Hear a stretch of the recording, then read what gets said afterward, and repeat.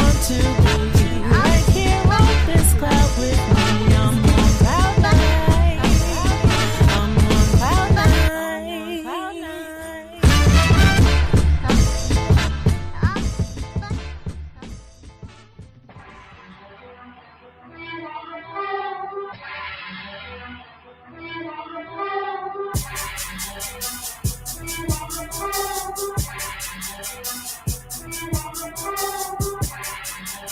Got dinner on the table, and you don't even want it.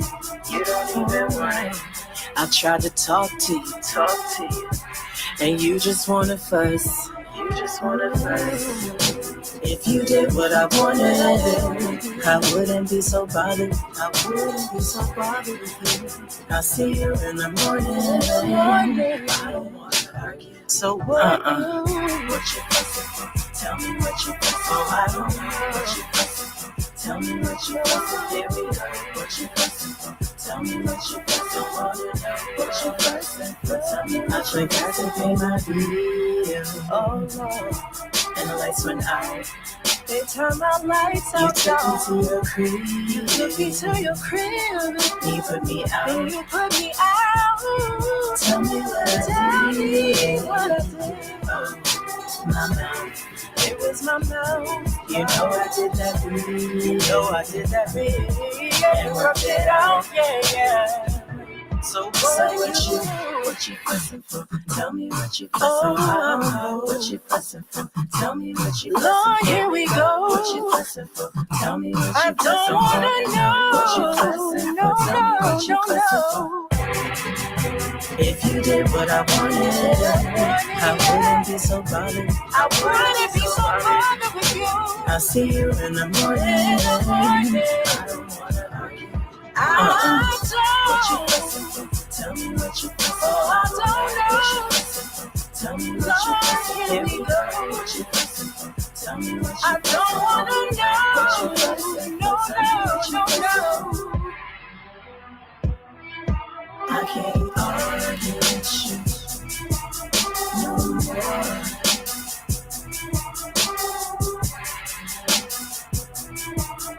Ooh, I love you. I really love you, but I gotta move on. Oh, I love you. I really do, but I gotta move on. Let it go.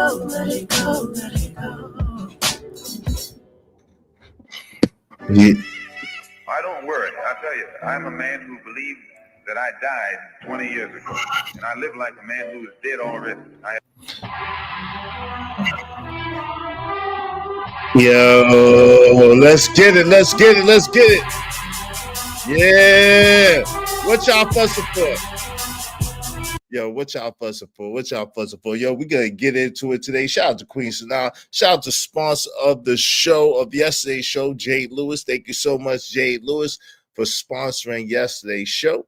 Yo, today we got a hell of a show for y'all today. Y'all already know what it is, but I need to understand what y'all fussing for. Let's get to it. Every time I hear this song, I like it a little bit more. Y'all gotta vibe with this. Shout out to Queen Sanaa. What you fussing for? Let's get into it. Got dinner on the table, and you don't even want it. I tried to talk to you, and you just wanna fuss. If you did what I wanted, I wouldn't be so bothered. I'll see you in the morning. I don't wanna argue. So what? What you fussing for? Tell me what you fussing for. I don't know what you fussing for. Tell me what you fussing for. Give me what you fussing for. Tell me what you fussing for. What you fussing for? Tell me I forgot to pay my bill. Oh Lord. And the lights went out. They turned my lights out. You took me to your crib. You put me out. And you put me out. Tell me what I did. Oh, my mouth. It was my mouth.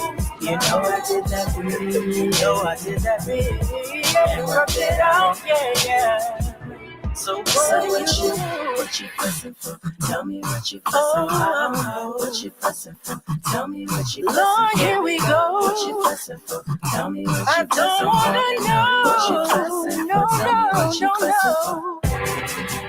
If you did what I wanted, I wouldn't be so bothered. I wouldn't be so bothered with you.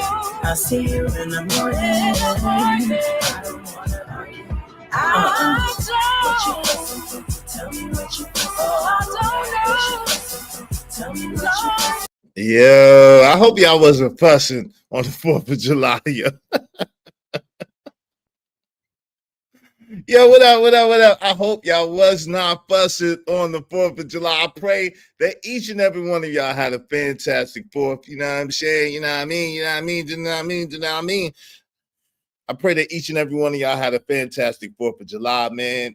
Happy birthday again to my little man, to little Easy. You know what I'm saying? I spent the day with him. I had to try to give him some undivided. Y'all know I'll be busy, and I've given a lot of time, attention, and energy to our show, right?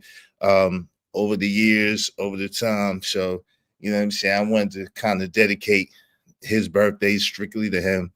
I've been going live on the 4th, I think, since I've been up here. But yesterday was the only day since I've been up here on the 4th I haven't gone live. So shout out to him. I hope y'all had a wonderful, wonderful, wonderful 4th. I pray that y'all have a wonderful, wonderful weekend.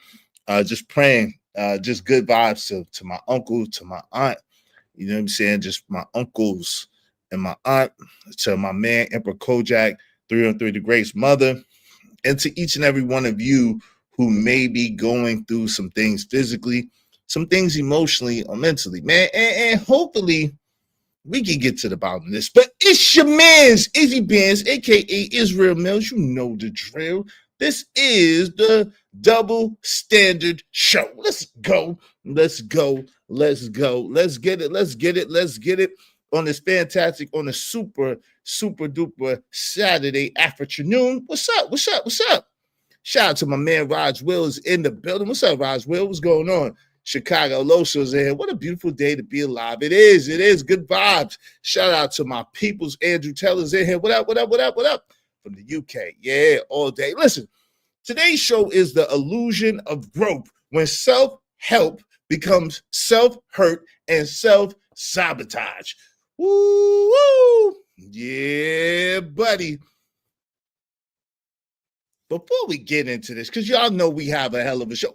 Matter of fact, let me tell you what the show is about before I even ask you for the like or ask you for the money. You say you're grown. Yeah, you say you're grown. You say you're grown. You say that you got it. You know what you're doing. You're grown. But why are you still defending the version of you that broke you? You say that you're grown. You're grown. But why are you still defending the version of you that broke you in the first place? Maybe you didn't evolve. Maybe you just got better at hiding the wounds, because real change costs comfort. Real change costs comfort. And we know how we are with comfortability. We wants to be comfortable. I just wants to be comfortable. How many times have you heard that? And most people would rather rehearse healing than actually be healed. A lot of people want the appearance of righteousness, the appearance of good things, the appearance of growth, the appearance of change, the appearance of whatever. They don't really want to do the work, because the work is painful. The work hurts. It hurts. It hurts. You posted the quotes. You read the books.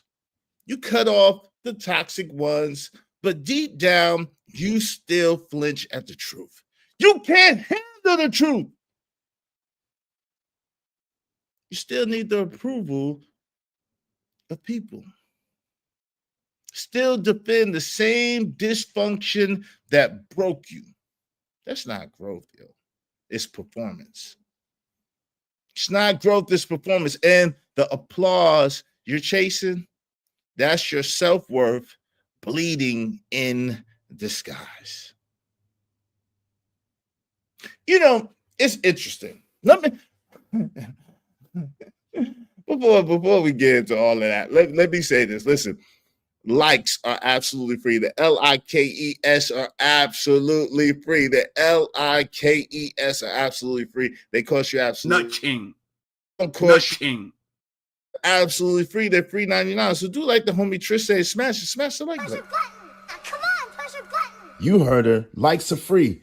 Push the like button. Push the goddamn button. Likes are free 99. They don't cost you a damn thing, right? So hit that like button. Boop. Quick, easy peasy. Boop. Hit that shit, man. Boop. Pop, and pass. Tell a friend to come on in. But now likes don't cost you nothing. The LIKES are free, but the LIGHTS, the likes, they cost money. They cost money. So if you be so kind, if you feel so inclined, show me the money. No. Spot for a Glock. I took a loss over floss, but still got a knock. Money! Show me the money. Yes, sir. Let's do good business, y'all. You know what I'm saying? Let's do good business. Dope discussions deserve dope donations. Compensation for the conversation. Let's do good business in the Ismailite nation. You heard what I'm saying? Yeah. Let's do good business. Everybody support the show. Everybody throw $5 at us. We got more than enough. Everybody throw $5 at us. Help us reach our goal today. Help us reach our goal. I appreciate y'all, right? You know, it's interesting. I called it, as a lot of you have called it, and it's a sad reality. We've called our dear sister Noomsy. We have called our dear sister Noomsy out. You know who our dear sister Noomsy is. Come on, stop playing. You know who our dear sister Noomsy is, okay? We called out. We knew that she was eventually going to go back to the streets, okay? We knew she was headed back. She was headed back to them streets, okay? Now, it's unfortunate. It's unfortunate, right? But I called it, and you know, I was trying to be gracious. I gave her a couple of months. I was trying to be gracious. I gave her a couple of months, but what's that, King Pop, bro? You know what the of course, brother. Of course we do. You know what I'm saying? I ain't getting this salt and pepper for no reason. I ain't getting this salt and pepper because I just got here, baby. I've been here. I got this little bit of gray because I've been here for a second. That's Brittany Renner. What you mean? Who is this? Who this? That's Brittany Renner. That is Brittany Renner. That is our good Muslima sister, Brittany Renner. You know, without the hijab and without the loose, you know, the clothes. She brought her club clothes back. She got her club clothes back. Yeah. You know what it is. You know what it is. We saw the preview when she took off her hijab, right? When she took off her hijab, I think it was a week and a half ago, maybe 2 weeks ago now, right? Time goes by so fast.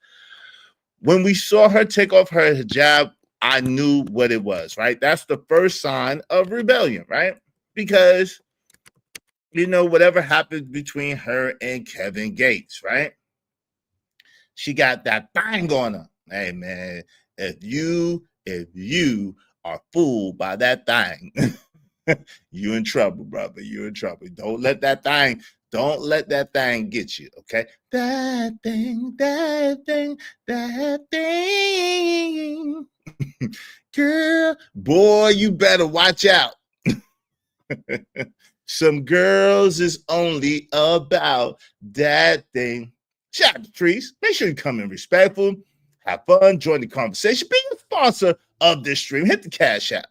$ is IZSHOBANZ. Make sure you support the show, support the stream. I mean, shout out to my sister Trace is in the building. Good to see you, Trees. Yo, so it's a very, very fortunate thing. It leads us to the conversation. This made me think, yo, do people ever really heal? Do people ever really change for real? Is change an illusion?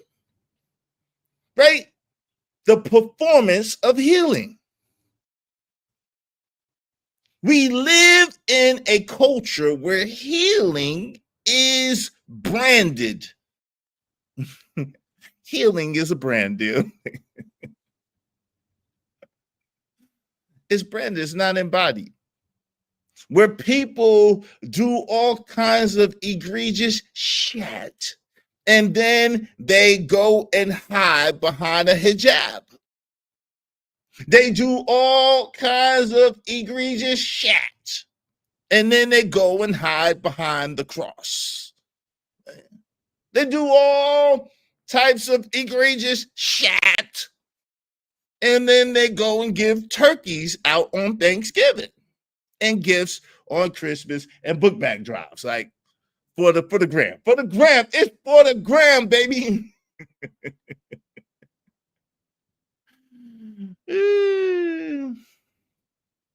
Yeah, that's a bar right there, Brownie Ellie. Religious cosplay is demonic. Yo, that's a bar right there.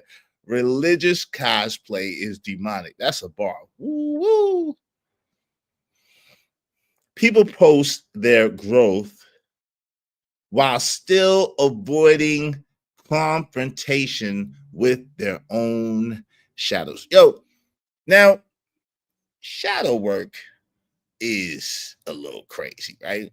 But shadow work is a term, if I'm not mistaken, that was coined by Carl Jung, right? Carl Jung, you know what I'm saying? Jung, formerly of Duke University, right? And Carl Jung, in a lot of his studies, he's one of the lead psychologists, and he was speaking to the fact of when one seeks to change. See, change is inevitable, right? Change is inevitable. We know we grow, we get this bullshit gray. You know what I'm saying? And unless you die, put that Beijing in that thing. You know what I'm saying? But we know we grow. Muscles get bigger, you know what I'm saying? The big ish muscles get bigger, you feel me? You grow, your feet get bigger, you know what I'm saying? Your hands get bigger and stuff. You're growing. You're growing. You lose teeth, you get teeth, you lose teeth again. You know what it is. You're growing. You have to get glasses and shit because you can't see, because your eyes don't do like this, but your glasses because you can't see no more because your eyes getting old. They getting old. You're growing. Change is inevitable. Growth is inevitable. But the funny thing about change and the funny thing about growth is you can go one way or you can go another way. It goes both ways, right? You could change for the worse, or you could change for the better. Right? That's really solely up to you. But change is inevitable. Right? The seasons change, the weathers change. You better change your diaper, you know, when you're old or when you're baby, you better change that diaper because you be stinking, you know.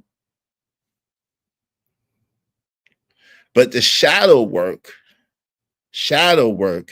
it alludes to changing in a quiet place, going to the dark recesses of your mind and your past, and working through that alone, working through that in yourself, working through that in a quiet place. That's what shadow work alludes to. Now, I can see how shadow work, you know, that could also be some other shit. You know what I'm saying? It's not so good. Yeah. Some spooky shit. You know what I mean? Therapy talk is mimicked in our society, right? It's not integrated.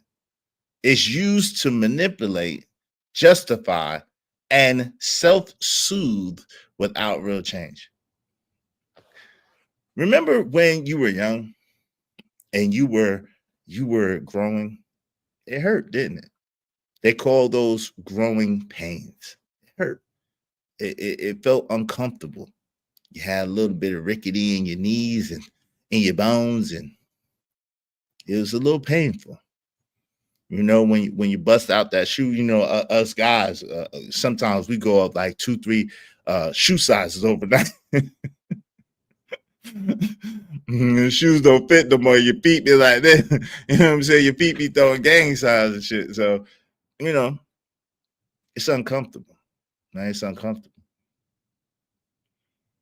Boundaries are used, like terms like boundaries are used to excuse bad behavior to or avoid accountability. I know somebody, and shout out to you. You don't, if you're watching, you don't have to scream or holler.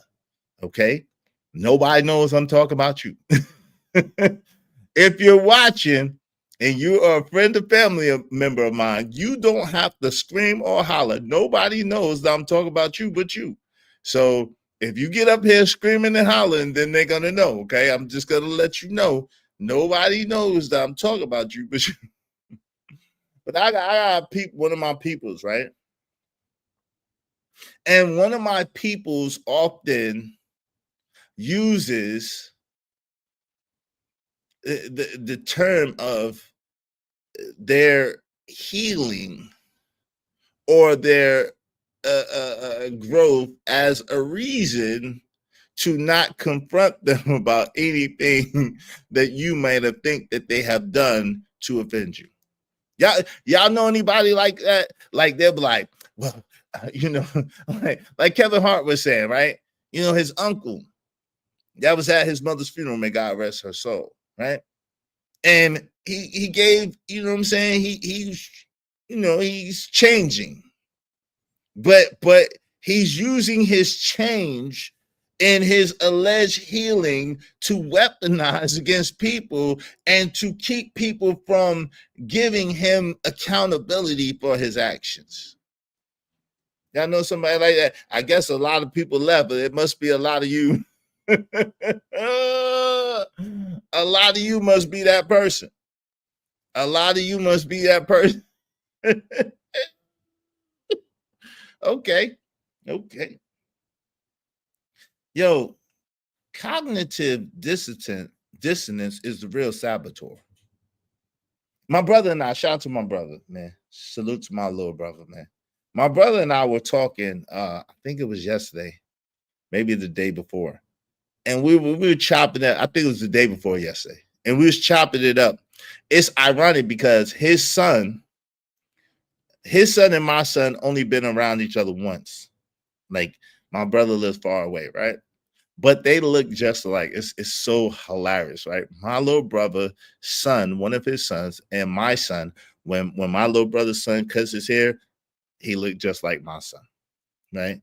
And my son looks just like his son. But it's funny because even growing up, even as my son was coming up, I was like, man, my son looked just like you, bro.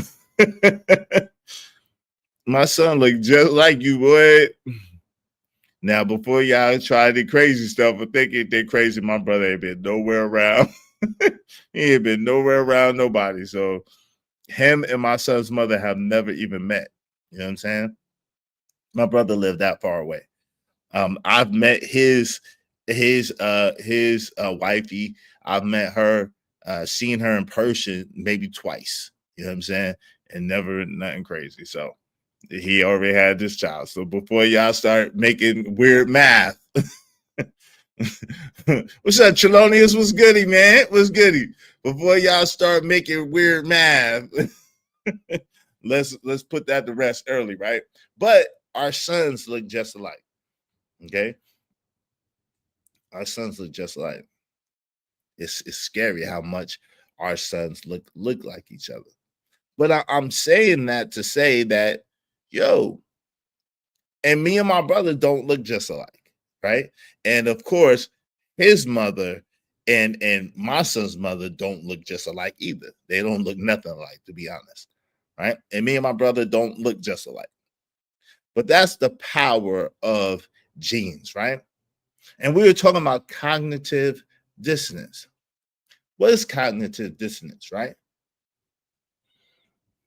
It's a gap between who we claim to be and who we actually are. Cognitive dissonance is a gap between who we claim to be and who we actually are, right? Right? Yeah, man. Pray everyone's having a great day too, right? The brain protects ego, even at the expense of truth, because truth and change hurts. Let me say that again. The brain protects ego, even at the expense of truth, because truth and change actually hurt. See, people don't understand how their own brain works. Your brain is not like even your subconscious mind, right? Your subconscious mind doesn't operate on truth. It operates on programming. Now that somebody might get that, and somebody might run with that and make $1 million, $10 million, right? Just give Uncle Izzy about 100,000. You know what I'm saying? If you get a little 10 million, give Uncle Izzy like 100,000. Bless Uncle Izzy. But it's the truth. Your subconscious mind doesn't operate on truth, right? And technically your conscious mind doesn't either. Now, because you are a sentient being and because you were created by the Most High, you do have inner conflict when it comes to truth versus non-truth, right? Your body will tell, meaning your body will tell on you when you're lying. And if someone is an expert in body language, they'll be able to read your body language and read and understand if you're telling the truth or if you're not based on certain cues. But consciously, your mind is like a gatekeeper on a conscious level. But the crazy thing is, it's not necessarily based on truth. It's based on your programming. So, for example, right? Let's say that you believe that you go around saying that, yo, I'm the baddest man in the town. I'm the baddest. I'm the biggest. I'm the baddest. I'm him. I am him. I am him. So consciously, you believe that you him. But subconsciously, your subconscious program is telling you that you ain't shit. You ain't shit. Because guess what? Your subconscious, you watch all kinds of things. Yeah, we gonna get into this today. I didn't expect to go here, but y'all, we gonna get into it. Y'all make sure y'all tell a friend. Y'all make sure y'all support the show. I didn't expect to go here. But this is the realest thing I've ever wrote and I've ever spoken.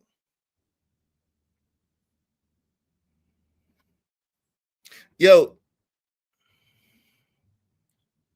you have been with you your whole life.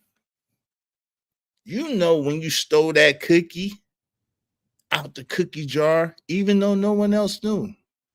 You know when you had them thoughts and you let them thoughts fester and you let them thoughts create some shit in your mind. You know the deepest, darkest secrets of yourself. Even the shit that you chose to block out, even the shit that you chose to not remember, you know. But guess what? You also know all the things that people said about you. You also know all the things that people did to you and what those things mean to you, even if they didn't mean it when they did it. Yo, we gonna go there today. What's up, Bob? What's good, man?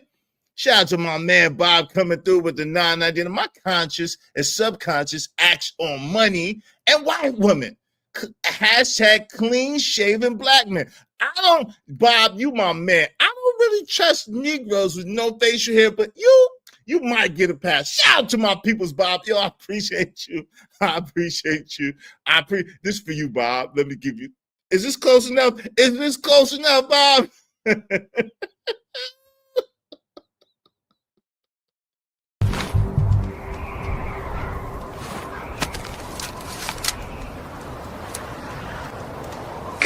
damn it, I like the way you do bit.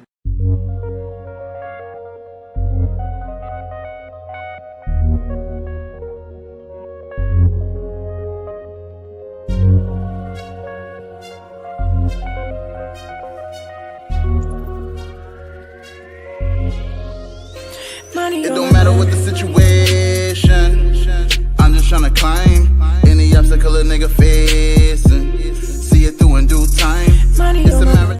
Yeah, I appreciate you, Bob. He said, "Nah, I need them white. Let me get you a wrench, Bob. I need them white. You always showing love and support when you come through. I appreciate you, brother. Absolutely, without question. Thank you very, very much. Get your wrench, player. Thank you. Bob said, Easy always do a great show. I appreciate you, man. Thank you.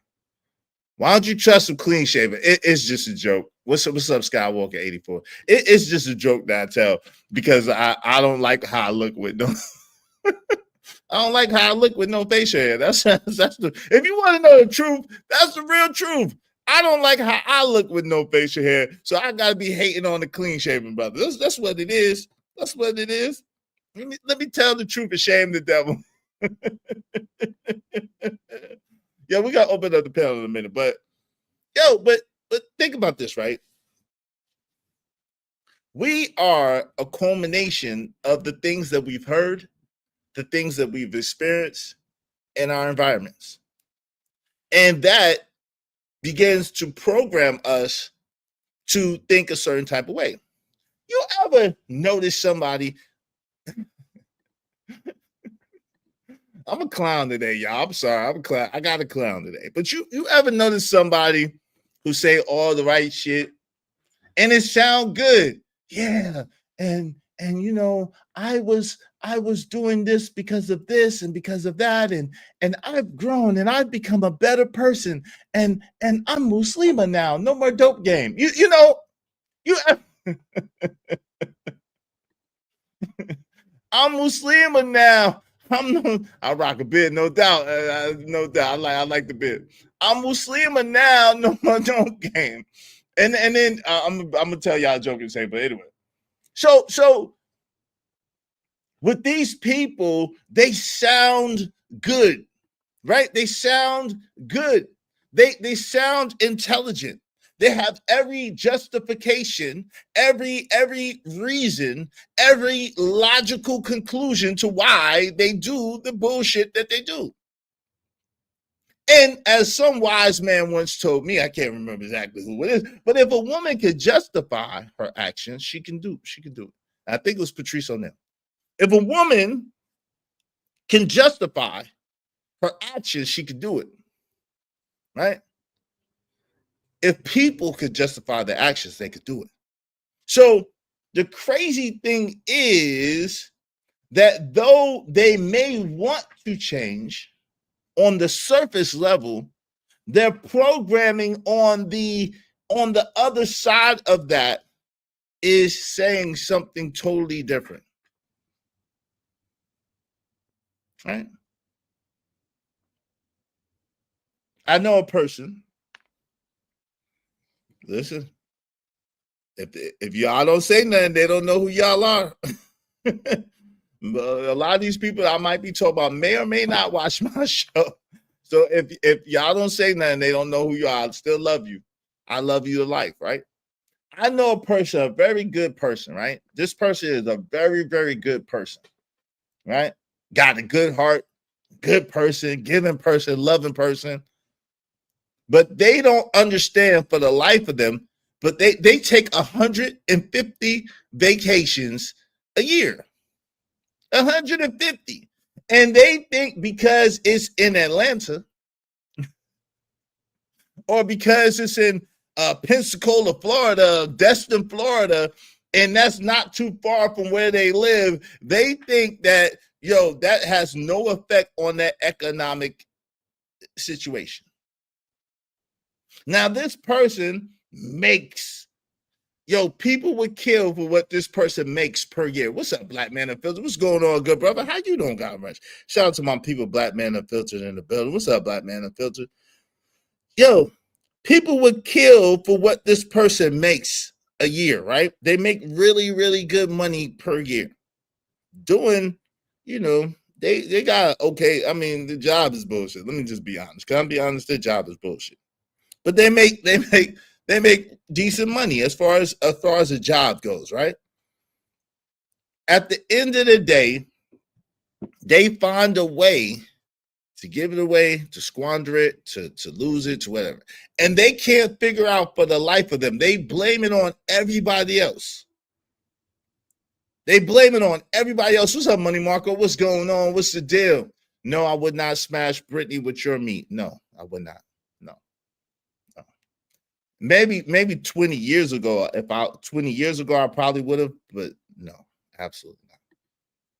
Absolutely not. We could get into that in a second. But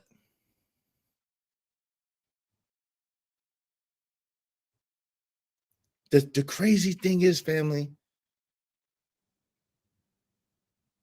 that person makes decent money, is a good person, has a good heart, does for people, finds himself always in a similar situation because of the fact that they don't understand. They're on the go. They're ripping and running. They're here, there, everywhere like a goddamn gummy bear. They're here, there, everywhere like a gummy bear, and they don't understand why their money keep leaving them. But the truth of the matter is, it's not even about the money. It's not even about them traveling or going vacations. It's about their own self-conversation and them sabotaging themselves. Because what they don't realize is when they're about to have a breakthrough, right? When they're about to have a breakthrough, when they're about to have what they've been asking for, what they've been praying for, what they've been wanting consciously the whole time, they always do something that brings them back to that low level that they complain about. Somebody got to hear me in here today. Somebody got to hear me in here today.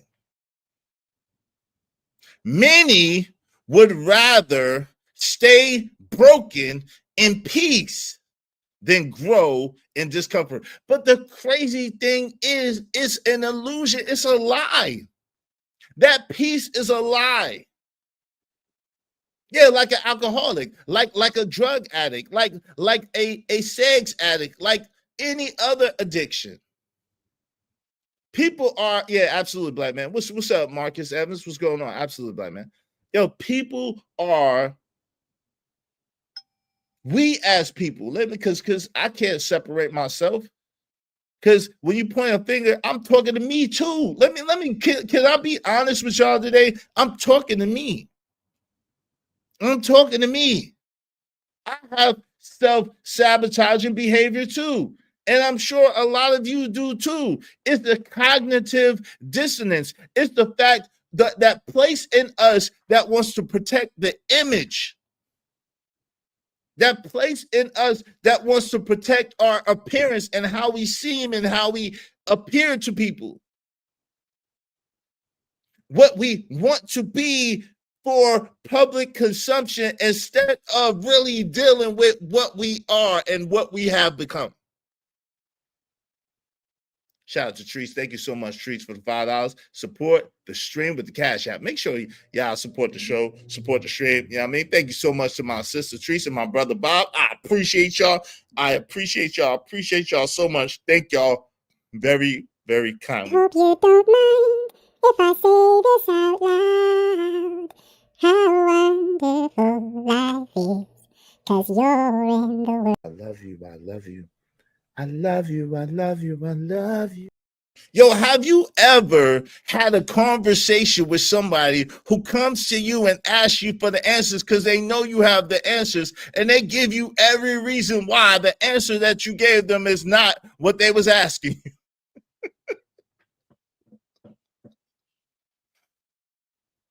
Have you ever had a conversation with somebody that asked you for the answers because they know you have the answers?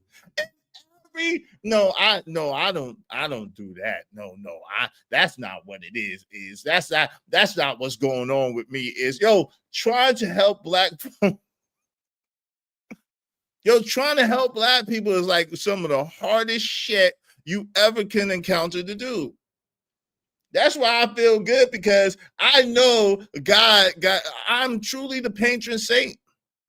God has got to bless me with heaven, because dealing with Negroes is hard.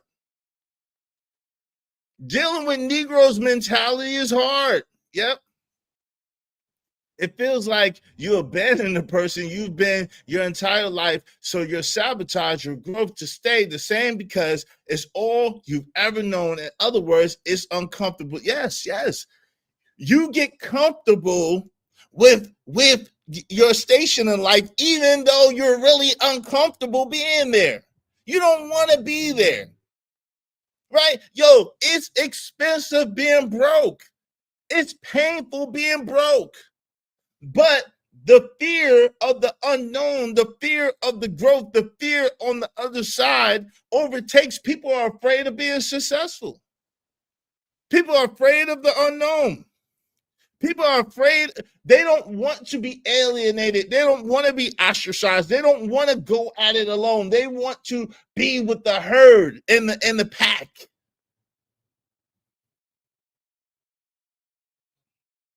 Standing out is painful.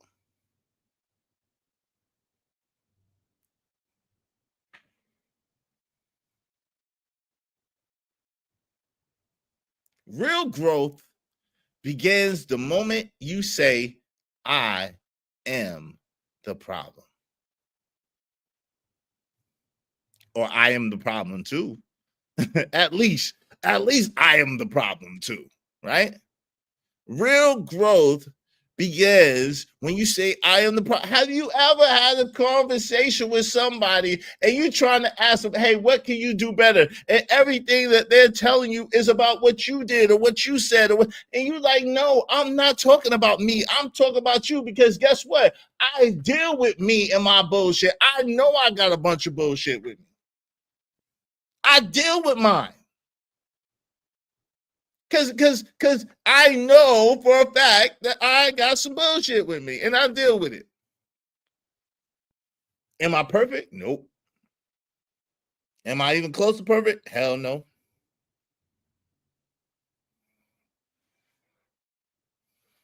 Can I still be better? Absolutely.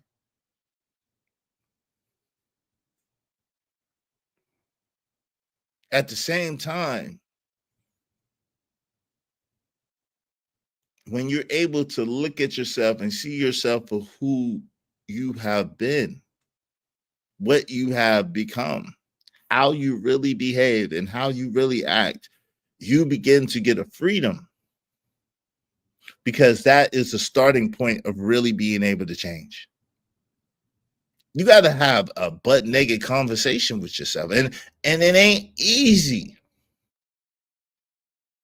And you're gonna and your conscious mind is gonna try to throw everything in the way to protect that ego, to protect that self-image, to protect, but it's really not. It's just on a pseudo level. It's just on a real surface level.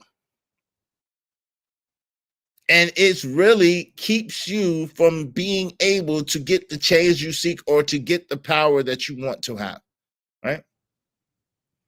Self-help as self-hurt. Self-help becomes self-hurt when it becomes an identity, not a tool. Woo. Self-help becomes self-hurt when it becomes an identity, not a tool, right? Much like money, right? Money is a tool. See, the first thing is you have to be able to differentiate what you do. And you see how I made that distinction, and only the initiated probably caught it, right? See, I said who you become, and then I immediately after that said what you do. That was intentional, right? Because the truth of the matter is what you do is not who you are.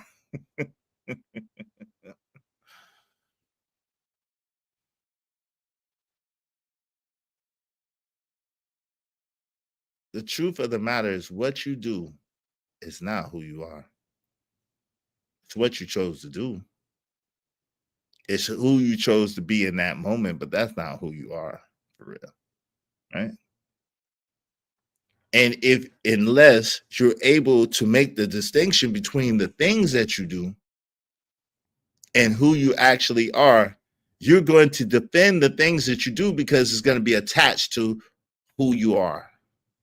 Does that make sense? Yo, shout out to my man, Lord ADS in the building.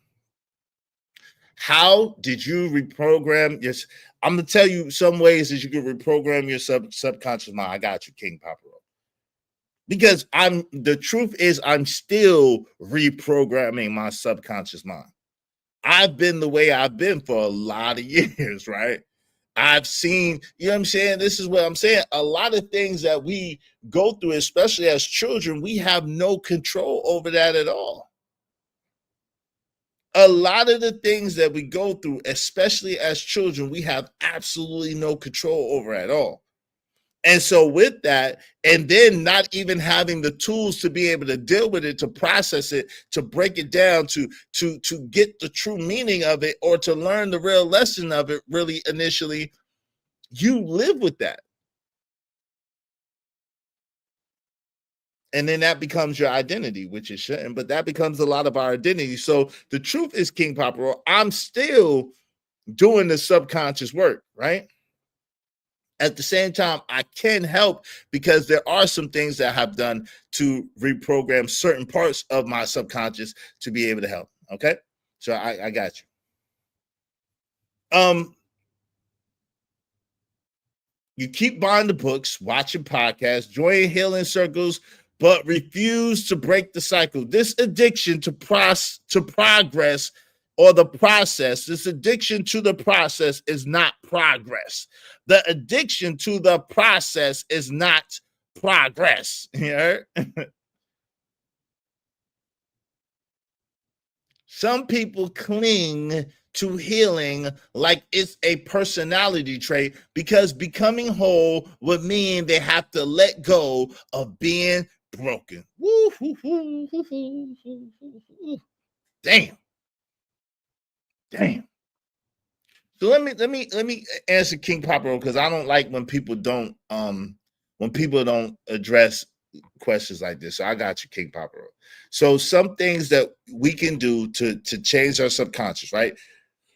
The first thing is to really,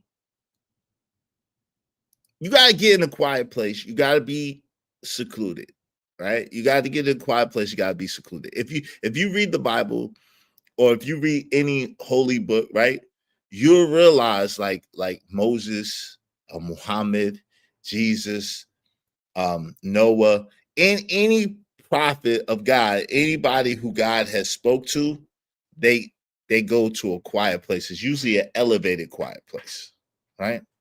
By themselves. Okay. So that's one of the first things you have to go by yourself, right? The second thing is you got to have some hard conversations with yourself, right? You got to first, the thing is you have to recollect things, right? And as you're recollecting those things, you have to begin to change the narrative. So for example, if you have been, let me give you an example, right? If you're a person, and I got this from Tony Robbins. So this one I got from Tony Robbins. Shout out to Tony Robbins, who's heavy into NLP, which is neuro linguistic programming, right? NLP is a way of immediately kind of changing your mind by changing your states. I don't know if y'all notice, but I do certain things. I do certain things intentional. I'll change the tone of my voice. I'll sit up a little bit. I'll put my shoulders back. You know what I'm saying? These are things that you could do to change your states. I'm snapping my fingers. These are things you could do to change your states like this, right? So if you understand, okay. Let me try. I apologize, King Papa. Give me a second. I've done a lot of work, right? I've been a lot of stuff. So I don't want to take people that are not initiated in this stuff too fast. Let me try to break it down piece by piece, okay? And for those of you who know this stuff, for those of you who are familiar with this, please be patient because everybody is not, okay? So the first thing King Papa wrote is we got to go to a quiet place, right? The second thing is we got to begin. What did I hear when I was young? Around money, around my self-image, around my self-concept. What did I hear when I was young? What did I see when I was young? Right? Who, like, what did my parents, how did my parents deal in relationships, interpersonal relationships? How did my parents deal with money? How did my parents deal with conflict? What did I see when I was young? What did I experience when I was young? Right? And now I'm going to T. Harv Eker a little bit too, okay? So once you go to that, and then you realize that that was your parents, that was your aunties, your uncles, that was your grandparents, that's not you. You get it? That's not you. What your uncles and aunts and grandmother and grandfather and mommy and daddy and whoever did, that is not you. You have to give yourself permission to, one, be better than them, which for some people is harder than others.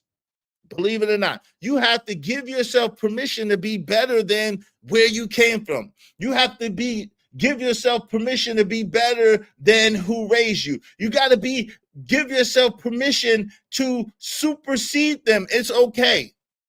It's all right. Some of us have parents that did not want us to be better than them, that did not train us to be better than them. Some of us have parents who trained us to serve them, to worship them, to be their footstool, quite literally. Grandparents, parents, aunts, uncles, whatever the case may be. So you have to be able to first understand that was them, that was their choice, that was their decision, and that's their life. And they're entitled to that, and you're entitled to yours. You're entitled to your decision. You're entitled to your life. You're entitled to be better than your predecessors. It's okay. It's all right. You can still love them to life. You can still do for them. You can still help them, but you can't help them if you are down bad, right?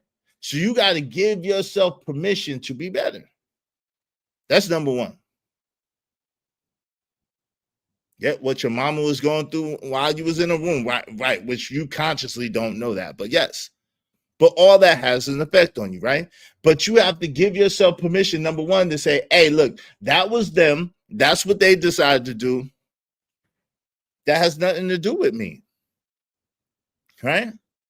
I release those non-supportive things. I release it. Then you have to start, I observe my thoughts and only entertain those that empower me. You have to start being conscious and aware of your mind. Now, the best way, I'm going to be honest, is to unplug. You got to watch. If you know, you got to watch what you listen to. You got to watch. It takes discipline. Let me King Papa, it takes discipline. You got to watch what you listen to. You got to watch what you watch, and you got to watch who you're around. I'm telling you, it ain't easy, right? It's easy. It's simple to do, but it's simple not to do, which makes it not easy to do, right? Because it's simple to do it. The answer is simple. You have to change People, places, and things. Like they tell you in Alcoholics or Narcotics Anonymous. You have to change people, places, and things, right? But also simultaneously, you have to be able to separate what you have done from who you are, and you have to replace your negative self-talk with positive self-talk. That's the answer. That's the answer. I like giving out the answer. That's the total answer right there. That's how you begin to reprogram your subconscious. Now, you could do like my homie did, and while you're online, you can have subliminal things playing in the background. I don't know how he did that. I haven't done that yet, right? But now what I do is I'll listen to certain, especially on YouTube, they got all kinds of good things that you can listen to with your headphones while you're going to sleep that program you for wealth or program you for success or program you. You can listen to those things constantly. Watch what you say to yourself. Be aware. You know what I'm saying? But say things that you can believe. So in essence, if you was told, man, you if you was told, for example, let me think of an example. If you was told you're not gonna be shit, right? Let's just say your people told you every day of your life you're not gonna be shit, right? You ain't shit, right? You could flip that and say, why ain't I shit? I am. I've done this, I've done that. You could say, hey, listen, I beat out millions of sperm to exist. All of that is true. So you got to find things that are true that combat the things that you heard or the things that people have put on you that have programmed the way that you think and the way that you behave. Does that make sense? Real change versus perform change. Real change is quiet. It's brutal, it's humbling, and it's eternal. Real change is quiet, it's brutal, it's humbling, and it's eternal. Okay? You have to be able to separate what you did from who you are. You might have done some bad things. That does not make you a bad person. You might have told some lies. That does not make you a liar. You might have done some things that you're not proud of. That does not make you a loser. You might have lost, but you're not a loser. You're a winner who just hasn't won yet. You see, Angry Man, when he said that changed a paradigm for him. It's called a paradigm shift, right? If everybody told him he was a loser and he's not a winner, but then he flips it and says, yo, I'm a winner, I just haven't won yet. That gives him something to aspire to, something to go towards, something to get better than. You see what I'm saying? So you have to do a paradigm shift. You have to have a different perspective. What somebody says about you does not create your reality. No more than what you say about someone else can create their reality if they don't allow to. It's not what people say, my nana said. It's what you answer to. It's not what people call you. It's what you answer to. Nobody can't tell me about me. How you gonna tell me, how do I let an outsider, and that's any of you, how do I let an outsider define who I am? How do I let an outsider, that's why this whole, I'll be honest with you, that's how this whole cancel culture, this whole clout culture, that's how this whole thing don't make no sense to me. Because it's a bunch of people who are struggling worse than you. Who don't got no answers, no solutions, that only feel good about dragging people down, trying to tell you about you. How do you let that happen? How do you give that any credence? Yo, fam, like my man Cash Kid, even, shout out to him. Fam, son, how can you tell us about America, bro? You live in a place where they would delete 20 people, they would delete 20,000 people to switch places with us. What are you talking about? But you will have people from an outside perspective that feel like they got the right to tell you about you and what you're going through. No, you don't. It's ridiculous. As you're reprogramming your subconscious mind, do you notice any difference in your dreaming as well? Yeah, my dreams are a lot different. I used to have dreams, King Papa Road, that I could fly, right? But then I could fly, but then I'd fall, right? I run and I knew I could fly, right? I used to have the dream a lot where I knew I could fly, right? And sometimes I'll be flying high, and sometimes I'll like fall down, or sometimes I can't fly to get away, or I can't fly, right? I don't have those dreams anymore. See, for me, King Papa Road, doing what I'm doing was the hardest thing for me, because this is not in my comfort zone, bro. Being online, being seen, being like a personality, YouTube, that's not me. That's not me how I get down. I don't like that shit.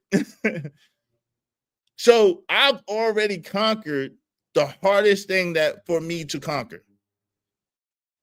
See what I'm saying? I've already done it. I've already got out my comfort zone. I've already defeated that devil. I've been doing it for 2+ years. And if I get 100, which eventually I get 100,000, 1 million subs, eventually I will, right?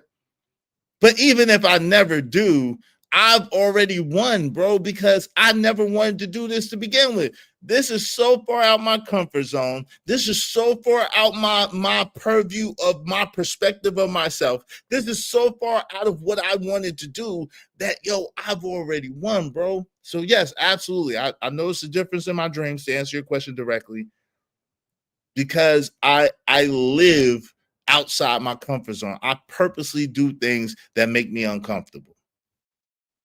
One thing that my mentor said, be comfortable being uncomfortable.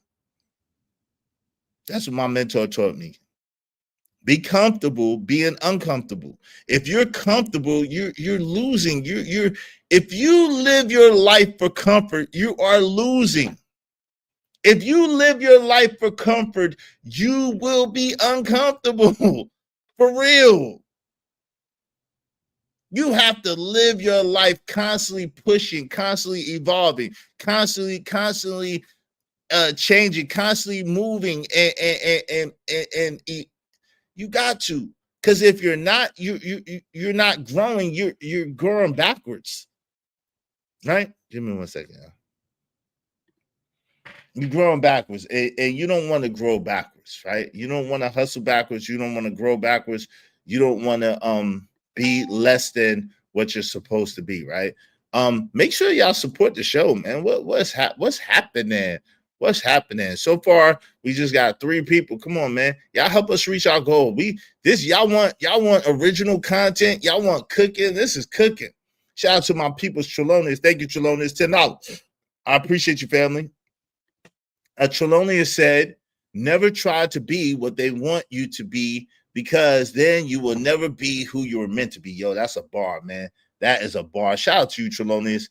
I appreciate you. I appreciate you. I appreciate you. Because of Trelonius, we only need 26 more people, at least $5 a piece. Y'all support the show, support the stream. You know what I mean?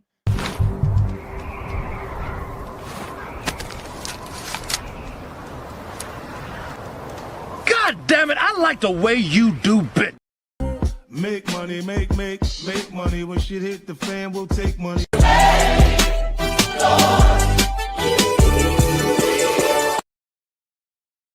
Like, you might have heard it before. I don't know, right? I didn't make this up. Shout out to my people, Stanley D. Rock the Block. Thank you so much, my guy, Stanley D. Rock the Block. Thanks, man.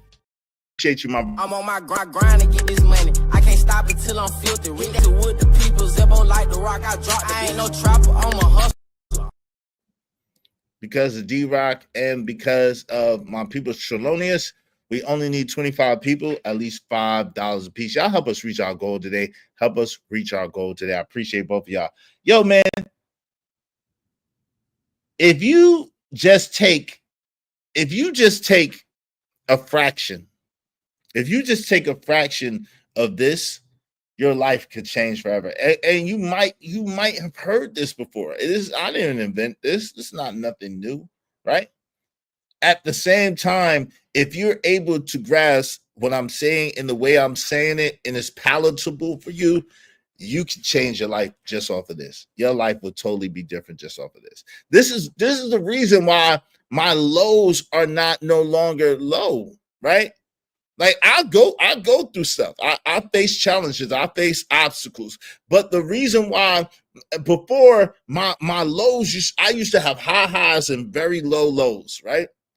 Now I have high highs, but high lows. I don't have, my lows are not as low as they, because I'm bigger than any problem or obstacle I face. Right? I'm bigger than any problem or obstacle I face. So I have challenges. I have obstacles. I got shit life be trying to kick my ass. But because I know judo and karate, I'll be beating the shit out of life. I'll be like becoming like try to hit me. Life might knock me in the jaw a little bit. I stumble a little bit. I get back up. I whip life ass, man. Come on, man. I'm bigger than any problem or obstacle I face, any challenge I face. And so that's what we need to be. We need to be bigger than any problems or obstacles we face. You're bigger than any problems or obstacles you face. There's no audience for change. There's no applause. It's just uncomfortable decisions and identity deaths. What that means, again, is clearly you have to make a distinction between what you have done and who you are. I've stole before. I am not a thief. Okay? I've stole before. I'm not a thief. Okay? Now, in these times where people are very, very judgmental, where people think that they have a right to condemn you based on your mistakes. It's like the Scarlet Letter. Yo, my favorite book, one of my favorite books is the Scarlet Letter, right? And the reason why is because it's a clear depiction of how society chooses to try to condemn you and put a label on you. But if you own it, if you own your shit, if you wear your shit like a Scarlet Letter, there's freedom in that. And then they'll begin to not look at your Scarlet Letter, but they'll begin to look at the content of your character, because eventually they'll be like, shit, this is a human being just like me. Meanwhile, the mother effers that be trying to hide, that be trying to sneak and hide and trying to pretend to be something that they're not, they are living a horrible death and a horrible life. The Arthur Dimsdales of the world are living a horrible death and a horrible life that feels like death, because you're trying to hide that you're a human being. You're trying to hide. You're trying to put the persecution on everybody else, but you don't accept any accountability to yourself. You are sitting there adultering too. You are sitting there lying and cheating too. You are sitting there being a whoremonger too. You are sitting there. Who are you to judge anyone? Who are you to point the finger on anyone? I live in a glass house. I guess you don't. Right?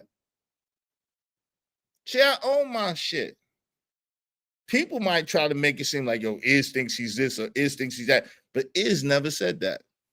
That's on you. That's your projection of me. That's not me.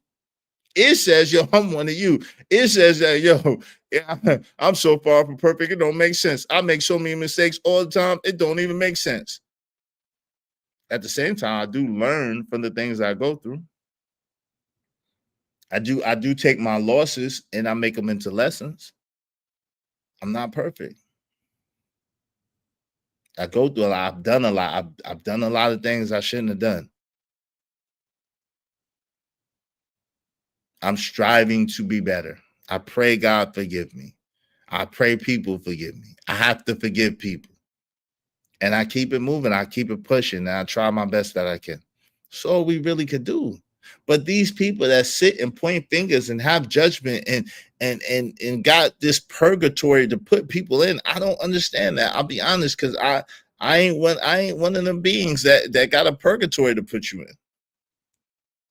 in. Now, I can use a situation with Brittany Renner. Somebody said, well, why are you talking about Brittany? Well, Brittany Renner is a good example. It's a reflection of me. Brittany Renner is a reflection of me. That's why. Brittany Renner is a reflection of you. That's why. Because we're really not talking about Brittany Renner. We're really talking about why do we want the appearance of change without actually changing? Why do we, when the wind hits, when the challenge comes, when the obstacle comes, when things don't go the way that we wanted to go, when things don't turn out the way that we thought, God, I submitted to you, God, I gave it all to you, God, and he dumped me. Let's keep it real. That's what it is. Brittany Renner, and let me stop saying her name. Let me just say people make decisions of their own accord, and then they want to blame God when things don't work out the way that they wanted to work out. God is not a genie. God is not a genie in some bottle, and you rub the bottle and he come out and said, oh, Brittany Renner, you should have everything. Yo, you've been living your life 30-something years being on bullshit. You got to fix that shit. It's going to take time. It's going to take time. I've been living 40-something years on some bullshit. It's going to take time to change, even with the subconscious, program our subconscious, even with it takes time. The residue of the decisions that I've made, of the things that I did that wasn't good, there is a price to pay for that. It's a price to pay.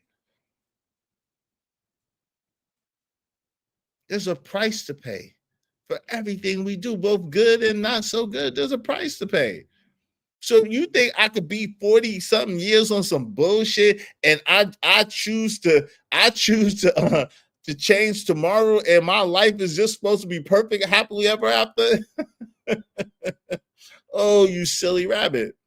That's not how it works. Yo, because Kane decided to move with Ronnie, because you niggas, I gotta make it real for you. Y'all say, why do we use movie references? Well, we use movie references because why do you talk about celebrities? We talk about celebrities because so that you can understand and see yourself reflected in the situation with somebody else, in these characters, in these people's stories. Just because Kane decided to move to Atlanta with Ronnie does not mean that he gets to escape the consequences of what he did before. It don't work like that. You don't get to say, what you trying to kick knowledge out your brother. Give me that shit. You don't get to take a man's goods, take people's life,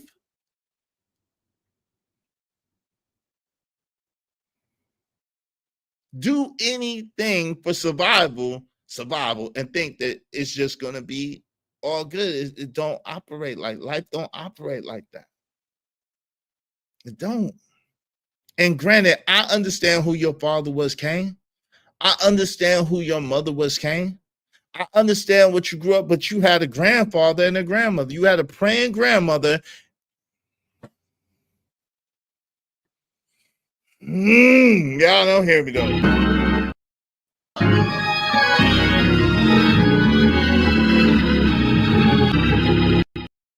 Yo, even in your circumstance and in your situation,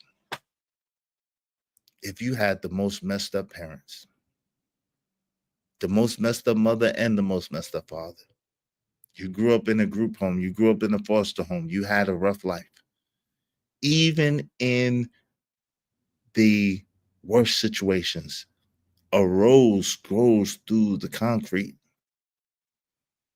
You, each and every one of us, if you just think about it, has an opportunity of escape. We have some opportunity of reprieve. We have somebody somewhere in our corner, even if it's just Jiminy Cricket, even if it's a little baby cricket trying to tell you,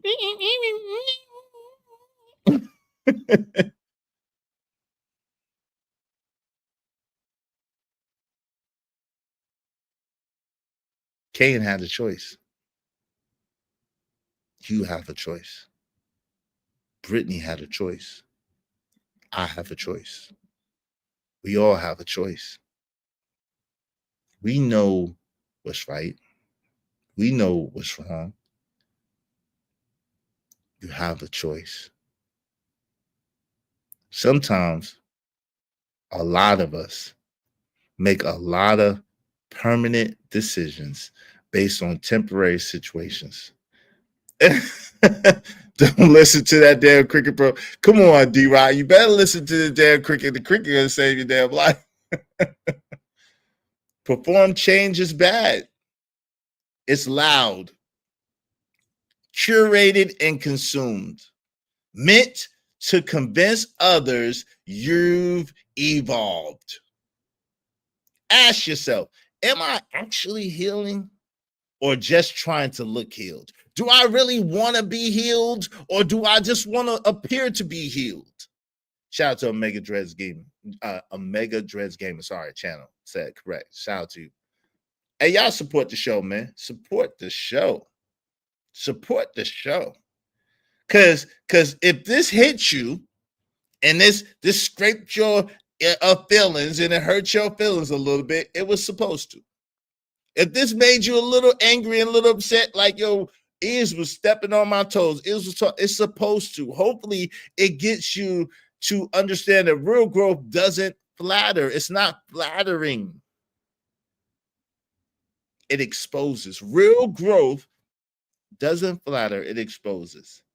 If you're ready to stop performing and start transforming, hit the like button. Support the show. If you're ready to stop performing and ready to start transforming, hit the like button. Support the show. Share the video. And let's unlearn together. Because the truth is, that's the beginning process, King Paparo, is unlearning what we've learned. It's unlearning what we learned. Unlearning what people said about us, what people did before us, how we saw people. Because kids don't do what their parents say. Kids do what their parents do. But you're not a kid anymore. Toys R Us closed. Toys R Us closed. Ain't no more Toys R Us. I don't want to grow up. I'm a Toys R Us kid. It's gone. It's done. It's done. It's donezo, baby. Because pretending to heal is what's really killing us. Pretending to heal. Pretending to be better. Appearances. Facades. Representatives. What's that, King Rooster? Salute. But that's why I said, King Paparo, if you didn't catch it, when King Paparo said, what about the environmental aspect of reprogramming the mind? That's why I said you have to change people, places, and things. You do have to separate yourself, right? You have to go to a quiet place. Change is quiet. Change is solitary. Change requires you to be at the quiet place, right? I'm gonna open up the panel. No F-bombs, please, and thank you. No F-bombs, please, and thank you. No doxing or trigger words, but I'm gonna open up the panel right now. Y'all more than welcome to come up. Let's kick it. Let's talk about it. We can talk about the D stuff. We can talk about the Brittany Renner going back to the streets if y'all want to. Brittany Renner has now officially, she's going back. Officially, it looks like it is official. Brittany Renner is back on the streets. So for those brothers who was interested, which why you would be, I don't know. I don't know why you'd be interested, but hey, if those brothers who was interested, Brittany is now back. She's back. It's sad, man. I thank you, fam. Trelawney, I appreciate you for the double up. Great, informative stream. Thank you, family. D-Rock said, did she ever leave? Hey, man, she was showing change, bro. She was showing change. I can't speak to the heart of a person. I don't know. I think she tried to leave. I think she did try to leave the streets. But you got to be patient. You can't expect that your life is just gonna change overnight. It don't work like that. Like you it's a process. And like I said, I don't believe that she gave herself enough time to actually really change before jumping into a relationship, especially with who she jumped in a relationship with. That was probably the worst thing she could have ever did, right? Probably was one of the worst things she could ever did. But I'm about to drop the link on y'all for the panel. Y'all more than welcome to come up, kick it with your boy on this after the 4th of July, man. And let's chop it up. Let's talk about it. Make sure y'all support the show, though. Support the stream, man. We could just chop it, kick it, man. Thank you very much again to Trelonious. Because of Trelonious, we only need 24 more people, at least $5 a piece. Thank you very kindly, my guy. I appreciate you. Let me put that together. Let me go ahead and pin this to the top of the chat. And link is pinned. Make sure y'all hit the like button too. Likes are free. Come on, y'all. Likes don't cost shit. Likes don't cost shit. Y'all hit that damn like button, man. Everybody hit the like button, man. Likes are free, bro. Likes don't cost nothing, man. Don't be stingy with that damn like button. Like the stream, share the stream. That's the least we could do. You know what I'm saying? But if you feel so kind, if you feel so inclined, if you feel in the show, if you appreciate the information, if you're ready to change, go ahead and hit the Cash App. Come on, man. Don't do that. Don't do that to your brother. Don't put your brother out there like that, man. That's wild. Shout out to my man, Ruthless Truth. Ruthless Truth in the building. Yo, Ruthless, wave in the back, man, so I know it's you, bro. You don't have to. Hold on, Ruthless. Let me just see it. Yo, Rufus, is that you? Yeah, that's me. What's up? What's good, brother? How you doing, man? I'm good. I'm good. Good to see you over here. We ain't seen you over here in a minute, man. Glad that you came back. What's the well, deal, I think that dialogue we had on the other show was pretty invigorating. You know, even though we didn't all the way agree on it, we kind of agreed some edges, but it was invigorating. I like people who can debate without losing frame. Appreciate you, man. So what say you on the subject, man? What's up, Narrative Dialogues? That is the first thing I heard when I clicked here, hit the Cash App. Damn, she got ass. Shout out to Cajun. See, that's what get people in trouble. Looking at that. What's up, Cajun? Go ahead, Rufus. What you say on the subject? So your topic about the illusion of growth, when illusion of growth with self-help becomes self-hurt over self-sabotage. And self-sabotage, yeah. Mm-hmm. Yes, sir. Well, this would be, well, I would say small minority of men and majority of women. Okay. Why you say that? Well, because men, we're pretty much black and white, right? So you have the minority, get rich, die trying attitude. Yeah, you know, that can be self-sabotaging. Mm-hmm. But then the rest of us are just going to be content with being average, right? Or, of course, we're always going to want more. But, you know, we get into a certain lifestyle and we'll settle for that. Women, I believe this is more towards women, majority, the illusion, you know, because their illusion of their method of growth would be what? Pretty much the same, but the way they go about it is different. They're more looking to, you know, manipulate and abstract resources from particularly men. And they bank a lot of their, they bank most of their, I would say, self-worth or value on their looks and, you know, on the aesthetics. So not their mental. So with that, but that's the illusion of growth. So they think the more beautiful they get, or the most beautiful they are, the more they are valuable, right? The more they can be to a man when actually, you know, an illusion, right? Well, I mean, let me jump in there real quick with you, Rufus. Let me ask you a question, right? Wouldn't you say, or couldn't you agree that that's like men with money, right? Because as you're saying that, right, I'm thinking about like Diddy or like TD Jakes or like Tyler Perry or like, and the only reason why I'm using those examples is because you don't know my brother or you don't know my uncle or you don't know my friend. I got countless examples in real life of men you don't know. I mean, me myself, right?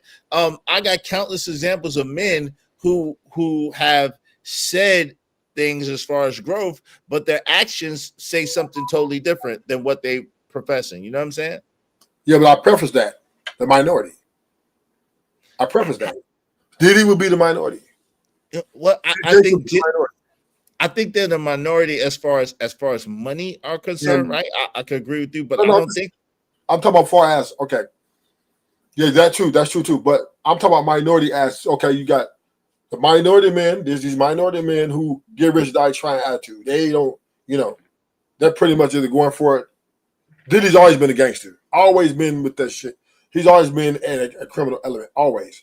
He just happened to get lucky and fork over, get some money out of it. But then most men, and this is through all races, are going just happy to get to a job, go to college, go to school, or get a trade, and that's where they're, and if they excel in that, cool. If not, they get to the place where they're making a decent amount of money. They're pretty much not going to take any risk. They're not going to do nothing to mess that up, right? So that let me ask you a question real quick. Shout out to my man Abby Waddy. Peace, Abby Waddy. What's going on? Let me ask you a question, right? You make an interesting point, but with that said, allow me to ask you a few questions, right? Do you think that most men go to work on time, or do you think that most men are late for work periodically? What do you think? Most men go to work on time. Oh, you think most men go to work on time? Okay. All day, every day for forever? Like they ain't late a lot of times? I mean, you have your well, I would consider, I consider late once in a while is excellent, right? That's excellent. So I'm not gonna say nigga ain't never ever late, but I'm just saying for the most part they're gonna be on time. The average, because first of all, a lot of men can't afford to give that job up. That's just pretty much their livelihood at a certain point, right? So they're going to, they're going to be on time for at least 98% time, 99, right? And going to be productive. Okay, so you think so that's interesting. She eat shit. I don't even make it exactly. Occasion. There's a lot, bro. I just. Yo, just chill. See, y'all be throwing out attacks. Chill out, relax. Listen, but leave that man alone. Listen, Rufus. But what I'm saying is, there's a lot of brothers. I believe a lot of brothers don't go to work on time, bro. I think a lot of brothers are late. A lot of people are late for work, like men and women, right? Also, let me ask you this: do you think most men abuse alcohol or cigarettes or drugs or the combination of all three? Do you think most men don't do that, or do you think most men do that? Most men don't do that. Okay, so you think most men don't do any drugs, don't drink, don't abuse. Right. Abuse. Oh, okay. So meaning don't get drunk at all. You think most men don't get drunk at all? They can get drunk. No, they can get drunk. They can drink once in a while, occasionally, socially, but they don't abuse it. Right? They do it within the constraints of their time. Okay, but okay. So you think that as long as they're doing it on their own time, that's not abusing alcohol? No, I mean that wouldn't be considered. Like they don't get, and then they only get drunk probably once a year, twice a year. You know what I mean? They pretty much drink sociably, have a couple beers, maybe some wine or whatever, and then go home. Like they're not over the limit. So yeah, most men are social drinkers. Okay. So most men don't abuse alcohol. Most men don't abuse drugs. Most men go to work on time, in your opinion, and are never late. And then most men always do the right things. Then, well, far as just the basic things of life within the confines of their job to their home, yes. That's interesting. I'm gonna be honest with you, right? When I was younger, I was much younger. This is when I was around a lot of dudes, right? When I worked for Kirby, I was around a lot of dudes because mostly dudes worked at Kirby, right? and most of them got drunk, real drunk, right? Most of them smoked a whole lot of weed and did drugs, and most of them was not reliable. Okay. I mean, that's still the minority though. I don't know. No. That was pretty much all of them. It was only me and two other people who didn't do drugs at all, didn't drink at all, and came to work on time. But like, you know what I'm saying? And really, I was late sometimes too. Yeah, that's still anecdotal, right? And that's the minority. Listen, America, most, you know how many people got jobs in America, that can fire them? They're just gonna be, most men are going to be on time because that's jobs, they're running a pretty good program. They don't really let you run, now you talking about the little warehouse jobs where they're making minimum wage, and at that time when it was making $4.25, right? The little job you're talking about, yeah, of course everybody's you're talking about the beginning of a lot of young men's life in that episode, right? $4.25, these are not their career. I'm talking about men who at that point get into their careers or get into their life money making job, the job that makes them the money, that gets them that house, right? That helps them build or make them a ready marriage available. Them guys are going to be on time and they're going to be productive. So let me ask you this: do you think that applies to the majority of black men? Yeah.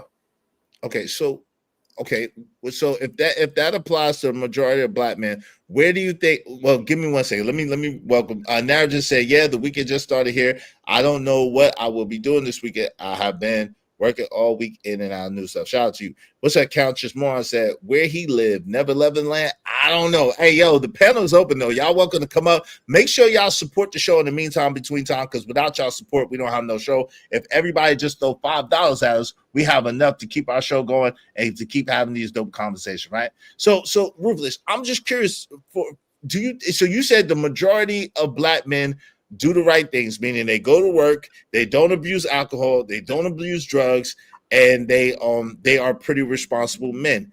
Let me ask you this: so where do the misconceptions or the stereotypes of these men who are staying home playing video games, who are lazy, who are shiftless, who are not there for their families, and where does the stereotype come from? It's baseless. Loud minority. See, we're the only community of all the world, right? The times were kind of catching up a little, but then but we have the only one community with the loudest minorities in the fucking whole wide world, right? We blacks have the loudest minorities, and because they're so loud. Hold on, Rufus. Over here, F-bomb is a $5 charge. So if you send me $5, I appreciate it. Go ahead, but no F-bombs, okay? What did that say, F-bomb? Oh, okay, yeah. You said. Okay, so yeah, the whole world, blacks have the loudest minorities. So these loud minorities, every other black is judged by. But if you really dig deep dive, the average black man is doing pretty well in life. They're going to work every day. They're raising their families. They're not, they have a lot of them are divorced, true, but they're great fathers. That's what Oprah came back and, she recanted her false claim. A lot of projection goes on within the black community, right? A lot of projecting a lot of minorities onto the rest of the other majority, right? But this is my argument against single mothers, right? Which doesn't really matter. Because the numbers will always be the numbers. It's always going to be a minority who are rebellious, who do all these things. And the majority of blacks will go on to be average or a little better than average. And then there will be a minority of rich people, blacks that get rich and wealth. And that's where it's always been. That's where it's always going to be. And it's not going to change. Well, I mean, listen, now I can agree with you, Ruthless, that I do believe that I don't know about the loud minority, but I do agree that the degeneracy or the lack of jobs or the lack of money or the lack of whatever is over sensationalized in media as far as black men. I do believe black men by and large are doing right by their families, are going to work, whatever the case may be. At the same time, I do also know that two things can be true at the same time, right? There are a lot of other black men who are kind of out there that are abusing alcohol, that are abusing drugs, that are not really doing the right things and not really, you know what I mean? I don't know. I think it's too close to really say minority majority, to be honest with you, That's the right? minority. That's the minority. You think so? But by the pressure I get from what you're saying is you think that it's a large minority, like it's like mostly black men are doing the right things, doing what they're supposed to do, and being where they're supposed to be. Exactly. Look at the numbers. The numbers tell you most black men are average. They go to work. And yeah, most black 80. Listen, the little minorities, they're just loud. They're just loud, and people, alcoholics, what you're describing, or drug abusers, are the minority at the end of the day of the population in general, especially amongst any race, but especially amongst black people. They're still the minority. They've always been the minority. So are a lot of people average because that's what they want to be, or because that's what they settle on being? That's what they settle on being. Okay, so they settle. So you agree that they settle on being that. So yeah. Then what do you think the things are that are holding people back from actually being where they want to be and making them settle on being average? Life, right? I mean, just everybody just can't be rich, right? Everybody just ain't gonna be rich. It ain't gonna be. There's never been, whether you're white, black, or green. Most people through this world, through life, are going to be average, and it's just the name of the game. There's nothing you can do about it. I mean, yeah. Do we all aspire for more, to be more, to get more, if opportunity is given? Of course, right? But truth be told, in these ambitions, we land in a place where we mostly equivocally going within our passion to do something, and it becomes us. And a lot of these things aren't great money makers, like great big money makers. You know what I mean? So, and this is the average American, right? And this is the way that life is constructed, right? And it's been this age since the beginning of time. And this is where life will end. Majority. That mean? Nah, I think that's conscious moron. I don't know what's going on with his get conscious. I don't know what's going on with your mic. Go ahead. Yeah. Go ahead. Yeah, throughout history and time, it will always be majority of people will settle to be average. Right, but I would argue. Give me 1 second. I'm gonna give you my argument in a second. Shout out to Jay Lewis. She said, "Look at this average. My mother had 7 girls, 1 boy. Guess what?" I think she was saying. He was the only one on drugs and abused them all of his life. My sisters never. She said, "Okay, shout out to you." My man, Cajun said, "Yeah, I am like that, and the stress of life almost snapped me." But yo, don't let the stress of life snap you, brother. Life has ups and downs, but we always got to be better than our problems, man. Hey, Cajun, you got what it takes to overcome anything that you're going through, bro. So don't let life stress you. Don't let life make you snap. It's gonna be okay. No matter how hard things are, no matter how challenging things are, you have the capability to overcome, right? But this is the thing, Ruthless. I don't think that everybody wants to be rich, right? I don't think everybody wants to be rich. There's some people that don't want to be rich. At the same time, I do believe that it's internal conflict that keeps people from realizing their goals and their dreams. Well, that's subjective. But the numbers are the numbers, right? The numbers are the numbers. The numbers don't lie. Throughout history, and still today, there's a minority that will be rebellious. They will do what they do, whatever they're going to land in jail, whatever. The majority of Americans are in any country, just America, Russia, anywhere. Majority of American people are going to be average, and there's going to be minority of rich people. It's always been that way. 15% maybe a tick. They might move a tick 0.5 or something, but 15% of people are going to be high earners or be rich. It's Right, just but I got you, but if everybody's goal is not, I think successful will be a better benchmark, right? Because everybody's goal is not to be rich, but I think everybody wants to be successful in their own ideal of what success is, right? So to some people, success might be eating healthy, living a healthy lifestyle, being you know what I mean, being able to do this and that. To other people, it might be a certain amount of money. To other people, it'd be a certain amount of family members or having quality relationships. But I do believe that a lot of people, I think that most of us, especially people that look like us, suffer from internal things from our childhood, from our past, from our environment that keep us from realizing those ideals. So I think that's what I'm speaking of as far as the change. But yo, Conscious Moron, what say you? Yo, shout out to my man Crown Heights Brady coming in big time. Thank you, Crown Heights Brady. I appreciate you, man, coming through and then coming through, man. Thank you very, very much. Crown Heights Brady, sponsor of the show. Big Crown Heights, blue. Big up. Yo, thank you. Let me celebrate you real quick. I appreciate you, brother. I appreciate you. Happy 4th of July. Let me celebrate my brother real fast. We're going to get to Conscious more and then the crown.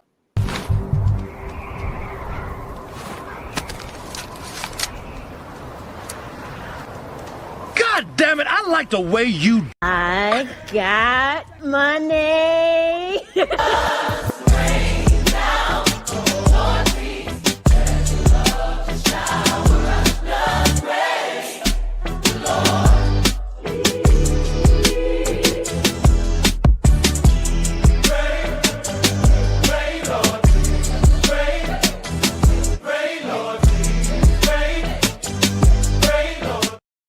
Yeah, I appreciate you, Crown. Thank you very, very much, good brother.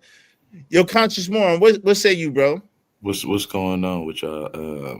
Appreciate the let me up. I was just coming in on he was saying like a lot of dudes don't be drinking or smoking. The most of the cats I know, they do be getting down. You know what I mean? They either drink or they smoke, but majority of them do something. You know what I'm saying? And then about the late part, I think a lot of people go to work on time, like Ruthless said, but there are some exceptions to the rule. But I think the majority of cats going to work every day. Every day on time? Yeah. Every day on time? I mean, but like, some people get a grace period. Like me, I can't get that grace period. But my coworker, man, he allowed to come in 10, 15 minutes. Like, we cool with the managers. So it's going to be stuff like that. But our policy is, like, you can be 10 minutes. Like, we got to be there at 6. You got a grace period of like 10 minutes. You can be there. Okay, so how many people do you know that take advantage of that grace period? Because that's still late though. But how many people do you know, period, that take advantage of that grace period, man? Out of the because it's a small crew, it's probably like 10 of us, maybe 1 or 2 people. Maybe 1 or 2. But the majority of us there like 5:50, you know what I'm saying? 6. Early, okay. Yeah. Okay. Well, that's what's up. Yeah, because to me, on time is late and 10 to 15 minutes early is on time. You know what I'm saying? That's how I was taught. Yeah. No doubt. Did you want to add anything else on that, Conscious? No, I'm gonna let y'all go. I'm kind of chiefing too, so I'm gonna catch up. All right, yo, as we speak. Yo, what say you? What say you, Crown? What on the subject, man? How you doing? Man, what's the subject? I just came in to kick it up. Okay. No, I appreciate it. So we're talking about the illusion of growth, right? When self-help becomes self-hurt and self-sabotage. So I don't know if you saw this, but let me put this up. Yo, our friend Brittany Renner is back on the street. She's back to the streets, brother. She's back. Hey, yo. She's back, brother. I don't think she ever left, though. That's what my man said too. I don't think she ever left. D-Rock said, when she leave? Dude's got to just picture in her job now. Don't picture in that, y'all. Picture in that all her jobbed up. She got rid of the burqa. She got rid of the hijab. She's back. She's back. Really? Yeah, she's back. That's recent. Listen, man. She gonna get somebody too. That's that part about I'll always say this. I have lost a lot of money chasing pussy. I would be on some, I would be on some real shit. Like, I've lost a lot of money chasing pussy, and to me now, beauty is a shit test, and she is literally throwing that shit test out there. And for all the dudes that are biting and being like, man, she got a fat ass, this, that, and the third, I look back at all the dudes that she ran through, and I just got to be So like, how much money do I want to lose? And I put my it's like when I go to Vegas, I give myself a budget. I'll be like, I'm gonna just do one stack or two stacks. I'm not doing anything else. With her, you gotta put her on a budget, and that's exactly how she is. And You I gotta think that's what prepay for it. That's what you said. that's what your boy Kevin Gates did. He had her on a fixed thing. We gonna play within these lines, and then once you get past that line, that's it. I'm out. So you prepaying for the pleasure in a sense. But There you go. I'd There say you go. avoid. I say avoid it. I say avoid it like the plague, though. But go ahead. What you say, Rufus? You You was trying can to avoid an ass like that like the plague. the conversation has shifted, right? I think because we were talking about, you know, what average, right, versus now we're talking about success, right? Now success can be measured in average, right? It can be you're a school teacher, and you have a large graduation rate, right? And and you're just a pillar of the community. That is success, right? Even though you're not rich, even though you're not going to be rich at that job, it just ain't gonna happen, right? But that is, to a lot of people, a pillar of success, or a let's say a police officer who's very good at what he does, never gets people under people's skin. He's not going to get rich doing that job, right? But that is considered a success. So success is measured in staying out of prison, particularly for Black people, right? If you're coming out the mud and you're going to be a mailman or something, people look at you as a success from our standard of I would say our leap from coming from the hood of projects, whatever, and we see you later in life and you're like, oh, what are you doing? Oh, I'm a mailman. I do that. You're successful.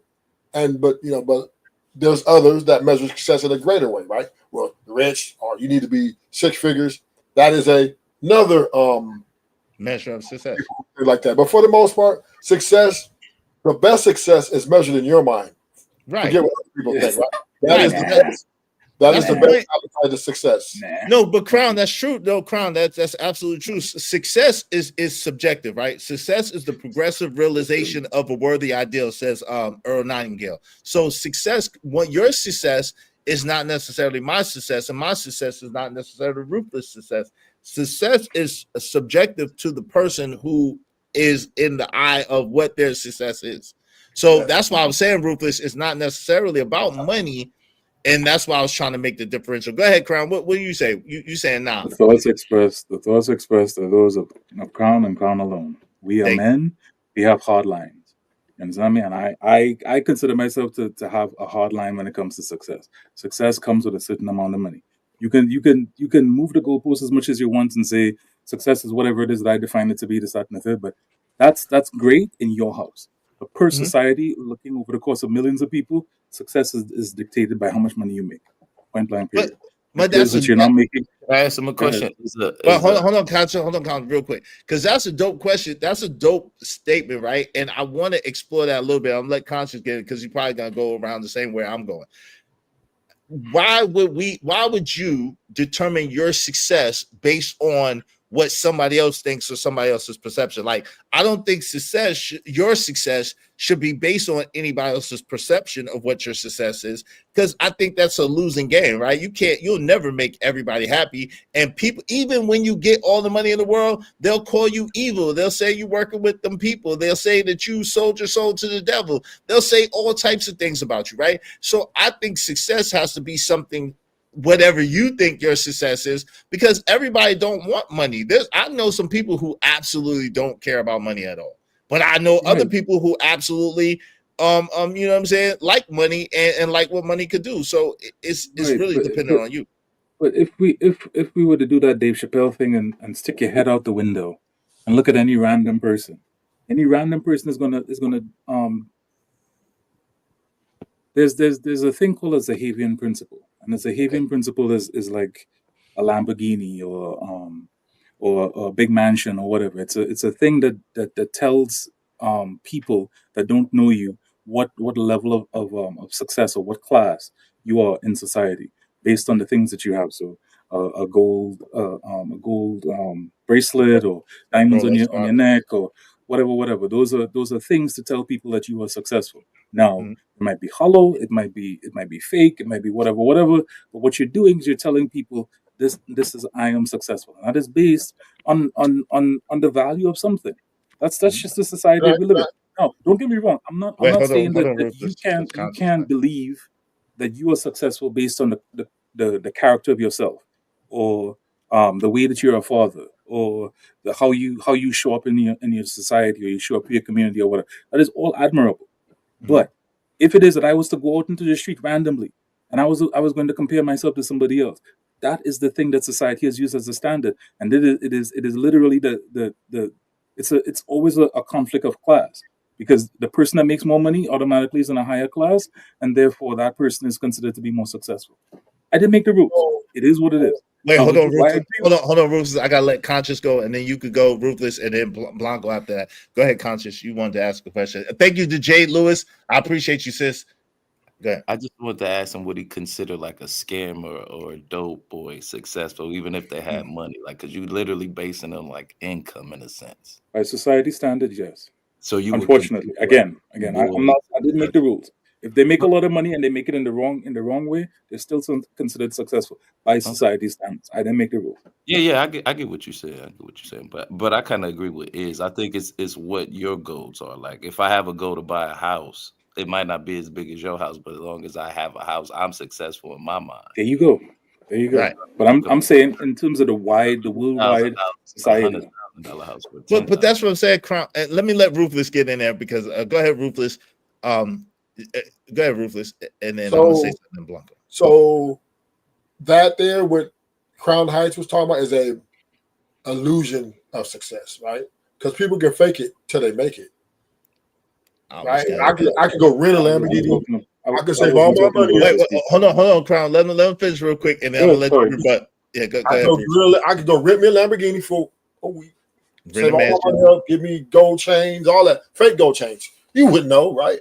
From a distance, I just pull up, and you would think, "Oh, he's successful," but necessarily, I could be the poorest dude on the block. I just want to maybe floss. So, that measurement there is I will believe that anybody who measures their success in that light is also living an illusion, right? Because that is not success, but living what the world standards of success is, right? Because you got dudes who see you with a Lamborghini and call you a trick, right? Other people think they'll shame you. There are people who will shame you for your riches, for being rich, right? They don't hate that. They think you're actually the opposite of success. They think you're a loser, right? You got poor people who's thinking of you like this. So, once again, I agree with Izzy. This is subjective throughout the world, right? Of what the world measures success. But the greatest success, and this is my palm landed, the greatest measurement of success is within your heart, and where you accomplish within yourself, and you're able to reflect and be happy with it. And that is, in my opinion, the greatest measure of success, self-success. All right, go ahead, Crown. What say you, brother? So, I listen. We're basically saying the same thing, but we're saying it differently. I think the most amount of money I've made in my entire life was last year. When it is that I made that money, I still wasn't happy. And I think the thing that what Ruthless is talking about is your success must be based on your happiness. You understand me? And if it is that's where you're coming from, absolutely, I agree with you. But in the same token, we still live in a society where it is that money moves everything, and people will always judge you based on that, based on how much money you make. Now, are those people? Let's say Puff, for example. Puff is a billionaire. Do you consider Puff to be happy right now? Hell no. Right? But a lot of people will consider him to be successful. So again, to Ruthless's point, yes, I hear what you're saying, and in that regard, if it is that you make it about yourself and you make it about your purpose, and in fulfilling your purpose, you garner happiness, then by all means you're successful. But again, that's not how society sees it. And this is why spaces like this are only represent about 10% of the population, because at the end of the day, people don't measure success based on on how it is that each individual person feels, rather than what it is that society thinks you are in terms of your class or your income. Again, I didn't make the rules. But I guess, and I'm gonna pass it to Blanco after this, and I'm gonna read Jade. Well, let me read Jade's super chat first. Thank you, Jade. Her Cash App. Thank you, Jade. She said, "Read my comments." Thank you, sir. Thank you very much, Jade. I appreciate you. I appreciate you. I appreciate you. Hey, she paid to get them read, so I'm gonna read them real quick. Thank you very much, Jade Lewis. I appreciate you. I appreciate you. I appreciate you. I love you. I love you. I love you. I love you. I love you. Hide the money, y'all. There's poor people around. With your broke ass. All right, Jay Lewis said, when you're a hijab, you are a hijab. She was playing F out of here, I guess, of facts, okay? She also said, this chick is for the streets, period. Allah will judge her in the end. Yeah, God does judge all things, right? What if you had all the money you wanted, but now you're in a place where fighting for your health is success? I think I understand Crown Point as well. Yeah, I mean, I get it, but hold on, give me one question. She said, my figure slipped on the keys type, saying healthy is success to some people, but I understand. Yeah, exactly. Shout out to you. Shout out to my man Calvin Cook. He said, well said, so true. Shout out to William Graves in the building. Said, oh, important. I respect manhood. Shout out to Miss Bella. She said, bon dia. Shout out to you. I guess that's great day. Great day to you too. What's up, Petty Pendergrass? Said, what up, Izzy Band? What up, though?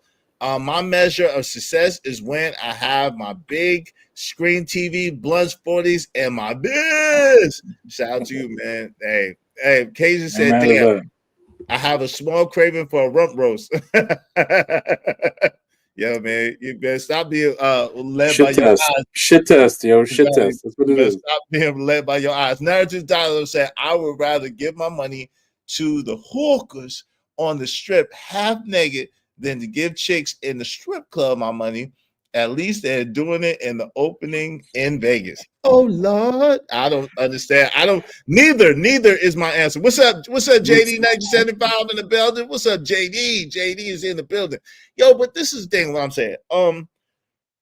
I think that Crown, I understand what you're saying, right? I just disagree that we should care about society, and I think that's what a lot of pressure comes from, right? By trying to please society or trying to live up to societal expectations, right? Because at the end of the day, society is the masses are asses and going to lead you astray. I think about the Wiz, right? And it's green, and it's yellow. Today's color is yellow, and then it's blue, and it switches like this. And like my man Rufus said, which is so true, the same people who would say, oh, you need this and this, or look at you like this for this and this, will be the same people who condemn you on the way down for attaining it, right? You get the Lamborghini, someone could rob you for the Lamborghini. You get the Lamborghini, somebody said, oh, look at him, he's a show-off, he's a piece of poo. There's people who don't got no car, he's riding around in Lamborghini. So if you go by society, I think you're gonna be in trouble. If you want the Lamborghini, and you think the Lamborghini is your ideal of success, go for it. It's all good. I want a Lamborghini. You know what I'm saying? I agree. And this is what I'm saying. This is why, this represents the 10% of the population that, that is progressive and gets it. But in the same token, that's not how most people think. That's all I'm saying. That's all I'm saying. No doubt. Hey, go ahead, Blanco. What say you, man? Welcome to the show. How you doing, man? What's good? How's everybody doing? Hey, Papa. Hey, Poppy. What up, man? What up?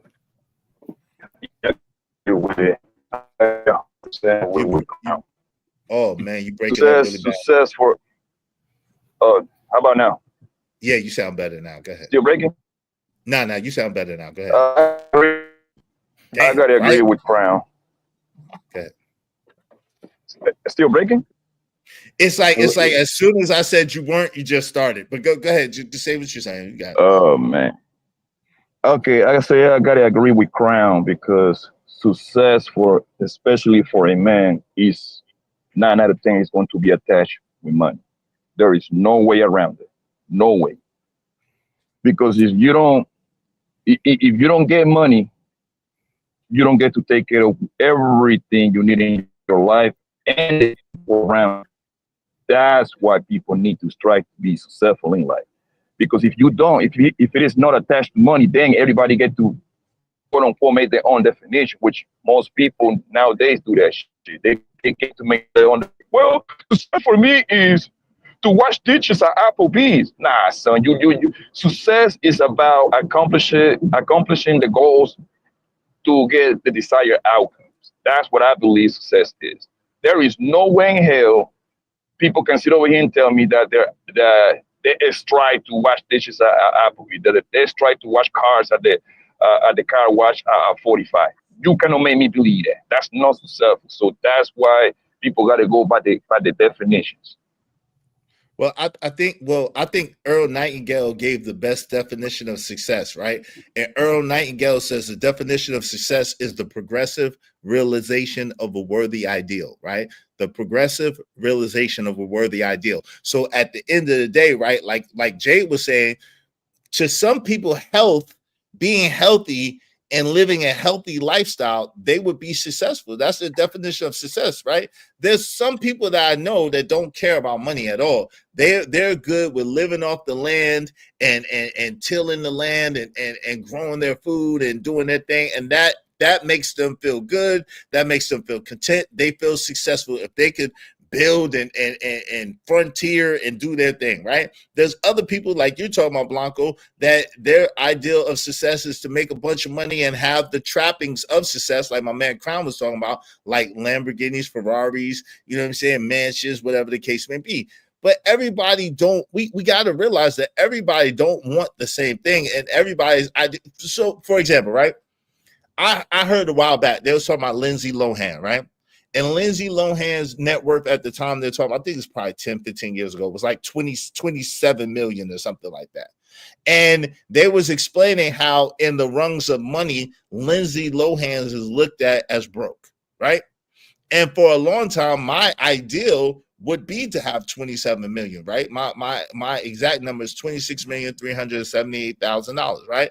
So that's how much I would feel successful when I have liquid $26,378,000. I will feel successful. But in the rungs of money, that's really no money, right? To people with hundreds of millions of dollars or billions of dollars, that's no money. But to me, I'd be in hog heaven to have $26,378,000. I'm good. Like I'm gravy. Like I got plan and everything. So that's what I'm saying. It's like it's hard to put it on society because everybody's definition of that is different. You know what I'm saying? Everybody's.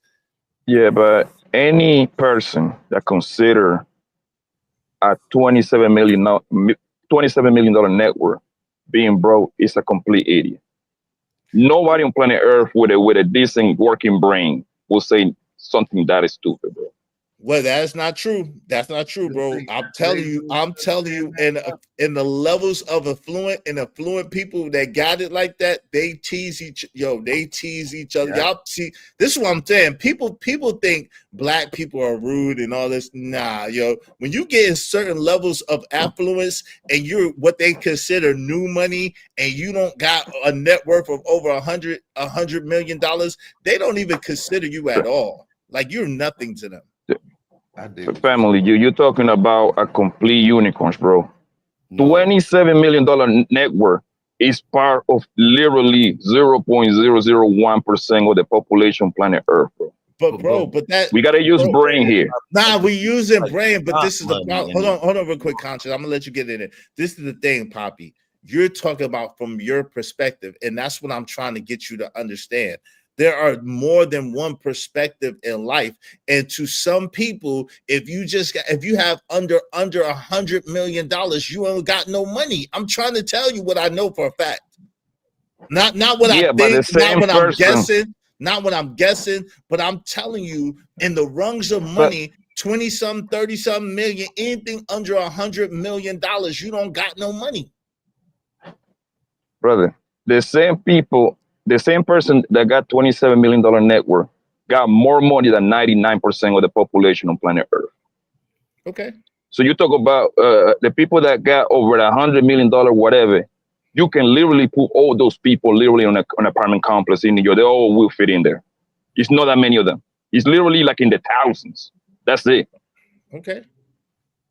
But and when people say, but the thing is, when people say some, that applies to literally everything. Oh, some people are born with 2 heads. Some people are born with 6 fingers. No, we talk about what would be the majority of people, what they're going to agree with, bro. Some applies to everything.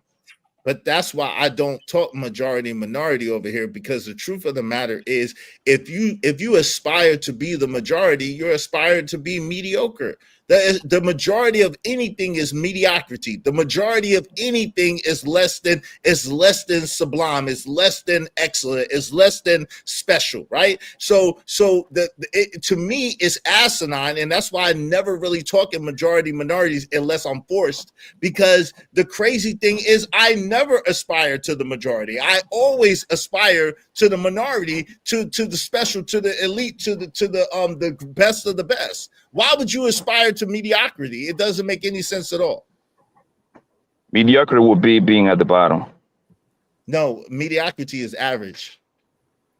And yo, Corey Love, $10 said money cannot be the true measure of success. Before money and after money is no longer used, how was it and how will success be measured? That's what Corey said. Shout out to Corey. Appreciate you, bro. Thank you to Corey. Because of Corey, we just need 21 more people, at least $5 a piece. Y'all make sure y'all support the show, support the stream. I mean, I appreciate you. I appreciate you. I appreciate you. Let me celebrate Corey real quick, and we'll get back to it. It's a dope discussion. I appreciate y'all and y'all perspectives, man. Let's get to it.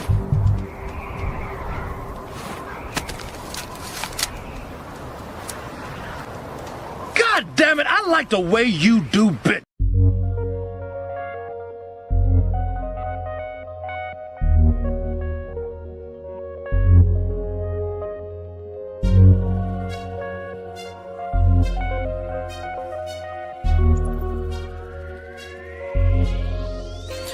It don't matter what the situation, I'm just tryna climb any obstacle a nigga facing. See it through in due time. It's a marathon, you gotta pace it. You can't press rewind, you get left behind. Just grind and the rest be fine, fine, fine, fine. No matter what the situation. I appreciate y'all. Thank you. Go ahead, fam. Go ahead, Blanco. Could you give me a line somewhere, Izzy? But go ahead, Rufus. Blanco, did you want to say anything else before I let Rufus get in there? One thing I noticed, and I remember 50 Cent saying this, which I 100% agree. Most people that say that they don't care, that money is not important, usually poor people and broke people. It's usually coming from them. There you go. I highly agree with that. Yep. I could agree with that too.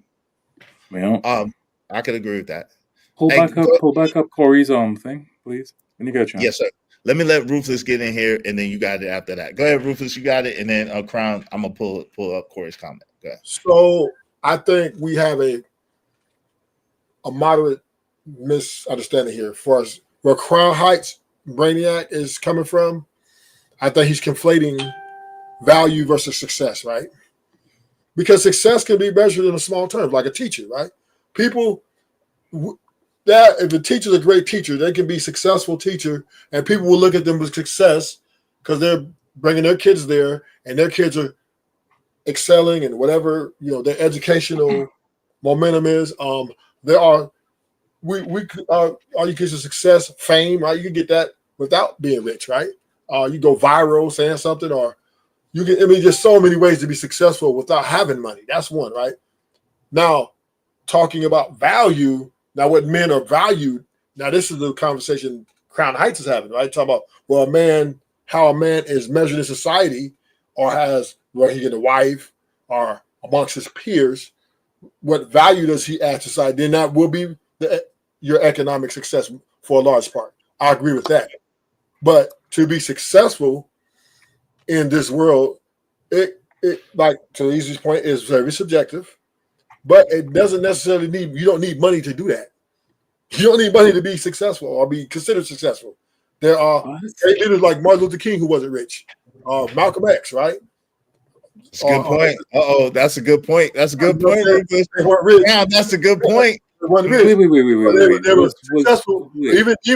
Even Obama, before he became president, he wasn't. Remember, Michelle was talking about how she was taking care of him, but yet, even before he became president, he was to a lot of people a success, right? So success is subjective, right? You don't need money to get it. You just need to be something great to everybody else. Well, I don't know about the everybody else part, but Ruthless, use cooking. Hey, go ahead, Crown. You got it. I'm gonna pull up Corey's comment. I got a question for Ruthless. Ruthless, how long you been in these spaces? How long I've been where? In these spaces, like in about the, 2 years. the manosphere. You said what? A couple of years? All right. Yeah, a little 2 years. I'm not coming at you. I'm not trying to be negative or anything, but I'm just like we take for granted that we are in these spaces a lot of time. Me, I'm listening to some sort of content every day, and I am just saying, outside of these spaces, if it is that you will literally to pull somebody off of the street, you can't have a conversation about success without having a conversation about money. I mean, point blank period. Again, I didn't make the rules, but we have to. We can't just sit here and be like we are allowed to move the goalposts wherever it is that we believe success is going to be. Success always has to start somewhere. You can't. This goes into the thing with Corey. Money cannot be a true measure of success. Since when? Before money and after money, is no longer used. How was it and how will success be measured? Success is measured starting with money. And then afterwards, you can have conversations as to what else you wanna define success as. In these spaces, we talk about success being about the intrinsic happiness and the value of a man. True, but at the end of the day, that shit don't pay the bills. Let's be honest. Happiness don't pay the bills. Any of that other stuff don't pay the bills. And if it is that a chick wants to, you talk to a chick and be like, I am happy on the inside. She'd be like, all right, so how much money do you make? Right, but I mean, that's a you're whole not successful. Crown, but that's a whole nother conversation. I'm like conscious getting in after this, but I want to ask you something. Crown, check it out. Ruthless makes an excellent point in this. I want you to answer though. Ruthless makes an excellent point in this. Wouldn't we all say that Malcolm X was successful in what he was trying to do? And Malcolm X was not after any money. He didn't have it. He was not rich, but he was very successful in what he was trying to do. He's been passed away for almost 60 years, and his legacy is still as strong as it was back then. Isn't he successful? May God rest his soul. Was it Malcolm X successful? Successful in what regard? Successful in the yes, he was one of the greatest activists. Yeah, pushing his message, pushing his his ideology, making a mark on the world, leaving a legacy behind, and affecting change within our community. Wouldn't you say? Guarantee you. One second, Ruthless. Go ahead, Crown. I guarantee you, if you take one of these chicks out here and you ask them if it is that they wanted to be Coretta Scott King, they will tell you no. because Martin Luther King was not successful in the sense of you mean Betty Shabazz? I said Malcolm X. You mean Betty Shabazz? Both of them. Well, no disrespect to Malcolm or Martin, but both of them. Chicks nowadays will say they didn't want to be a Betty Shabazz or Coretta Scott King. They won't want to be. Because at the end of the day, those men did not have the monetary success. And again, I'm not knocking what it is that you guys are saying. I am saying based on society standards today, both of those guys will be considered successful in the sense of what it is that they did for the Black community. 100%. I'm not taking away from that. But I am saying as far as being able to provide or the things that women want these days, they're not considered successful. I didn't make the rules. Okay, but if we that's a whole nother thing. But let me let Ruthless, let me let Conscious get in here first. Conscious, go ahead. Keep rocking. It's a good. Okay, go ahead, Ruthless. You got it. Go ahead, Ruthless. So once again, Crown Heights, you're conflating value because listen what you said. You said with the women, right? The women look at us as valuable. Okay. That's a different conversation. Now, when we're talking about success, we're talking about something that's largely considered by the vast majority a contribution to society or to whoever's around you, right? So again, so I'm playing it right here. So what you're speaking to, when you say what the women would say today, the modern women would be like, well, how much money you make? That's value, right? She's looking for you to add value to her life. It has nothing to do with success. Now, can a successful man get women without having money? Yes, because guess what? You can get women without getting fame, right? You can be broke as shit, and if you're famous, women will still deal with you. So I'm not gonna tell you that you're wrong in the sense of value. You're right when it comes to value. What do women value most today? An activist or a rich man? A rich man. All right, but when it comes to success, right? When it comes to success, like we'll say Malcolm X, or we'll say Obama, or we'll say those type of people, right? It had their success had nothing to do with money. Being the first black president of the United States had nothing to do with money. It was accomplishing the highest and most powerful office in the world. So that is my argument. My thing is, we don't define what defines success, and because everybody has a different definition of what success is, we keep knocking our heads in terms of what makes a man successful. And I am saying that typically society now is about the money, it's about the bag. And if it is that you are not making the bag like that, you could come in and talk about, I am happy in myself and I'm successful. 100% cool. But according to society just going to look at you and be, and even in the realm of men, let's take the woman out of this for a second.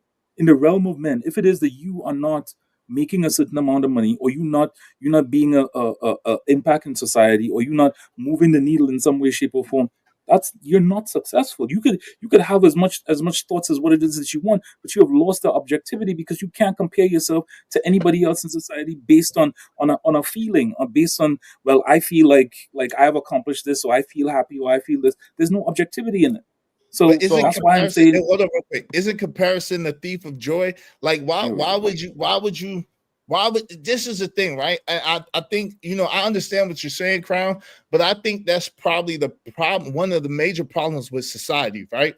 When you try to keep up with the Joneses, or you measure your ideal of success by someone else's standard, then you're already losing, because you're trying to make somebody happy that their happiness shouldn't matter. Like, their happiness shouldn't matter in regards to your life and how you live, right? Number one. But then number two, I think we do a disservice when we start bringing it to women, because of the fact that women shouldn't be the ultimate goal of, you know what I'm saying? Like at the end of the day, I took it out from the woman. Yeah. Oh, okay.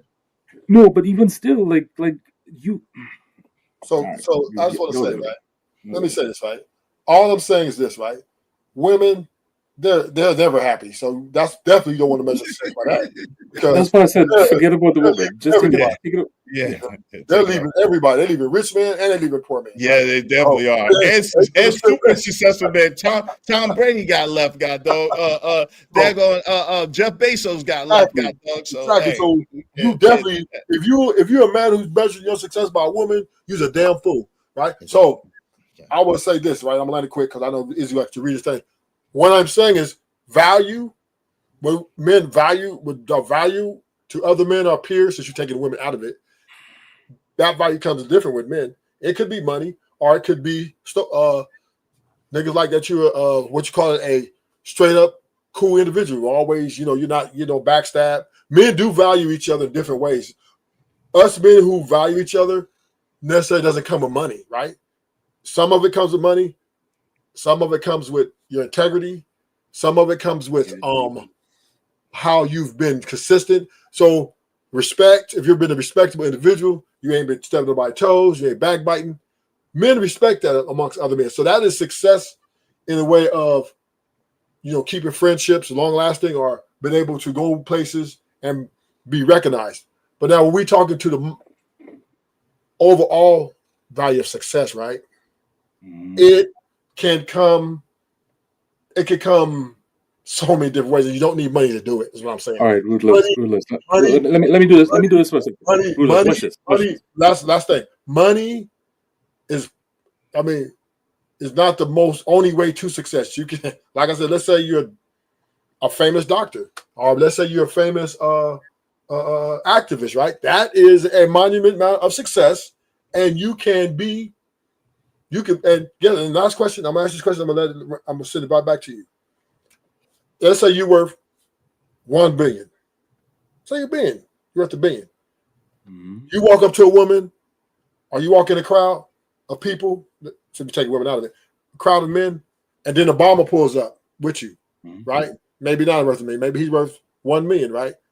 Who you think is going to have the most interaction with the people and measurement of success? You or Obama? Your $1 billion versus his accomplishment. Who's going to have the most impact? But again, it goes back to what it is that you consider success to be. Can you answer that question? So to answer your question, yes, Obama's going to have way more interaction than I would. Sure. So that's my point. You got let them add the nuance to it though. Go ahead. But then I read these.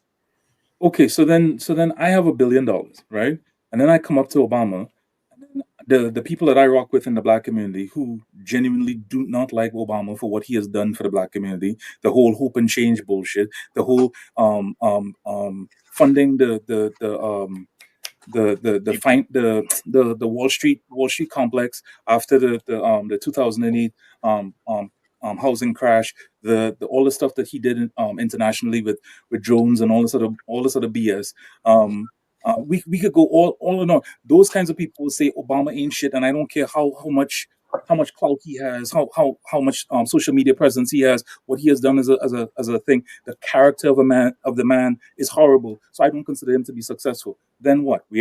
Am I then supposed to say that Obama is more successful to me, but then the person that I'm hanging out with will say that Obama is less successful? Like we don't have a quantification or objective way of measuring success. And I'm saying to you, the only real thing that measures success in these days is money. But to your point, you brought up the clout thing. Sure, Obama then could have more clout than me, but again, it goes into that whole thing of, do I believe that Obama is a good individual? No. So then to me, Obama isn't successful. But then that's moving the goalposts. So we don't have a real objective measurement of, okay, this is what I can measure against. So if it is that Crown has more of this versus Obama, then Crown is more successful. We don't have that. Is that what I'm saying? Give me one quick second. Oh, Conscious, were you trying to say something? Yeah, that almost sounds like you talking about how you feel about his moral character less than if he was successful or not. Even people who don't like Obama still admit that he got things done. Even if they don't like what he done, he was still able to achieve his goals while he was there, even if it wasn't goals that they appreciated or felt that helped them out. But they would still say he was successful. I know a lot of Republicans who don't like Obama, but they still respect what, I mean, you know what I'm saying? Respect him as a successful president. He got his goals accomplished. So it ain't about you. Give me one quick second. Let me read this. Hey, listen, y'all make sure y'all support, hit the like button. Likes are free. They don't cost nothing. But in the meantime, between time, if you want our show to keep going, man, support the show. Everybody throw $5 out so we have enough to keep our show going. I appreciate y'all. I think we just need what do we need? I think we just need about 20 people, something like that. To 21 people to hit the Cash App at least $5 a piece. Help us reach our goal today. I appreciate y'all. All right. Let me read these comments real fast. If you want your comments highlighted in red, y'all working my eyes. You got to support the show. I try to read y'all comments, you know, especially y'all that are members, as much as I can. But if you want me to read your comments, make sure you support the show today. Okay. Shout out to Jay Lewis. Hey, they roll with the win. Easy. The color today is yellow. That's a fact. What up, though? What up, though? Ipakoja 303, the great in the building.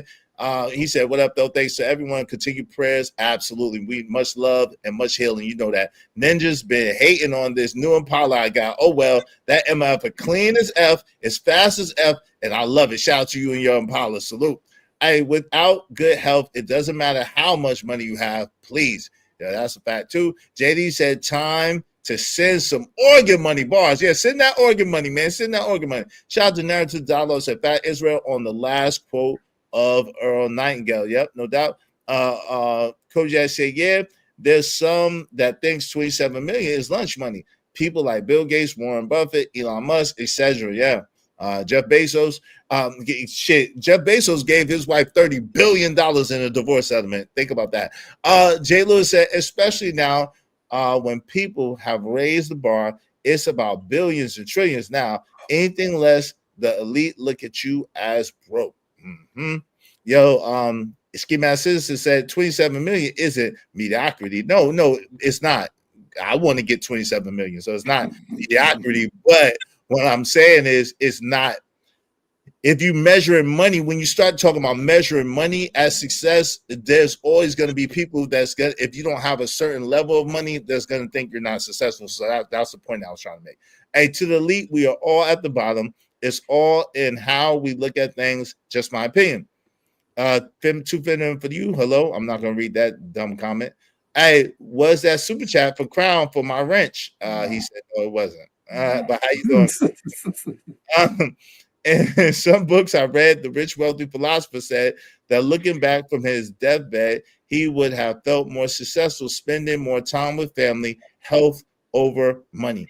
I think you got both, but yeah, I understand that. If I'm a chief, if I'm a chef, why would I take you out to eat? I'd rather show you my skills. Shout out to Kevin Cook. Hey, Vixen Forever. Let's treat our brother Ruthless well. Shout out to you, Vixen Forever. Good to see you. Hey. Plus, you don't know the hell that the Joneses are going through for that quote unquote success. That's a fact. I don't know. Ruthless, some ninjas praise other ninjas' money, which is weird to me.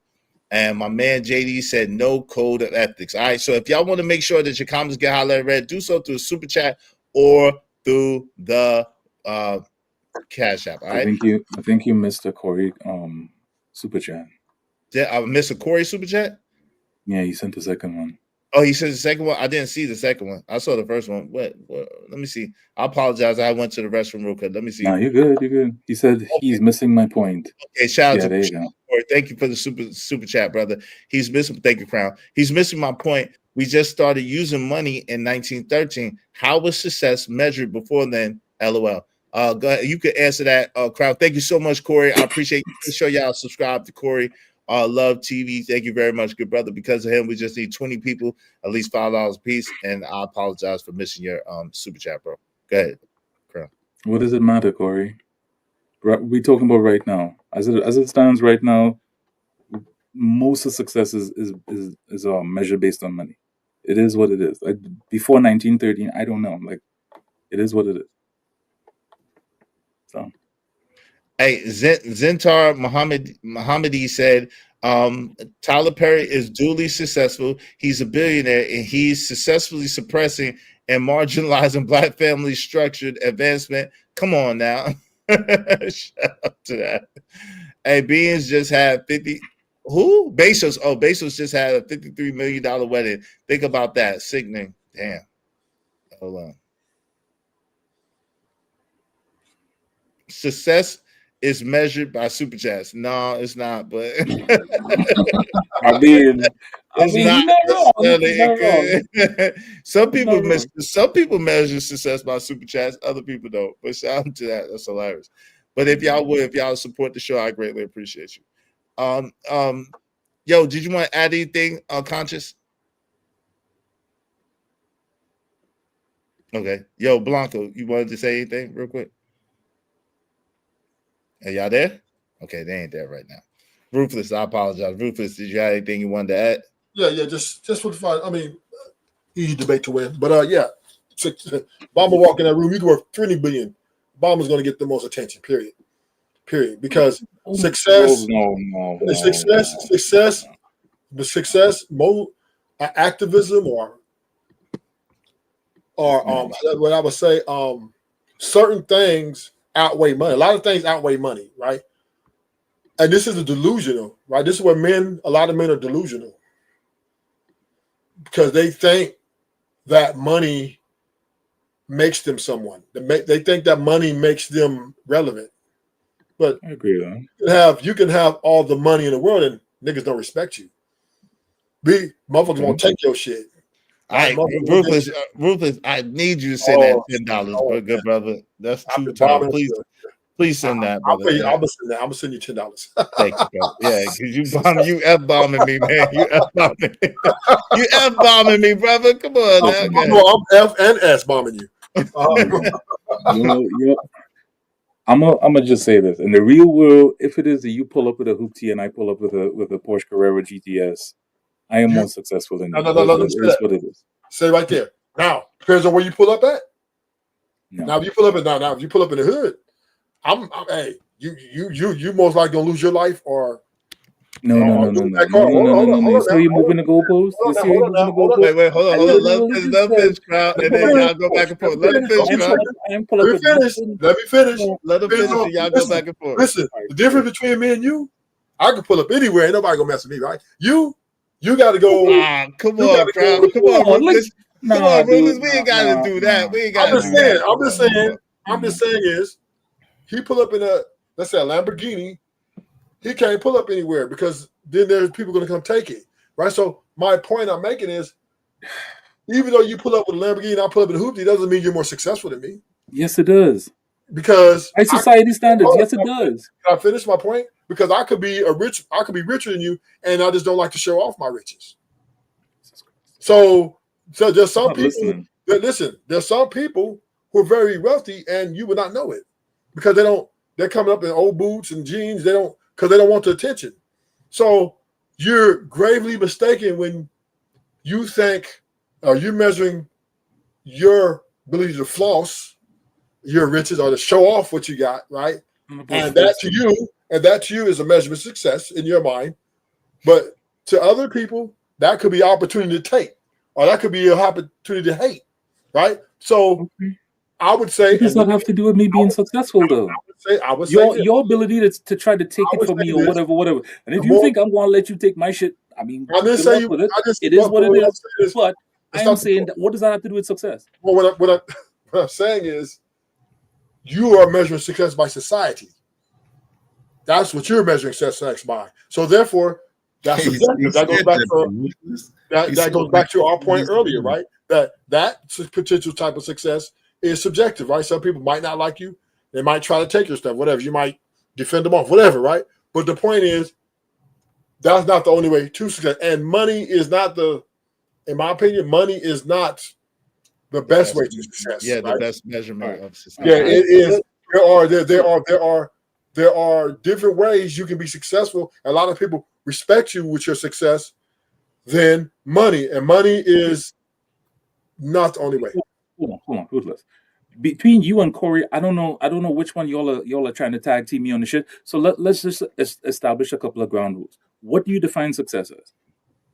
It could be several things. No. I just want you to know. Just hold on, Rufus. Give one definition of what your overarching ideal of what success is. One who excels in whatever endeavor they are, which is largely regarded by the majority of people. Okay, so both of y'all define it, but you define it by the majority of people too, then, Ruthless, if that's what you're saying. And I'm just saying, I'm just going on his level. I don't. No. Hold on, Ruthless. Hold on, time out, fam. You can't do that. Hold on, time out, Ruthless. You can't do that, bro. I'm asking you, Ruthless, what do you define success as? Because if you're adding majority of people, then your argument is moot. I was giving a general definition. No. What do you hold on? I'm asking you what do you define success as? I told you my personal is what I define my success as. So whatever I feel, to me, if I have a house, a roof over my head, and I'm not out here committing crime and taking penitentiary risk and going to work, being a respectable citizen, to me, I am successful. Okay, respect. I got you. Hey, let me read this. Hey, Corey said, who was the most successful president? The richest one? That's what Corey said. Corey being messy again. Shout out to True Promotions, Brittany Renner, Brittany Griner, Britney Spears, Detroit in 6. I like that. Jay Lewis said, do you know, you really don't know Crown. He knows the streets. Yeah, he from Brooklyn, Shad. Don't mess with my Brooklyn brother. He from Brooklyn, Shad. You don't understand. Yeah, I'm not saying somebody gonna actually take it. I'm just telling you the probability, right, of having these nice things, right? It garners unwanted attention. But in a sense, Ruthless, doesn't that prove that Crown is more successful if they're going after his Lamborghini versus your Honda? No, Like they're Thank not you, going after Conscious. the Thank Honda. you. I Wait, appreciate hold you, on, bro. hold on, y'all. Let Conscious finish his thought first, y'all. Go ahead, Conscious. Yeah, I'm just saying the symbol, like Crown was saying, which society goes off of. Like they would go after the Lamborghini before they went after the Honda, because the Lamborghini holds much more value in society than the Honda does. All right, go Okay, ahead, Rufus. You can respond. So that is attributing value and success to the car, not the individual. Right? So they don't want it. They're not going to take him. He's trash. Throw him away. Give him his rip. Right? So now we got to measure. Now, wait, hold on. Let him finish. You can get him in a second. Let him finish though, because the funny thing is, Ruthless be kind of cooking on the low. He don't be wrong. Like on the low, I really agree with him. No, but on the low, I agree with him. No, listen what he's saying. What he's saying is that is it really success if you're putting the value on the car, which most people do, right? Is that really a measurement of success? Because if someone is richer than you, more wealthy than you, but they just don't prioritize being flashy, they don't prioritize showing their wealth, does that mean that you're more successful than them? And the real answer is no, because we know that the people who spend, listen, if you're spending your money, if you're spending your wealth, if you're wearing your wealth, that means that you really don't have that much wealth, right? Unless you have investments behind it, unless you have, a portfolio behind it, whatever the case may be. But that all is how you gonna know. You know what I'm saying? That's the same Obama argument. The same Obama argument of, Obama he pulls up and all of a sudden he's the belle of the ball and all this other shit. But when it is that you look at the character of what he has done as a president, I don't want to be in the same room as a dude, and I would never shake his hand. I don't give two shits about what he has accomplished, what school he went to, none of that stuff. I look at the quality, the content of the man, and it's the same shit that we talking about here right now. Like, no, again, success is a very nebulous thing. You understand me? And some people will say, how it is that they feel, the clout, the this, the that, the bottom line, according to society, success is based on money. And I don't care what Corey says, I don't care what Ruthless says, I don't care what none of y'all say. At the end of the day, if it is that I go to a business meeting with a bunch of doctors and I pull up in a Toyota hybrid or whatever the hell, and my colleagues are pulling up in a Porsche GTS or whatever, they are going to look at me a certain type of way. That's Crown. Did you wait, Crown. I could be mistaken. Crown, hold on. I could be mistaken, but didn't you tell me a lot of the rich men that you know, a lot of the rich doctors you know, drive Toyota Prius? Didn't you tell me that? Yes. But I'm also saying that two things can be true at the same time. The people with the huge amount of net worth can, yes, drive around with Toyota Priuses, but in the same token, your success could be defined by the car that you drive, the school that you graduated from, the house that you own, the wife that you have, the rock that you put on your finger, the private school that you send your kids to, all that other stuff too. Two things can be true at the same time. Right. But then in other words, then that proves my point, and Ruthless was trying to defending success is subjective because it's in the eye of the beholder, it's in the eye of the person, even if it's people watching, right? And to one person, to my point earlier, that was saying, yo, you got 27 million. To me, that's successful. But to a billionaire, that ain't shit. You know what I'm saying? You ain't got nothing, right? So it's really subjective. It's subjective. So can I say this? We do. I love you, man. Still, you know you my man, 100 grand. Go ahead. I appreciate you. Go ahead, Ruben. So, once again, Crown, I respect you, man, but you have I respect you too. You got to separate value from success. It's two different things. Two different totally things, right? What people value in a person, like you go to work every day, you send your kids to private schools, and you always, you never mess with anybody, show up in a Lamborghini, whatever. That's you're a valuable person to them society-wise. Success is superficial, right? Success is largely superficial. That's why it's subjective. Because sorry, Ruthless. Sorry, 1 second. Ski Mask Citizen, how many doctors you know? That's Ruthless. Sorry. So success is superficial, and it's largely granted by people from you know, all parts of the party. Now, I would say value, right? And this is what I think this is where the plane you're on. What people value and what you value can be different, right? What we all value different. Izzy may value family. You may value cars and luxury items. And my man up there might value, saving lives, right? And those things can be a success if one can accomplish those things in an efficient and effective manner. And if others recognize it as a uptick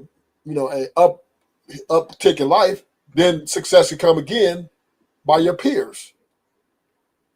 Right, okay. Let me say, hey, Zentar, hold on real quick. Zentar, what's up, Big Rex 77? What's going on? Crown Heights, Brittany, indeed. Vixen Forever said everyone measures success differently, though. Crown, yeah, that's a fact. Corey Love said so. Now it's the concept of the man, dude, all over the place. He said exactly. Hold on, give me one quick second. Zentar said, somebody please ask Chat GPT about this success we're talking. No, we don't have to, right? I think Earl Nightingale, like I said earlier, has the best definition of success. Success, the progressive realization of a worthy goal or ideal. That's what Earl Nightingale has coined success as. And I believe Earl Nightingale, through my studies, has the best definition of success, right? I read a lot of books. Go ahead. Then what is worthy? That's the point. Worthy is in the eye. That's why I keep going back. That's subjective. That's why I keep going back to that. It's subjective. So then, hold on. That's what I'm saying. This whole thing is nebulous. In the same token, I have my definition of what success is, and for me, my definition of success is, as a man, if it is that you're able to live comfortably, you're making enough money to live comfortably, and on top of that, you are happy. Because again, I know a lot of doctors who they have millions of dollars and they're not happy. You understand me? Right. So to me, so that's are not they successful. Right. So that's our point, though. That's our point. That's subjective. Right. You understand me? Success is so with that said, Crown, why don't you believe that success is subjective? If you could say that, if you know, number one, that a lot of doctors that have millions of dollars drive Prius, if you know that a lot of doctors that have are successful practices, have money, whatever the case may be, are not necessarily happy, how could you then say that it's not a subjective? How could you then say that success is not a subjective thing? It absolutely is. All right, let's I'm asking you. I really want to ask you for real. Why would you think? Why do you think? Because I'm interested. Like you said, I got a tremendous amount of respect for you. I just want to know, why do you think that success is not subjective? Just because of I guess my anecdotal experience, and I guess that might be the problem here. But as far as I'm concerned, most people do not consider success to be subjective, simply because there's always the baseline foundation question of money. But if you know people personally that have millions of dollars, right, and have thriving practices, or are looked at as renowned people, whatever the case may be, and they're still not happy, then anecdotally that money does not necessarily equal success, right? 100%, but that's not what society thinks. Society thinks that as long as somebody like Puffy, if Puffy has billions of dollars, Puffy must automatically be happy. No. But that's what society thinks. Society thinks automatically because he has a bunch of money, he's supposed to be happy. I don't think so. Right, but don't you think? But then that's what I'm saying. Don't you think it's a mistake to measure anything by majority or society? Because most people don't know. Most people don't have your purview or your perspective to be able to see these people, be around these people, be one of these people that they have attained all the things that a person would want to attain, but still doesn't necessarily have the happiness that you think that you should have once you attain these things, right? A lot of people never attain those things to even know one thing from another. You know what I mean? So wouldn't you agree then that we can't measure it by society? Because most people don't know. Most people don't have a clue. Most people just wishing on a star. I'm not saying it's right. I'm not saying it's wrong. I'm literally just saying, hey, it is what it is. I get it is what it is. Okay, one second. Ski mask, you my dude, but in the same token, not every doctor has incredible overhead or student loans. I know a lot of physicians myself that have paid off all their student loans and they don't have any overhead. They don't have a brick and mortar or anything. They literally just work out of their car and they're worth millions of dollars. So Right, again, you kind of a lot of times you kind of talk about people that's interning that just coming out of college or whatever. That a lot of doctors experience that, but once they've been in practice for like 5, 10, 15 years, that's a whole different ball game right there. That's a whole different ball of wax. But I don't know why you my dude, Ski you mask, you my disagree. dude. Huh? I don't know why I don't know why you disagree with Crown. What he's saying is 100% accurate. Like I was gonna say the same exact thing, bro. Like it gotta be something tangible that you gotta be able to say this Negro is successful. You cannot come over here and tell me that a homeless man is happy for doing drugs and then he tell you, well, but I'm happy. That's success. No, man. No. Thank you, Papi. No. Thank you. But that's not what. Thank Hold on, Blanco. But that's not what. Let me Hold on, finish. real quick. Let me finish. Okay, go ahead. Let me finish so you can see where I'm going. If we put 100 men in a room and we ask those 100 men, what is the best way for you to measure success? I'm pretty sure, I'm willing to bet at least 80 going to say, hey, is how much money you got in your package, bro. There is no way around that, bro. No way around that. You can tell me that you work bagging groceries at Aldi, and then you ask, hey, how's your day going? He's going to tell you, well, man, I'm successful, man. I'm doing what I always wanted to do, bag these groceries. No, man. Okay, but see, okay, Earl Nightingale says success is the progressive realization of a worthy ideal or goal, right? So of course it's not going to be I set out to be a bagger or I'm a drug addict and I'm happy being a drug addict. That's not what success would be. Success would be you set out on a task. Maybe you set out to travel around the world on $20, right? And you did that. You were successful at that. Success is, maybe you came out to cure incurable disease or sickness and you did that. You're a success no matter how much money you made. Maybe it is to raise a family and have your children go to college and be this and be that and be that. You're a success. So success is the progressive realization of a worthy ideal or a goal. That's what success is. So it's not necessarily just defined in dollars of cents because people have different worthy ideals and goals. Success could be that you chose to live a lifestyle where you're healthy and you're teaching people how to live healthy lifestyle. That don't necessarily. But you know when you're broken poor, there is no way in hell that you're healthy. The stress level that you gotta go through, bro. Come on, like I said earlier, bro. Only poor and broke people for the most part, are the only one to fist their mouth to say that money don't matter, man. No, but I never said, okay, so I got you. And I agree with you. Every time you say that, I have to agree with you 100 times out of 100, right? But never once have I said money doesn't matter. I never said that, right? I don't even think like that, right? What I'm saying to you is that there are some people who their priority is not money, but their priority is maybe helping their people get out of the plight that they're in. Maybe being a poor righteous teacher. There's some people who believe success is being a poor righteous teacher. Now, do I believe that? No, but there's other people that do. So we have to make allowance for that. What's up, DJ Witch Doctor? What's going on? Success does not necessarily equate to money because like my man, it's very subjective. That's what I was saying. Witch Doctor, success is very subjective. It is. It just is one of those things that it's defined by the definer. It can't be defined by society for you. What's the definition of success? Now, if you're talking about competition and measuring among men, I understand what y'all are saying, right? Y'all have a valid point. At the same time, success as a personal endeavor is subjective. It just is. But two things can be true at the same time. Is you can have an intrinsic view of yourself where it is that you deem purchasing land, a couple of acres of land, making thousands of dollars as a farmer, this, that, and the third, as successful. Cool. But to the guys that I work with, he's broke. Point blank. Period. It doesn't matter. But that's what I'm saying. But to the same guys who aren't happy. But hold on, Crown. But to the same guys who are not happy, like who cares? Like they're not even happy. Who cares? What I'm saying. Because it's so nebulous and subjective. We should just agree to disagree. You understand? Yeah, Everybody we can. But at the end of the day, it's not. I'm not taking it personally that you all don't believe what it is that I am saying, or you. I don't believe what is the saying. Listen, at the end of the day, I know what success means for me, and I'm going to go out there and I'm going to get it. That's what it is. You understand me? I'm not trying to change anybody. I'm not trying to convince anybody of my opinion. This, that, and third. I just came here and said this is what I believe success is. Hey, it is what it is.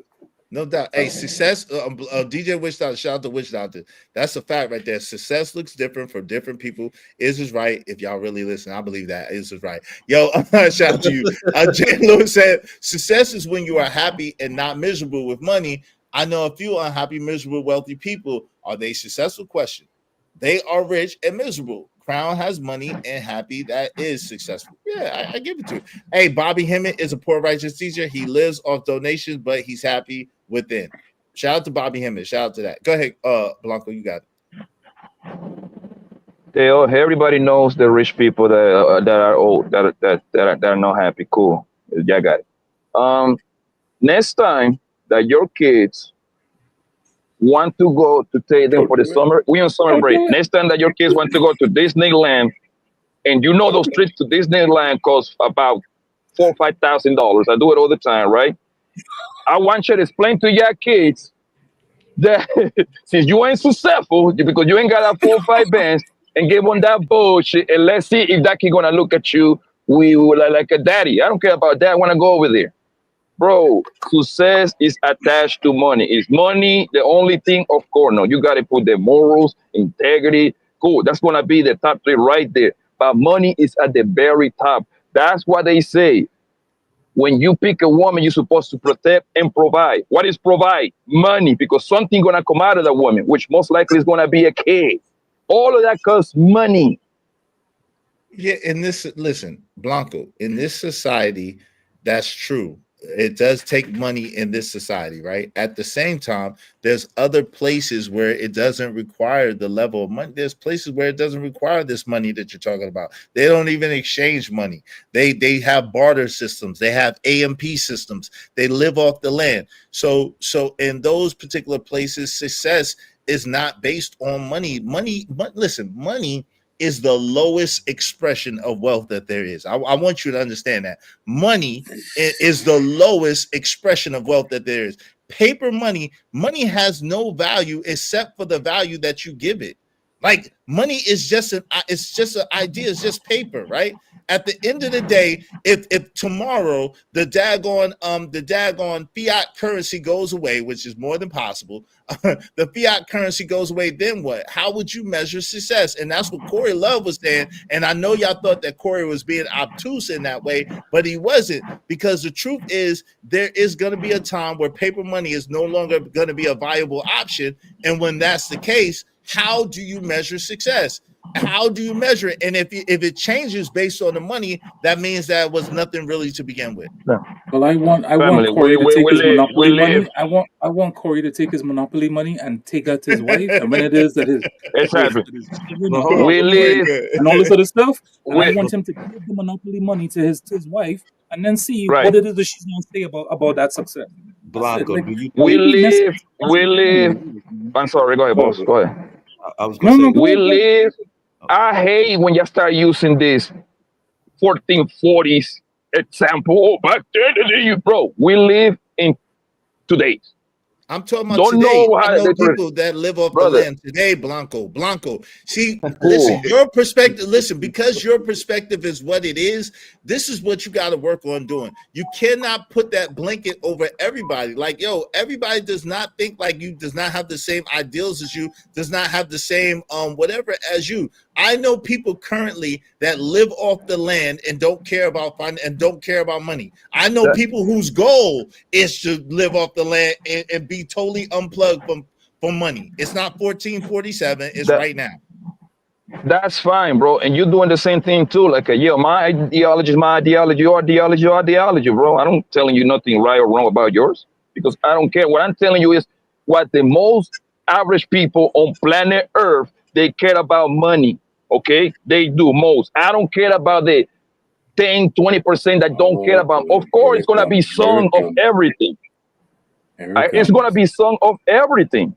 Simple as that. Yeah, whoa. Damn. Shout out to Corey coming through with a come through. He said, here's some Monopoly money for Izzy. Yo, thank you, Corey. I appreciate you. Thank you, Crown. Thank y'all, brothers, man. But again, that is real money. You're literally proving my point.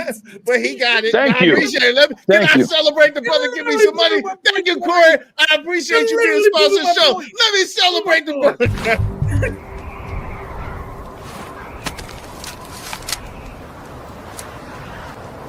God damn it, I like the way you do bit. Yeah. Hold on. Let that money fall down from heaven. Thank you, Corey. I appreciate that. I got money.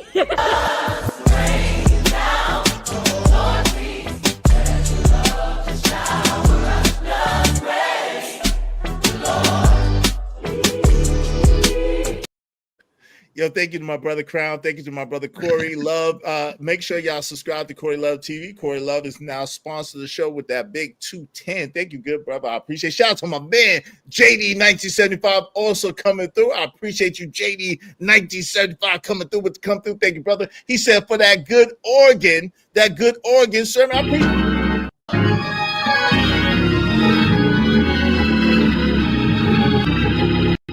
because of my guy Corey Love and my guy JD 1975, we only need I think it's 17 more people, at least $5 a piece to support the show. Help us reach our goal today. Help us reach our goal. Thank y'all. Go ahead, man. I got it. Corey literally proved my point. Why you say that? Real money. That's real money. That's real success. That's real success. He's literally proving my point. But y'all are two successful brothers, though. Both of y'all are successful brothers in your own right. So you ain't gonna too much argue this point right now. Yeah, I ain't gonna argue. I don't want no problems. I want y'all to support my show. I don't want no trouble. I don't want to argue with you. Oh my god. We're not saying, oh, Corey has a successful channel. That's why Corey's successful. Corey just dropped $200. That's why Corey's successful. He ain't got shit else to do with anything else. That's what I'm saying. On the low, like you. Y'all, Corey's a successful brother, like you're a successful brother, man. Y'all are successful brothers. Hey, my children are out of the country. Your success, us, Disney, our success is traveling out of the country is subjective. Yeah, shout out to that. Yeah, shout out to that. Yeah, I was gonna say, like, what if I took my kids to see like Corey said, Crown me successful now. All right, Corey. Money war.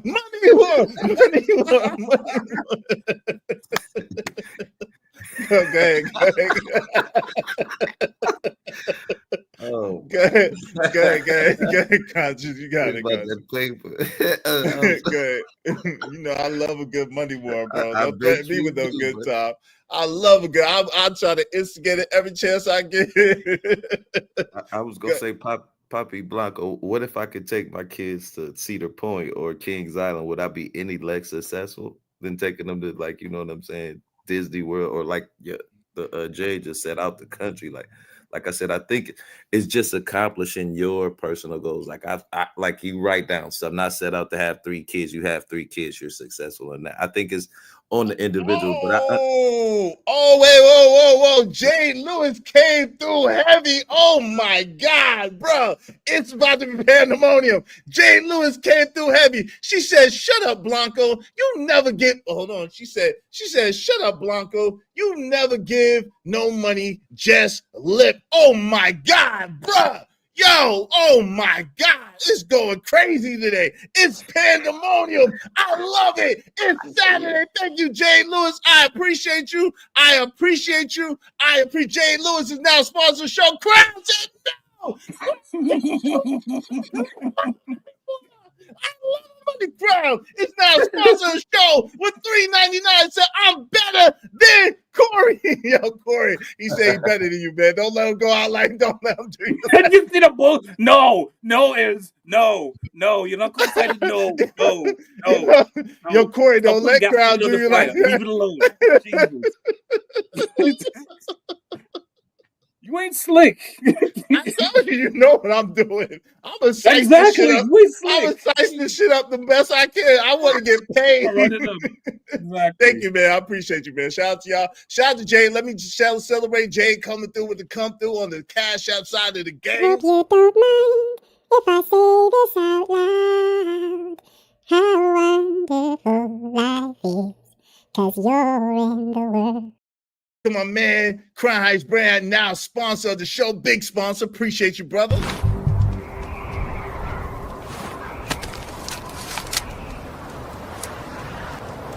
God damn it, I like the way you do business. And I like big money wars, so I'm gonna start it like this. This is what they said. This is what they said, y'all. This is what they. Hide the money, y'all. There's poor people around. With your broke ass. Let's get it.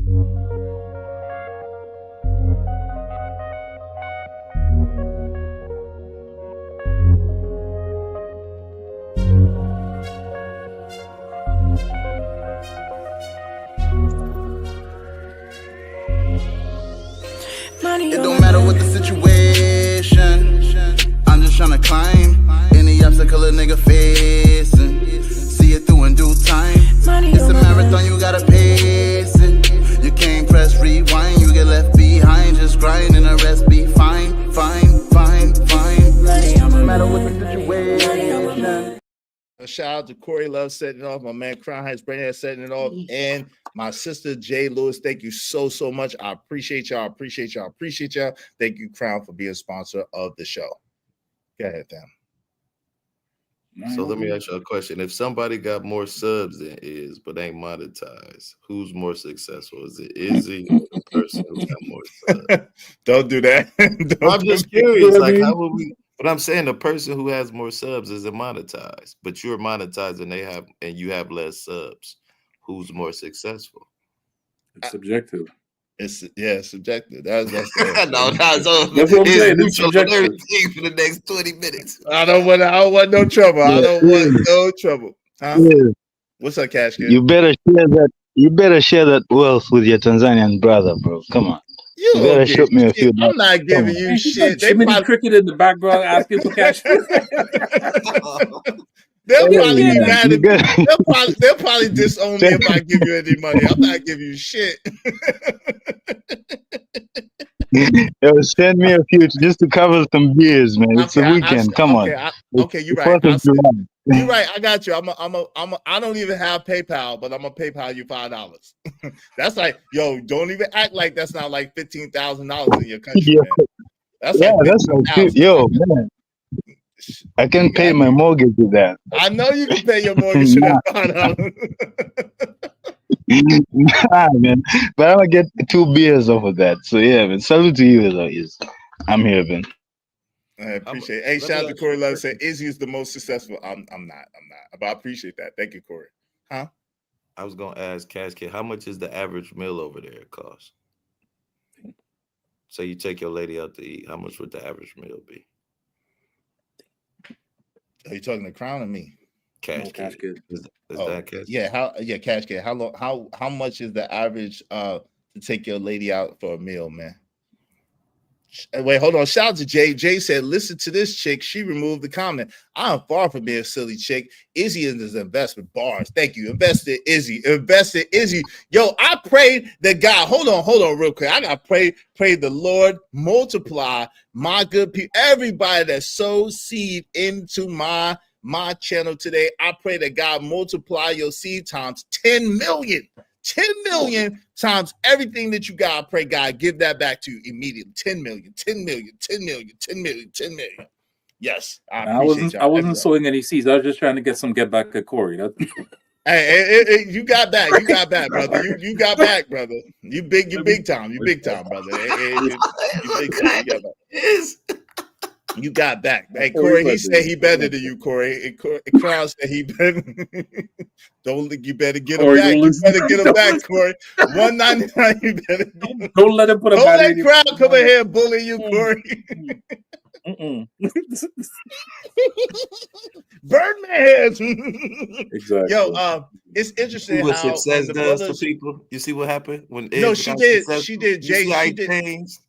Not messing with you. Jay, she did. If you talking about too feminine for you, she did. She was clowning. She was like, "Look at all these men giving to men." I just didn't pay attention to what she was saying. But Yeah, she was talking junk the whole time. She was talking junk the whole time. I'm saying, hey man, you can't beat God's given ever. That's right. Shout out to Vixen. She was being respectful. What happened? No, I think it was too feminine for you. I think she was being disrespectful. Yeah, too feminine for you. Oh yeah. Y'all got it. If y'all want to see her out, she's out. On that 10. Shout out to Calvin Cook too. I appreciate it. Wow. Let me in on that 10 million. Shout out to you, man. 10 million times $2. Appreciate you. What's up with Ski Mask? What's going on with Vixen Pepper Ski Mask? Listen, what y'all got going on? I don't know, man. Ski Why Mask y'all is chat beefing? What happened, Ski Mask? What's going on, family? What I miss? I missed something. What am I missing, Crown? I'm missing something in the chat. What happened?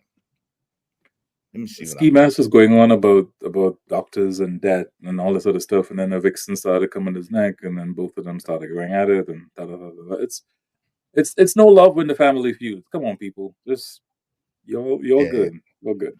Yeah, let's chill. We good. Okay, he's talking about doctor. Ski Mask good. Whoa. It is heavy. What Let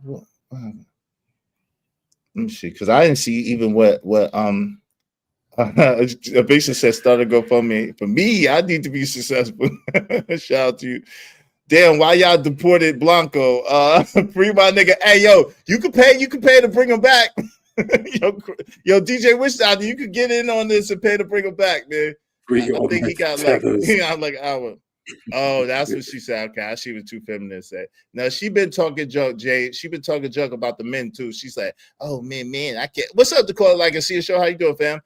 I don't know why men are giving to men. Men are giving to men. Yeah, she been talking stupid. She don't want to see me get no money. That's why she's a hater. It's point blank period. She's a hater. We don't pay no attention to no haters though. The next money will remove her disrespectful ass. Hey, Jade. Hey, if you got it, go ahead, sister. Get her up out of here forever. Don't threaten me with no good time. Get her up out of here forever. I ain't mad at you, sister. Shoot. Let's get her gone. Jade up in there too now. Don't get Jade twisted. Jade right up in there. Jade, Corey, and Crown. Yes, sir. Who want to take Crown out today? I'm broke. I'm broke, baby. Man, I can smell money a mile away, brother. I'm broke. I'm broke, baby. Cancel that bitch like Nino Brown. Hey, exactly. Salute. Yo, Cash Kid, man. What you, man? I know that's not no beer on my channel, brother. Cash Kid is living in a container home. I know there's not no beer on my channel, brother.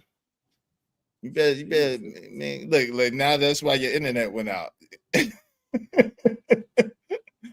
Hey, Izzy, give me funky ass $5 back. No, I'll celebrate you. What? No, you ain't getting no refunds. I need it all, brother. No refunds. Yeah, I celebrate that 5. I appreciate the 5s, the 10s, the 20s, the 100s, the 500. I appreciate it all, brother, and I appreciate y'all. I don't do that. I hope you didn't. And now that ain't no funky $5. That's a $5 I need. I appreciate it. It was through the Cash App too. No tax. Thank you. Shit. No, Wait, YouTube. You get taxed on super chats? Hell yeah, they take 30%. I didn't know that. My bad.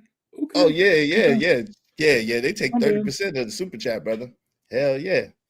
Gotcha. Okay. Yeah, they take 30%, brother. YouTube be getting theirs. Trust and believe that.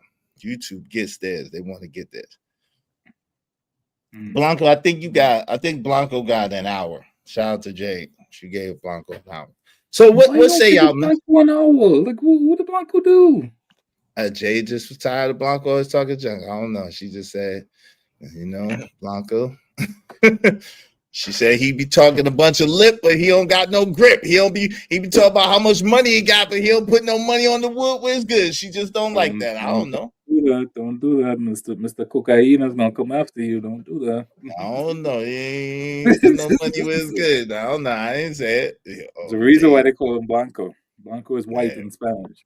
Yeah. Mr. White.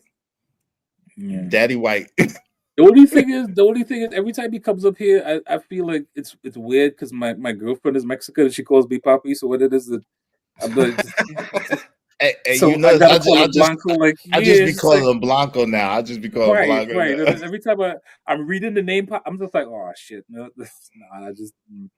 That's my dude. Shout out to Ski Mask stunting on you. He said, "My bad. I had to select a meal from room service. I'm currently on vacation. What did you ask? Nah, you good? Like, the low flex, low key flex, a low flex, a light flex. So you good, family? What's up, Papa 235? Cash Kid got that African Bobby Brown cut. Every little hut I make, you will be there. Every little hut I make." Wow. Yo, JD, come kick it with your boy, man. What's up, JD? What's up, D-Rock? I miss my brothers. We got to bring the four brothers back some kind of way. That's it. Well, I'm the wrong Mac. I haven't seen him in a minute. Oh, he was just in here earlier, I think. What's up, Mac? I think Mac was in here earlier, if I'm not mistaken. Okay. He doing his thing. He got a puppet show, man. He be for the kids. Ron Mac is for the kids. Okay, shout out to JD. He at work. Ron Mack is for the kids doing his puppet show. I'm Mr. White like Reservoir Dogs. Speaking of which, rest in peace, Michael Masters. Oh, yeah, rest in peace. Damn, he passed away. When did he pass away, man? Like Wednesday. Yeah.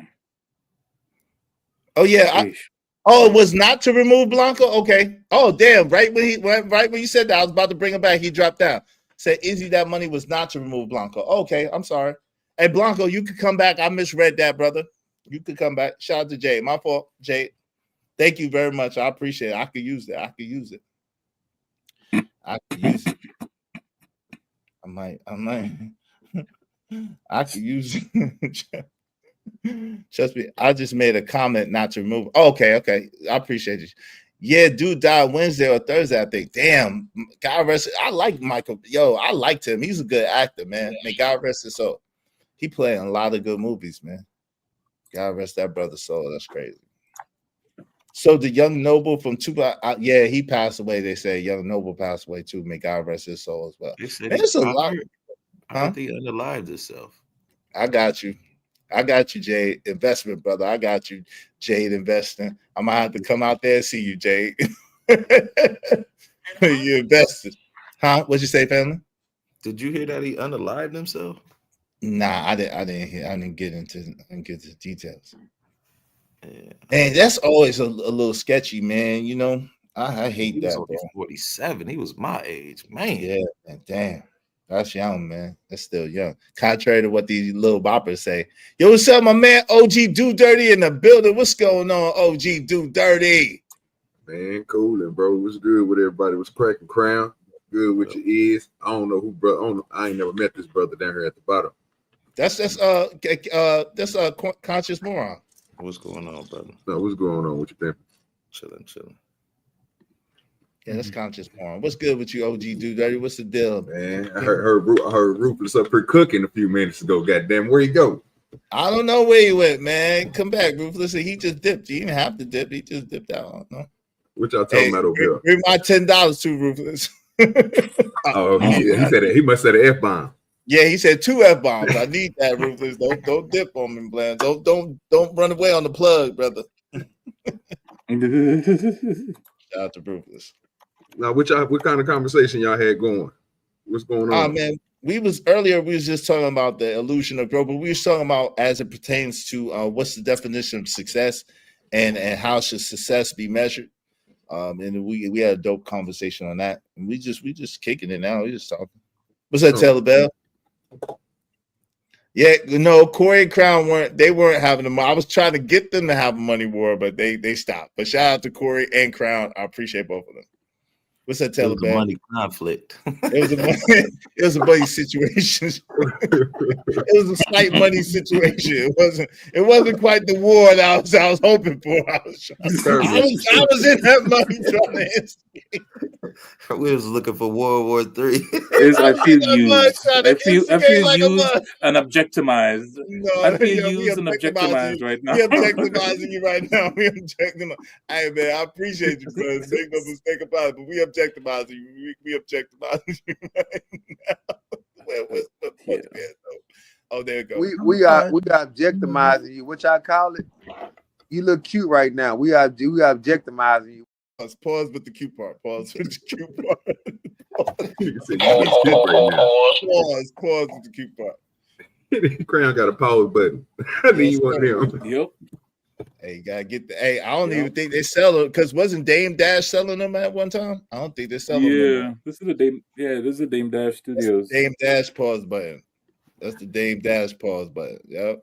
Oh, that thing. I don't know. They try to take my nigga Dame out, so I don't know if he even selling them anymore.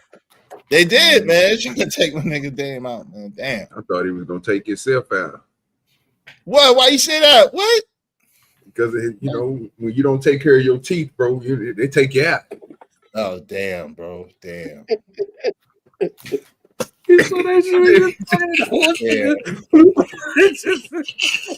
Look, now that I got fake teeth, I can't. Look, now that I got my fake teeth, you know, as I ain't said shit about that no more. I don't want that to happen to me. Hey yo. I don't want that in my teeth. Hell no, I'll be holding my joints tight, like. That's why I get mine cemented in, brother. So I don't never have to worry about that. Yeah, no doubt. And then when they do get to the point where I got to take all these up out my mouth, bro, I'm just gonna do like my grandpa and just have them put golds all over my dentures and just throw them in there. Goes all in my rings. Goes all in my. Okay, James. Pause. No Diddy. No Tyler Perry. No. Come on, man. Why you got to throw Richard Pryor in there, man? Sheesh. Why you got to stop throwing? Izzy Bears wants that TDJ. Yo, come on, man. Pause, man. Whoa, partner. Why gotta be the TD Jake super chat? Wait, whoa, partner, whoa. Pause, man. Nah, nigga. Hell no. Pause, my brother. Pause. Damn, bro. Guard your grill. You got to guard your grill. You got to guard your grill, man. What that TD Jake's chat super chat fund look like? I don't even want no pause to that one. I don't know, player. I don't want no pause to that. Yo, pause. Come on, man. Y'all are wild, man. Damn. That's crazy right there. Wow. TD takes for take. Yo, is it true that that Will and Jada again divorced? I heard that. I don't know if it's true, but I did hear that. Allegedly, Will got another girl now, another lady. It's about time. Shit. Allegedly, he's interested in allegedly leaving Miss Jada. Allegedly, that's what Tasha got. Let me tell y'all where I heard it from. I thought I heard it from Tasha K. Tasha K said it. Yeah, Tasha K says, I don't know. You know what I'm saying? Tasha K has said, you ain't heard it from me. I ain't one of the gossip, so you ain't heard it from me. I thought they said that he was out with her. Like they was out, he was shopping for or whatever. That's why they caught him on. I don't know. I gotta look it up. For his new girl? Yeah, he said he had a Caucasian on his hand. Yeah. They said she's a Caucasian. Yeah. I said okay. Yeah, that's what they said. Allegedly. But I don't know for sure. So it's got. I think that was a good move from him, though. I mean, shit, if going through what he went through, what we seen on TV, what we seen on these interwebs, yeah, bro, you need to move on, dog. But the problem, there's a couple of problems, though. There's just 3 problems, right? The first problem is he done smacked. I'm gonna go in order. He done smacked the shit out of Chris Rock on national TV, said, "Keep your man off my what?" So that's number 1, right? The second problem is that he took Jada back after all this stuff, it was promoting Jada. And the third problem is his prenup is 100 years old. She gonna get more than half, nigga. But I guarantee you, the amount of peace that man is going to get is worth every single penny. Every single penny. I don't think he gonna get peace. I think he gonna get hell and brimstone, fire and brimstone from that woman. What else? What else can he possibly have to endure after all the shit that she's done with him? Like then she can actually confirm all the rumors that we think are true, and she can actually tell all about what he really but he's what? He's thing? Yeah, like he been getting Who poked. cares? People care. It's Will Smith. You don't think people care that he getting jiggy with it and MIB and Independence Day and it's Will Smith. Who cares?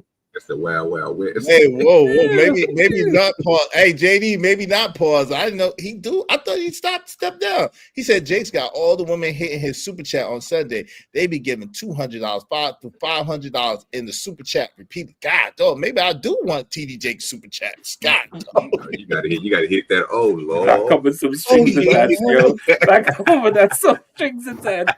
No, I don't want the strings. I just want the super chats with no strings. I just want the super chats with no strings. Well, can put it in Cash App with no strings. I know that's a point for money. After that point, I'm just like, it's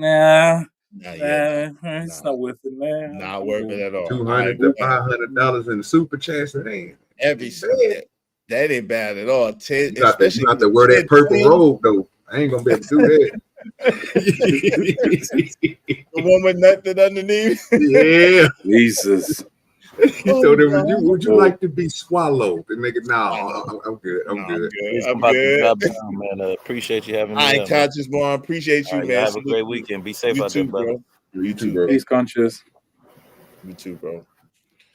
Yeah, that's crazy, man. That's absolutely insane. Will Smith is the poster child of a simp. Is the poster child of a simp. Yeah. Is he a poster child of a simp, or he's a poster child of a man that wants to try to work on his marriage?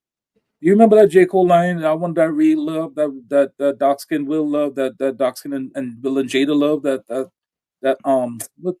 Dark skin Aunt Viv love that Will. Yeah, but I Will and Jada love, like it's a thing in the black community that Jay-Z and Beyonce and Will Smith and Jada were the ones that were the epitome of black marriage. And don't forget Remy Ma and Papoose, but we see how all that shit. You see what's happening with Remy now? Yes, I do. That's what I'm saying. It's just Pap is like, thank you. I'm.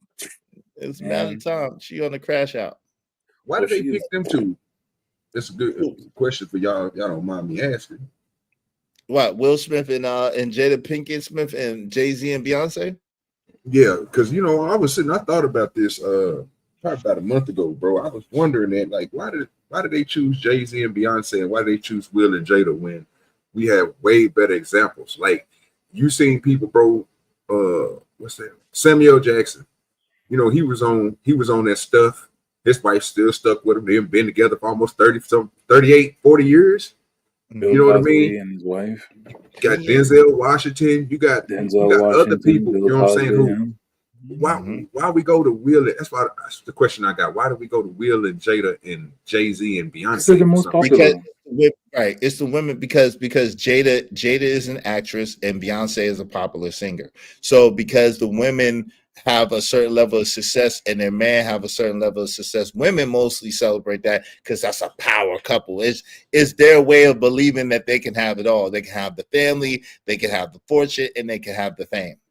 So that's kind of why I think it's more so women than men that look at that. Even though J. Cole said that in a rhyme, I think that, you know what I'm saying? That's just him. You know what I mean? Yeah, I think they need to stop putting these bad examples. Oh, well, there goes the interracial relationship. There goes who? The interracial relationship. He went from being married to a black woman to now he's just like, nah, fuck this shit. Oh, sorry. You gave enough money.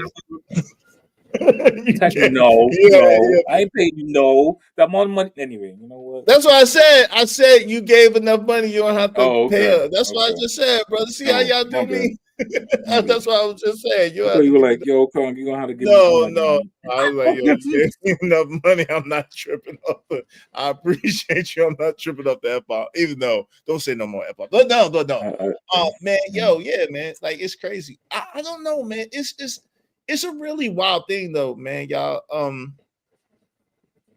You never really know what anybody is going through in their household, right? Or what anybody has to face. Like, y'all ever been with a girl and everybody thought like this was the greatest girl in the world, but like in your you were relationship, unhappy as hell. piece of shit. She's a real piece of poo. Yeah, light skin, green eyes, curly hair, body like crazy, and everybody's like, yo, man, how you get with her? Da, da, da, da, da. And behind closed doors, I'm just like looking at my credit card statements, listening to this chick talk to like, I get it. Like it's not. It's, again, beauty is a shit test. You have to look at what it is that she brings to your life, and I had to learn that the hard way. So Hey, yeah. my ladies is in. Hey, tell all my Ismailite ladies that's in the chat. Tell your sister Diamond Rose, what's up? She said, "Where the ladies at?" Izzy Bears, happy Sabbath day, y'all. Happy Sabbath day to you. If y'all celebrate today as a Sabbath, you know, if I did, I wouldn't be here. But is that anyway? That's a whole other conversation for all other day. I'm not gonna get distracted. But OG, what you think? Go ahead. No, good. What you OG, gonna I was say? just saying. Oh, Go ahead, OG. Go ahead. My bad. Go ahead. No, I was trying to figure. He was going to ask me a question. I was trying to figure out what he was about to ask. I was about to ask you that. I'm passing back the crown. Why do you think that they celebrate? What's the reason you think they celebrate? Yeah, I don't know. I've been trying to figure it out because I see better examples that set. I mean, it kind of go with what you and Crown was talking about. I guess it's the popularity thing. They don't have enough influence or have enough print on the internet for them to be put in that light, I guess. You know what I'm saying? So they overlook, but I see way more successful marriages than the ones that they put out here for us because they even tried it. To y'all point, they tried with people, bro, who they expect to be, you know what I'm saying, the golden goose, but it ain't it. Like Offset and Cardi B, you know, at a point in time, they had them set as one of the top couples and all this other stuff. Then look at their situation. She on boats with other football players, and that boy out here sticking his wick in everything they move. You know what I mean? But this is supposed to be the representation of us. You know what I mean? And what we supposed to be striving for. And they did the same thing with Beyonce and Jay-Z. Now you're hearing all this stuff that's coming out about Jay-Z and Beyonce, the stuff that they do behind doors. It's crazy. It sounds like Will and Jada. Yeah, allegedly. Well, but no, we do not want no Rock Nation problems over here. Okay. I'm too close to Tory Lanez, anybody? I don't want no. It's The Rock. I don't want no trouble. No problems, yo. It gets railroaded, man. I got people in New York City, Brooklyn. Man. No. You get you up out of here, huh? Boy, what? Allegedly. Yeah, I'm not playing. That's what I think of it. I just think, bro, that they want to get these bad representations, bro, because they got better examples out there. But I don't know, social media, I guess. But this is the thing, OG Dude, are you right? Functional is boring, bro. Think about it. We live in a sensational society where people like the drama, people like the back and forth, people like it's a sensational society, so it's not like functional is boring. Like if the Samuel L. Jackson and a Ozzie Davis and a Ruby Dee, Samuel and his wife, Denzel and his wife, what's my man name? It's another person been with their wife, another actor. Courtney Vance and Angela Bassett. It's boring, bro. It's boring. DeAndre Whitfield and Sally Richardson. You know what I'm saying? They've been together almost 30 years too. You know that Sally Richardson and DeAndre Whitfield been together almost 30 years too. But that's the other thing. It doesn't at this point. What Will and Jada is showing is that it doesn't matter if you're 20 plus years in. You're still a target. Usually with marriage, they would be like, if you get past that 7 year gap, your marriage is pretty much stable. They have people now 30 years in now getting divorced, and they're just like trying to start things over. And that shit is sad, man. It's genuinely sad, and it's also sad for a successful black man who has gotten himself to a position where it is that he wants to start a family or do something. I'm holding my money like Dave Chappelle, and I'm just like, I don't know if I want to do this. I don't want to. And even still, like everything could be cool with us for 5, 10, 15 years, and then all of a sudden you just I'm not happy, and then do you think it really be like that though, Crown? Or do you think that there's like do you see warning signs all along? Like, you know what I'm saying, in your experience? It is sad though. I don't know. It depends on the person. I think there is some truth to the fact that you have to know your partner, and you also have to be honest with yourself to know that you have certain responsibilities that you need to keep up. This thing of a man just marries a woman and all of a sudden he just throws his hands up and everything is just supposed to take care of itself, and then he just goes out, works and brings in the paycheck. It doesn't work. And you have a responsibility as a husband just like she has a responsibility as a wife. And if you guys don't work together, like I tell my girl all the time, the way that this is going to work is if it is that I do the things that I know that you don't like, and you do the things that you know that I don't like, and we both work together, and that's how we're gonna show up for each other. Other than that, if the moment you stop doing that, that's when it starts go. You start taking each other for granted, and then it fizzles out. So basically, you just saying like she feeling for you where you did, like if you don't want to wash dishes or you don't want to do the paperwork, she got that your back, and if she don't want to go take out the garbage and she don't want to lift heavy, you got her back. I understand what you're saying as far as just filling in the blanks for each other. I think man, to that point, I think that a lot of people, most people are self-centered now. Most people are selfish. They only think about what they can get, and I think that a relationship of a marriage magnitude requires what you can give. You know what I'm saying? Even as a man or as a woman, it's about what you can give.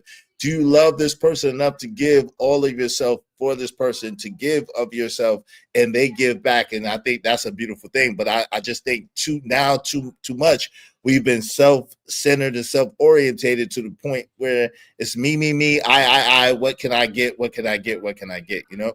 Omar Epps and Keisha Epps. Wow. Yeah, man. Yeah, the shorty from Total, right? Yeah, they've been together for a minute. Yeah. Yeah, they've been together for a long minute. But what do y'all think about that, man? What do y'all think about? I agree. I agree with Crown, bro. You gotta give. It's gonna be a give and take, bro. I mean, some things that you know what I'm saying, that you ain't gonna want to do. You know what I'm saying? Hey, step up, do that, and then it's vice versa. You know what I'm saying? Like, just like he just got through saying, like that goes back to why I was asking about the examples, bro, because we don't see those examples no more. You know what I mean? Those are the give and take. You know what I'm saying? Well, I'm gonna do this because, you know what I'm saying, I see that you are willing to do something else, but I'm gonna do it because it's my obligation to do it. You know what I mean? Like Crown was saying, you know what I mean? If she's tired or whatever else, you know what I'm saying, I'm doing this right here, then I'm expecting, you know what I'm saying, you to do the same, because you never know. My day is different from your day. This day might be a harder day for me than it is for you. So it's something that you got to work with. Communication and everything, that all goes together. But when you see these people online, they don't show you none of this. Like we don't see this type of relationship. What we see is, I'm gonna give you a good example. So I just watched and it's a skit. I don't know if y'all watch the Country Wayne stuff, but it be stuff in there that be giving gems, right? His son Tony went and bought his girlfriend a car. His mama, which is Wayne's ex, told her on it. This is like a little, you know, it's a little skit, but he told her, I think you need to pay for the car. Like pay your own car note. You know what I'm saying? Like you didn't have the money to go get the car. And this goes back to Crown's point. You didn't have the money to go get the car, but I went and got the car for you. But since I got the car for you, her mindset of 2025 is you bought the car, you pay for the car every month. And the woman was like, well, no, it's a brand new car. It's a Benz. He put a big down payment on it, so your payments will be cheap. He didn't go put $1,000 or $2,000 down to where you can get a car, and then that way your bill $700, $800. You know what I'm saying? $1,000 every month. No, you paying $100 and some dollars. So your mindset is Since you went and got me the car and you came out of your pocket for it, what you should do is pay the monthly bill on it. That doesn't make sense to me. When if we sticking with the point that Crown was saying, if you go get something, and again, your obligation is to make sure you take care of this person because you so forth love this person and you want to see this person do good, and you want to make sure this person's not hindered in no type of way, which is a vehicle so they can get around, get to work, and so then you should be able to take over a portion of that. You know what I mean? It's something for you to maintain, something for you to have. So if your bill is $125 a month, why should you expect that man to pay $125 a month when he got you the car? Yeah, I mean, I can see. It's not like yo, Calvin said, "Easy come here." What does that mean, Calvin Cook? What you got going on, fam? I don't know what that means. I don't like no man telling me to come here. I don't know. I'm uncomfortable. You gotta explain that one, good brother. Shout out to TMKC. What's up? Yeah, I pocket. JD said, "Yeah, I pocket watch on Sunday from time to time." When he was in the pulpit, yeah, shout out to that, man. I ain't mad at that though. Again, man, I would like to have that money, but not for the price. TD Jakes does not strike me as somebody that's happy. Again, it goes back to that whole thing of success.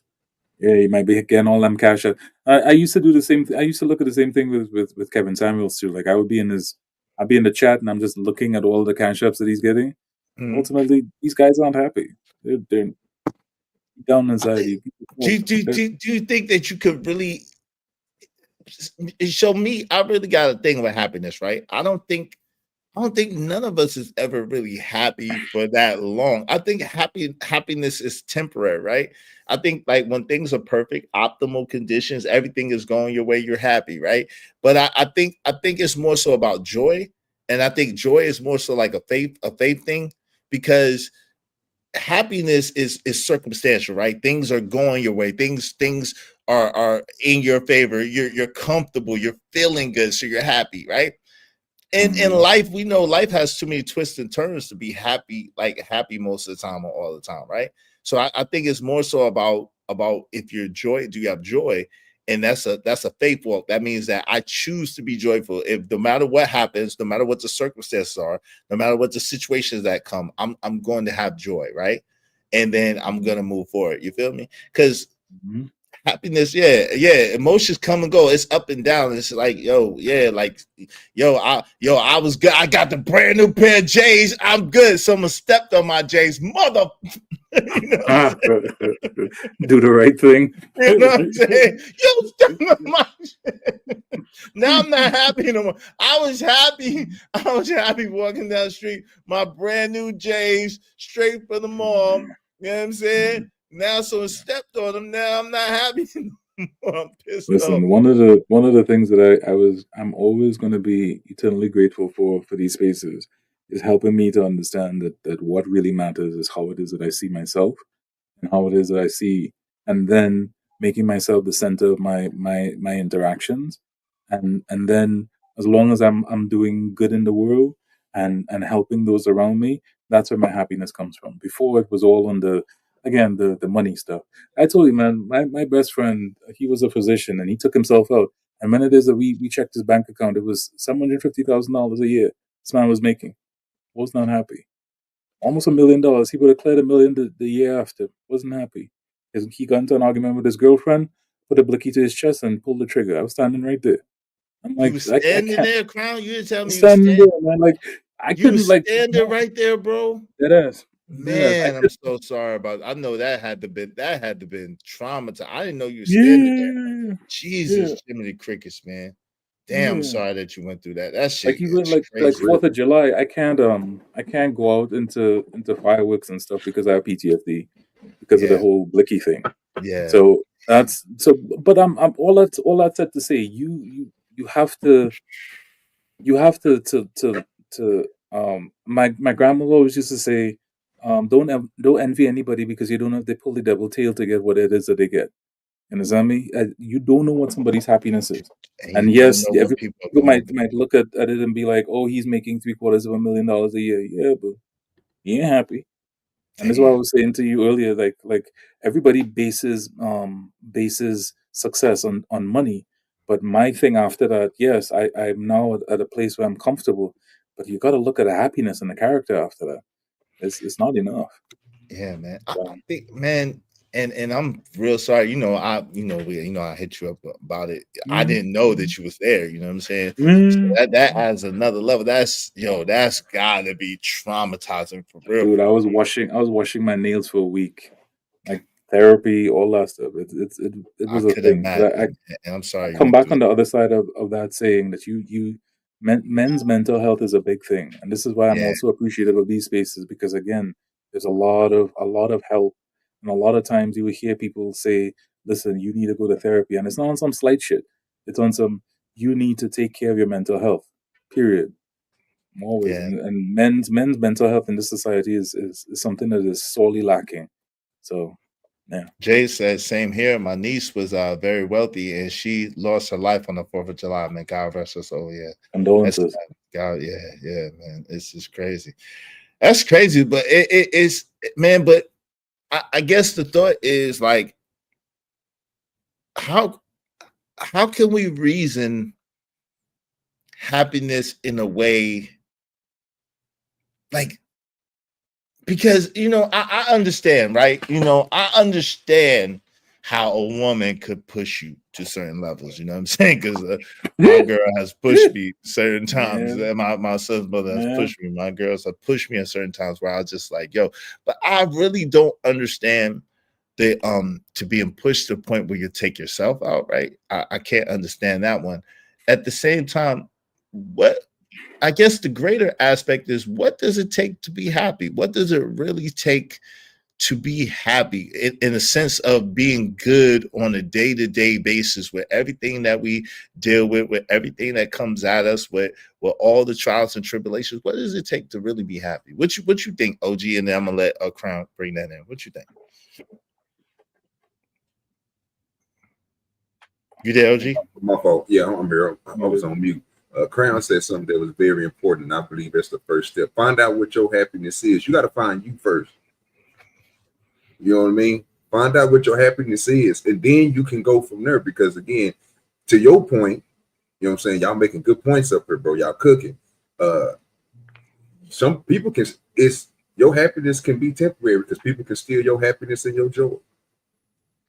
And I'm sorry to hear that Crown, that your partner, you know what I'm saying? Like that's what kind of what happened, bro. You know what I mean? Like that's a lot of stuff that, and again, we don't never look at the health of what we think as men. You know what I'm saying? Like they don't look at us like that. So I agree with you. But I think you gotta find your happiness. You gotta know what your happiness is. And for you to do that, you gotta know yourself. So I'm agreeing with Crown, bro. Know yourself first. Figure out what's up with you. And then you can find out, you'll know what your happiness is. And then you can go from there. Because trying to make happiness in a place where happiness is not given, it's hard, bro. And that's what most people go through. You know what I'm saying? They with somebody, bro, who kills all their joy, all their happiness, bro. But sometimes, hey, OG too, sometimes being alone, like I could tell you, like sometimes being alone is weird, bro. Sometimes I'm good by myself, just chilling. But there's sometimes I'm like, damn, like, what did I work so hard for? What did I do all of this for, being by myself? Like it is a question, like even me and all I've been through and all I've had and all this stuff, like sometimes sitting here, being, by myself, living by myself, it's like, damn, what did I bust my ass and work for? What was I doing? Like it feels empty sometimes, Crown. It feels it's an empty feeling that's there sometimes. But I think I get on the sticks. I start playing 2K and I feel better. But for real, all jokes aside, it's like, yo, sometimes I go through that where I'll be like, damn, man, I'm this amount years old. I done put in all this work. What really was the meaning of this shit? What really, when you by yourself and you can't, because you can't make anybody do anything, Crowd. You can't make anybody see it the way you see it. Can't make anybody do what you want them to do. Can't make anybody listen or follow. You can't make anybody. It's just like, even with kids, like your kids may or may not listen to you. That's a fact. What say you, Crowd? That's a fact. No, I mean, again, you're making money and you hope that people would like you because you're making that money. It's not. It never equates. I remember, I dated a chick. Like I told you this. I was dating a nurse. She asked me to study for her nursing boards. Gave her 6 stacks, and just because we were smashing, she was like, "Nah, I don't need to pay you back," and that was it. Like you, again, the money thing is only as good as how it is that you see yourself, and that's another thing that I'm learning about money. Money only makes you More of more of what what you it are. is that you were. You That's a understand me? fact. And until you do the work on yourself and you genuinely sit down, pause on this, but I'm gonna say this: you need to stand up in front of a mirror, butt naked, and look at yourself and just be happy with exactly what is there. You understand me? And until you are happy with the hair on the top of your head to the hair at the bottom of your toe, then all that money is not going to change anything. It's That's not a going to fact. make you better. Or you could buy all the things. Man, you could. I've done some stupid shit. I have done some stupid shit. It still will make you happy. It Yeah. really It will make don't. you happy. It don't. So I think so the emptiness, right? It's really an emptiness, right, Crown? Right? So at the end of the day, you're right. But the butt naked, right? You butt naked physically, but you gotta be butt naked. You gotta be vulnerable and butt Inside too. naked Yeah, yeah, inside. yeah, yeah. Right, right, right. Because it's the inside places too. With the, like I said, like you said, we all know we've done some stupid shit. I've done some crazy things before. I've got away with some shit, but I've also been punished for some shit I never did, right? For some shit that have nothing to do with nothing. So it's like you kind of you and you know the dark recesses of yourself, and sometimes it makes us question things, right? And so you do got to be vulnerable, and that's part of the healing and dealing with it and looking at it for what it is, and just understanding that you're enough, that you're loved. There's people that love you, that depend on you regardless. You know what I'm saying? There's people that the mere fact that you're here makes the world a better place for them. There's even though there's people that's gonna hate on you, people that can't stand you, people that's gonna lie on you, that's gonna do all kinds of things regardless. It's really like coming to terms with who you are, but then also realizing that all this shit is temporary, man. And it's nice to have, and it's cool, but that's what I'm saying. We can't put our real value in things, right? We gotta put our real value in relationships, but not to the point where if we lose it, it will destroy us. And that's a hard balance to come to, right? You gotta understand that people and relationships are important and necessary, but you can't value them too much to where you would hurt yourself or you would allow yourself harm as a result of losing it. Because people pass away, people get sick. It's all different types of things that happen, right? With people, with humans. So it's a weird dance that you gotta do, and it ain't easy, man. It ain't easy. That butt naked will take you inside yourself. That's a fact. That's a fact, right? Go ahead, But Phil. it has to be done. And what I appreciate these spaces for is that when I before I started doing therapy, this was what therapy was for me. It was me trying to figure out, especially not having a real strong male role model in my life growing up. Being basically a son husband to my mom, and then moving to New York with my grandmother and being basically the same thing again. It's you don't understand your masculinity until you pull yourself out of that situation and you start doing the work on yourself. Because if you're left up to the devices of society as a man, you are going to get caught up in the rat race, and in so doing, society is just going to extract everything out of you, and you don't really have anything for yourself. And that's where that emptiness comes from, because at the end of the day, you realize that you're being weaponized or being used by everybody else, and you're not really putting anything back in the tank.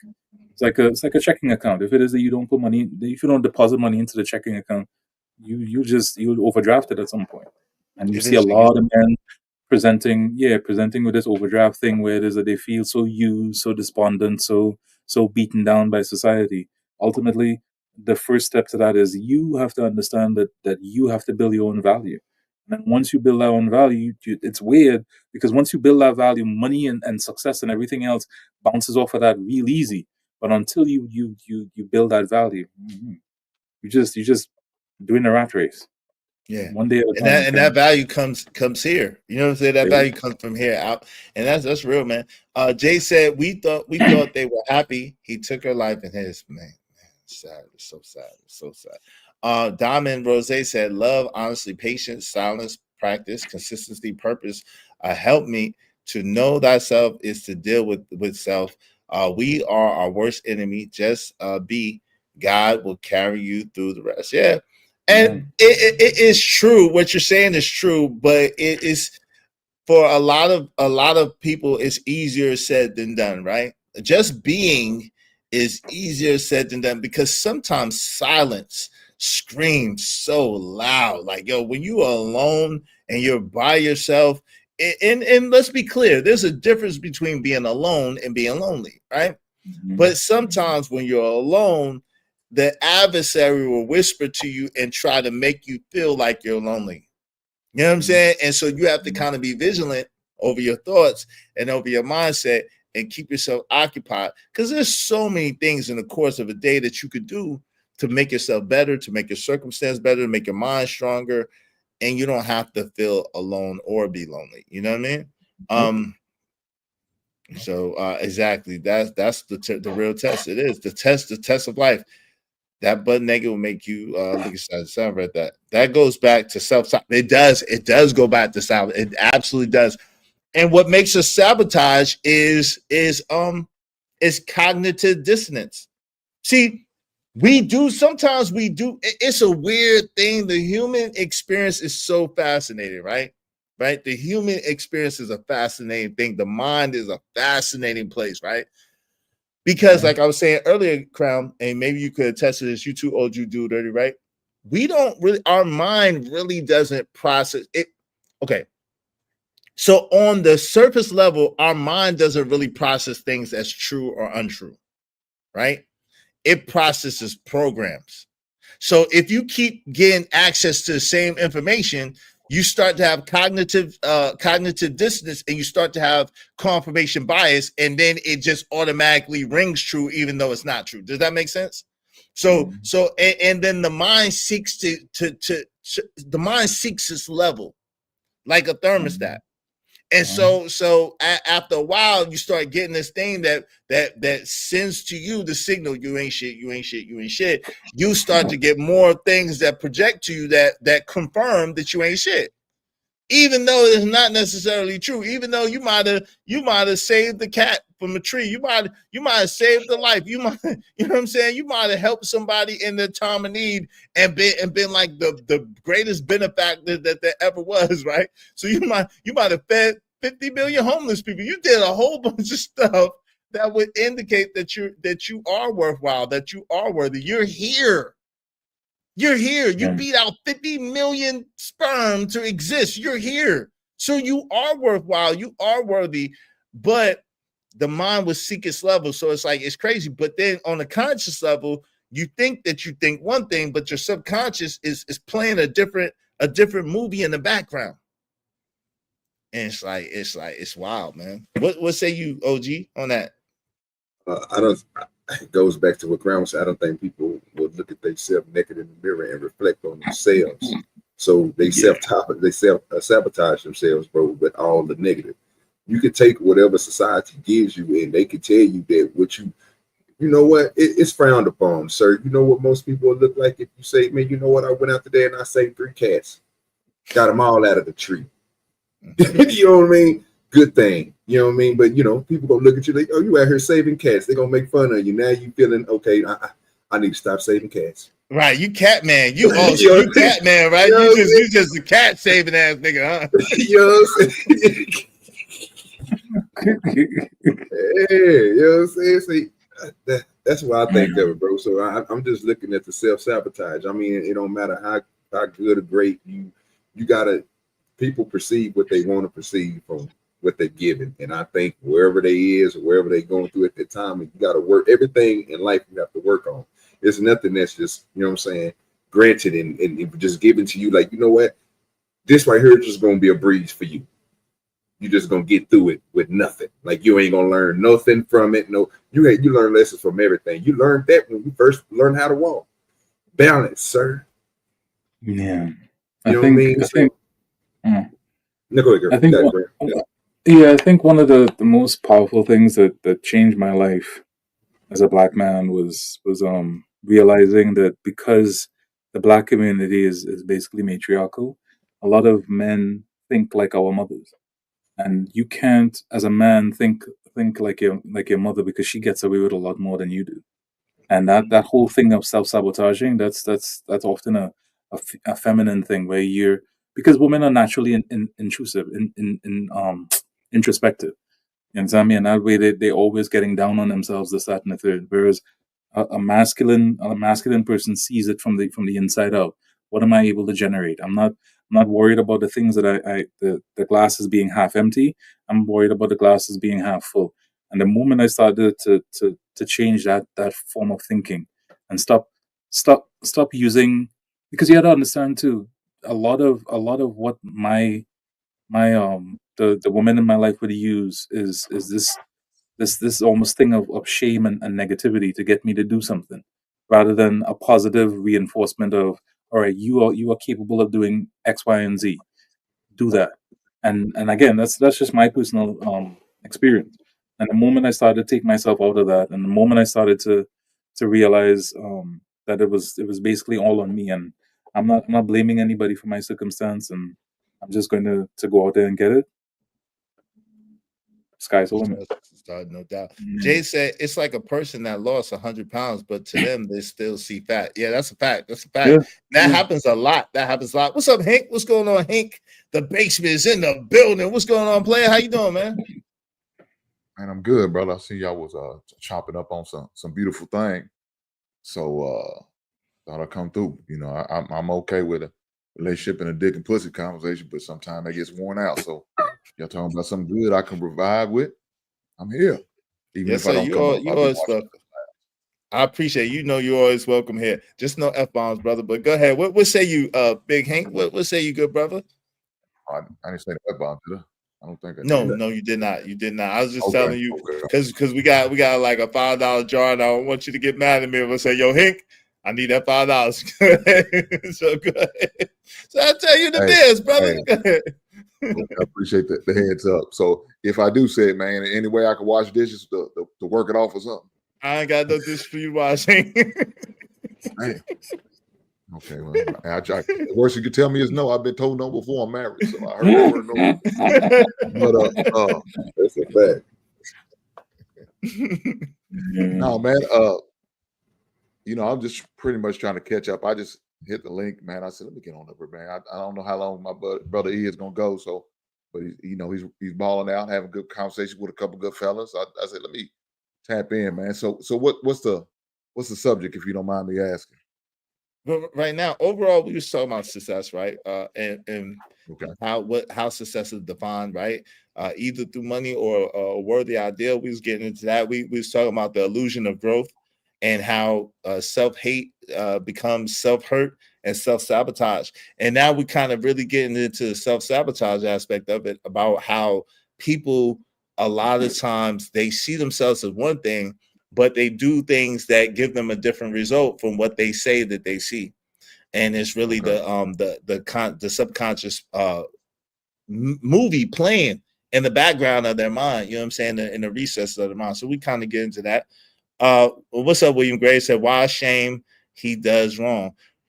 Well, I mean, that's a tactic that a lot of women use. Unfortunately, it's a tactic because you got to think about it. Women don't have the same, a lot of times, and of course, there's some exceptions to the rule, obviously, right? But women don't have the same physical prowess that men have. So it's not like they're able to physically dominate men. So they have to go to a few different techniques. One is flattery and feminine flattery and femininity, right? To be able to coerce you into doing. The other one is shame and tactics, and the other one is just outright threatening you and blasting you and nagging you to death. So there's different tactics that women use to try to get the result: manipulation, coercion, that they try to do to get different results because they don't have the same tools that we have in a physical aspect. So most of their warfare is mental, and it's going to be psychological. What say you, man? So let me ask you this. Let me ask you this. So when we say illusion of growth, Let me give you this example. Is that something like repeating the same mistakes? I'm repeating the same bad decisions. Would you say that's an example of illusion of growth? It could be. I was specifically talking about Brittany Renner's situation because she came out the hijab. I don't know if you saw it. She came out the hijab and she came out the burqa, and this is her current situation. This is where she's posted. She's back to posting like this. So, and I knew it was going to be a matter of time before she did. I don't like to judge people. You know me, I don't really like to judge people. At the same time, I think that we can learn from this because all of us, let me speak for myself. I can relate to that where I've tried to make a change. The change didn't happen fast enough or the way that I thought it should. And then I regressed to my old ways. You see what I'm saying? And that's really what it boils down to. We kind of treat God like a genie. Like we're going to serve God. But as soon as things don't go the way we think they should or the way that we want them, then we start questioning God or we turn away from what we thought was godly to begin with. You know what I mean? Okay, so I'm glad you said that. I believe, I don't know when it was. I want to say it wasn't Friday, but it was one day. You, Brother Jeff, was on Black Man's Unfiltered show and podcast was up there. Yeah, I was trying to help him out, right? And I know one of the things he had an issue with was I guess feeling when God was coming to I guess help him, save him, or change him at a timely manner. And I guess it didn't happen for him in the time he thought it was. And so it kind of hurt his belief or his faith in him. And y'all was trying to educate him. So when I seen it, I heard that, and now you're saying this. Okay, now I get it. I understand what you're saying. It's one of those things is, man, let me say this. A lot of people want instant gratification. We know our kids are notorious for that. Their lack of patience is there. You got a lot of ladies like that too, now that I think about it. But especially the kids, the younger people, where they want it instantly. They don't believe in working their way up. I don't want to just work in a mail room and work my way up to the corporate level as far as being a CEO or something like that. I think I need it within the first 30 days. I made through my probation. Now I'm ready to be a CEO. And it doesn't happen like that for a lot of people. And now they're frustrated. They ready. Man, I'm just ready to go back out in the street and do these street things. Brother, you didn't really give yourself a chance. And we got to remind these young people that that's not how it works. That's not how life works. Now, if your daddy was a CEO, maybe he's willing. I'm all for nepotism. I believe in nepotism. I agree with nepotism. Why? Because I've seen it happen so much for everybody else. Our time's gonna come. It's only a matter of time. So I'm all for it. When LeBron did what he did for his son, I'm all for it. That's how it should be. And now you could probably move up fast that way, but that's not for everybody. Everybody's not going to get their blessings. So you do have to have some level of patience, some level of understanding. Hopefully you got an OG or older head or more seasoned veteran elder man teaching them, hey, that's not how it always going to happen. You may get that once in a while. Maybe you get it, maybe you won't. But you got to know how to work your way up. Be patient, have a level of understanding, and be willing to work your way up. Just like us on YouTube. We got to work our way. We had to work our way up to get to that 1,000 mark, or that 1,000 sub. I get to where we are able to gain subs and get a lot of cash apps, a lot of likes, a lot of views. We had to work our way up. We didn't just jump in this all of a sudden. It happened. Now maybe there's an anomaly of people who does happen like that. Does happen, right? But that's not how the average people is. Work our way up. Yeah, for sure. That's a fact. That's a fact. I get it now. That's a fact. Okay, Crown, you trying to say something, bro? No, I was just saying, Hank, I hear what you're saying, but I guess age has taught me that I only kind of work with people that want to be helped. Because what I'm seeing a lot of in this generation is a lot of these kids, they want the short-term gratification, but in the same token, they don't want to do the work. So not only do they crunch the time as to how long it's supposed to take to get the stuff done, but in the same token, they want somebody else to do it for them. And I am saying to you, no, I have, as somebody who has gone through the trenches and done it myself, I am especially as a black man who came from nothing. I am more than willing and capable of helping you to get to this level. But in the same token, I want to know that you want it, because it's not. I am so tired of coming across a lot of these young guys that just like they come for a handout, and it's like that's not how the world works at all. Like, you got to show up. You got to show me that you're hungry. I ain't just coming out here just to be like, oh, here's some free change, or here's an opportunity with my name, using my name and my connections and the stuff and the third, and you just want to show up and go to work and be on your phone all the time. I ain't doing any of that stuff. No, you got to come to me showing me that you are genuinely interested in what it is that you're doing, and you're hungering for it. And the moment I give you a crack in the door, you're gonna kick that MF in. And that's what I'm saying. So I hear you. So I think we on the same page. I don't know. Maybe I said something I didn't completely. No. I was agreeing with you, but I was just saying, to me, I just take I it one thought you step said you further. didn't agree. I'm sorry. No. I agree with you. I agree with you. Because I want to ask y'all. I'm gonna start with OG, but shout out to Jay Lewis. She said they have to earn it. That's a fact. She said, "Great show, thank you, appreciate you, sis." Y'all be like Jay Lewis, my man, Crown Heights Brainiac, my man Corey Love. Support the show, man. Support the stream. Help us reach our goals today. We just need like 15 more people, at least $5 a piece. Help us reach our goal of the number of people contributing. All right, just $5, and we got more than enough. Jay Lewis said microwave mentality. That's a fact. That's a fact. That's a fact. True. And if y'all notice, I read the people who have supported $20 and more. I read their chats all throughout the stream. I read all of y'all chats at least twice, 3 times. But if you've given, I'll read your chat all throughout. As a man, woman, think if so is he or she. That's right. Chindy Alice, what's up, family? Why do we take cats out of trees? Cats can climb. I always wondered that. Hey, listen, sometimes the cat, because the cat starts meowing and gets stuck. It meow. It gets stuck. It gets scared, right? Even though it can climb, it gets scared and it gets stuck. And that's a metaphor for us too, right? Even though we could climb down, even though we could soar high, we get scared and we get stuck sometimes. And we need a fire person or somebody to help and save us. You know what I mean? Even though they got 9 lives too, right? It's like a person who, I read that one. She said, you have ups and downs in any relationship. That's a fact. She also said, it would be so unfair for me to ever get into another relationship. It would not be fair to the brother. I had to be honest with myself after being married almost 3 decades. It wouldn't be fair. Shout out to you. And yeah, I'm sorry that you went through that, but that is a realization. Like I mean, sometimes who was saying that? Portia, I think she was faking though. Portia Williams was trying to make it. She was saying that, but she was the one that broke up the relationship with her husband. I don't understand that one. But I would believe no. But she don't was, believe that at all.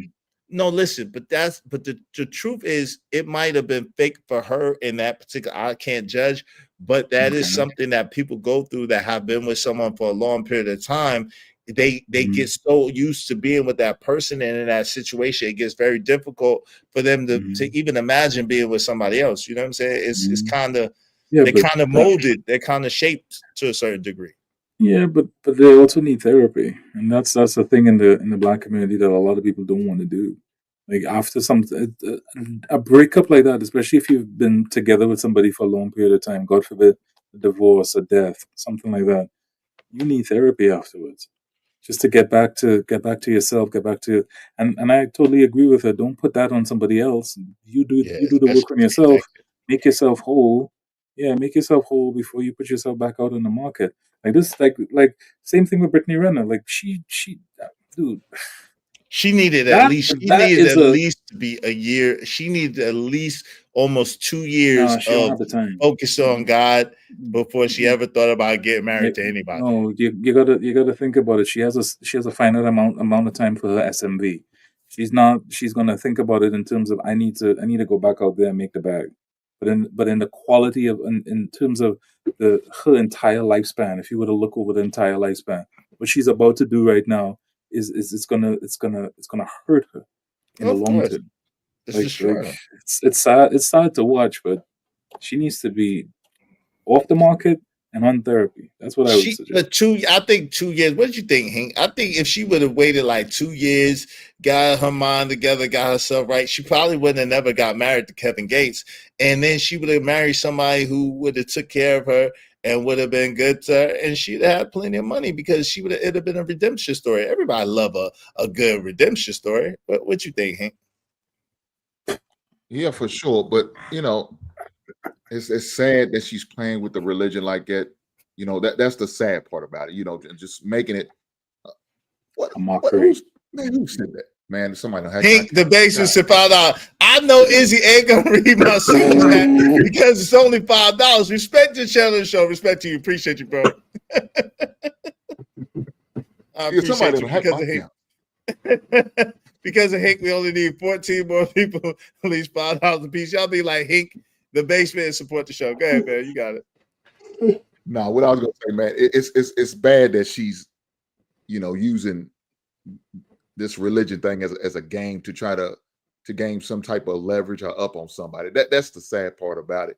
And because people take that serious, man. And for her to play that game just to be doing what I just guess to try to get at Kevin Gates, man, you didn't have to do that. He's that didn't matter to him that she did it, but she did it just to be playing games, act like she changed. Look, somebody saying they changed, you're gonna have to see it over a period of time.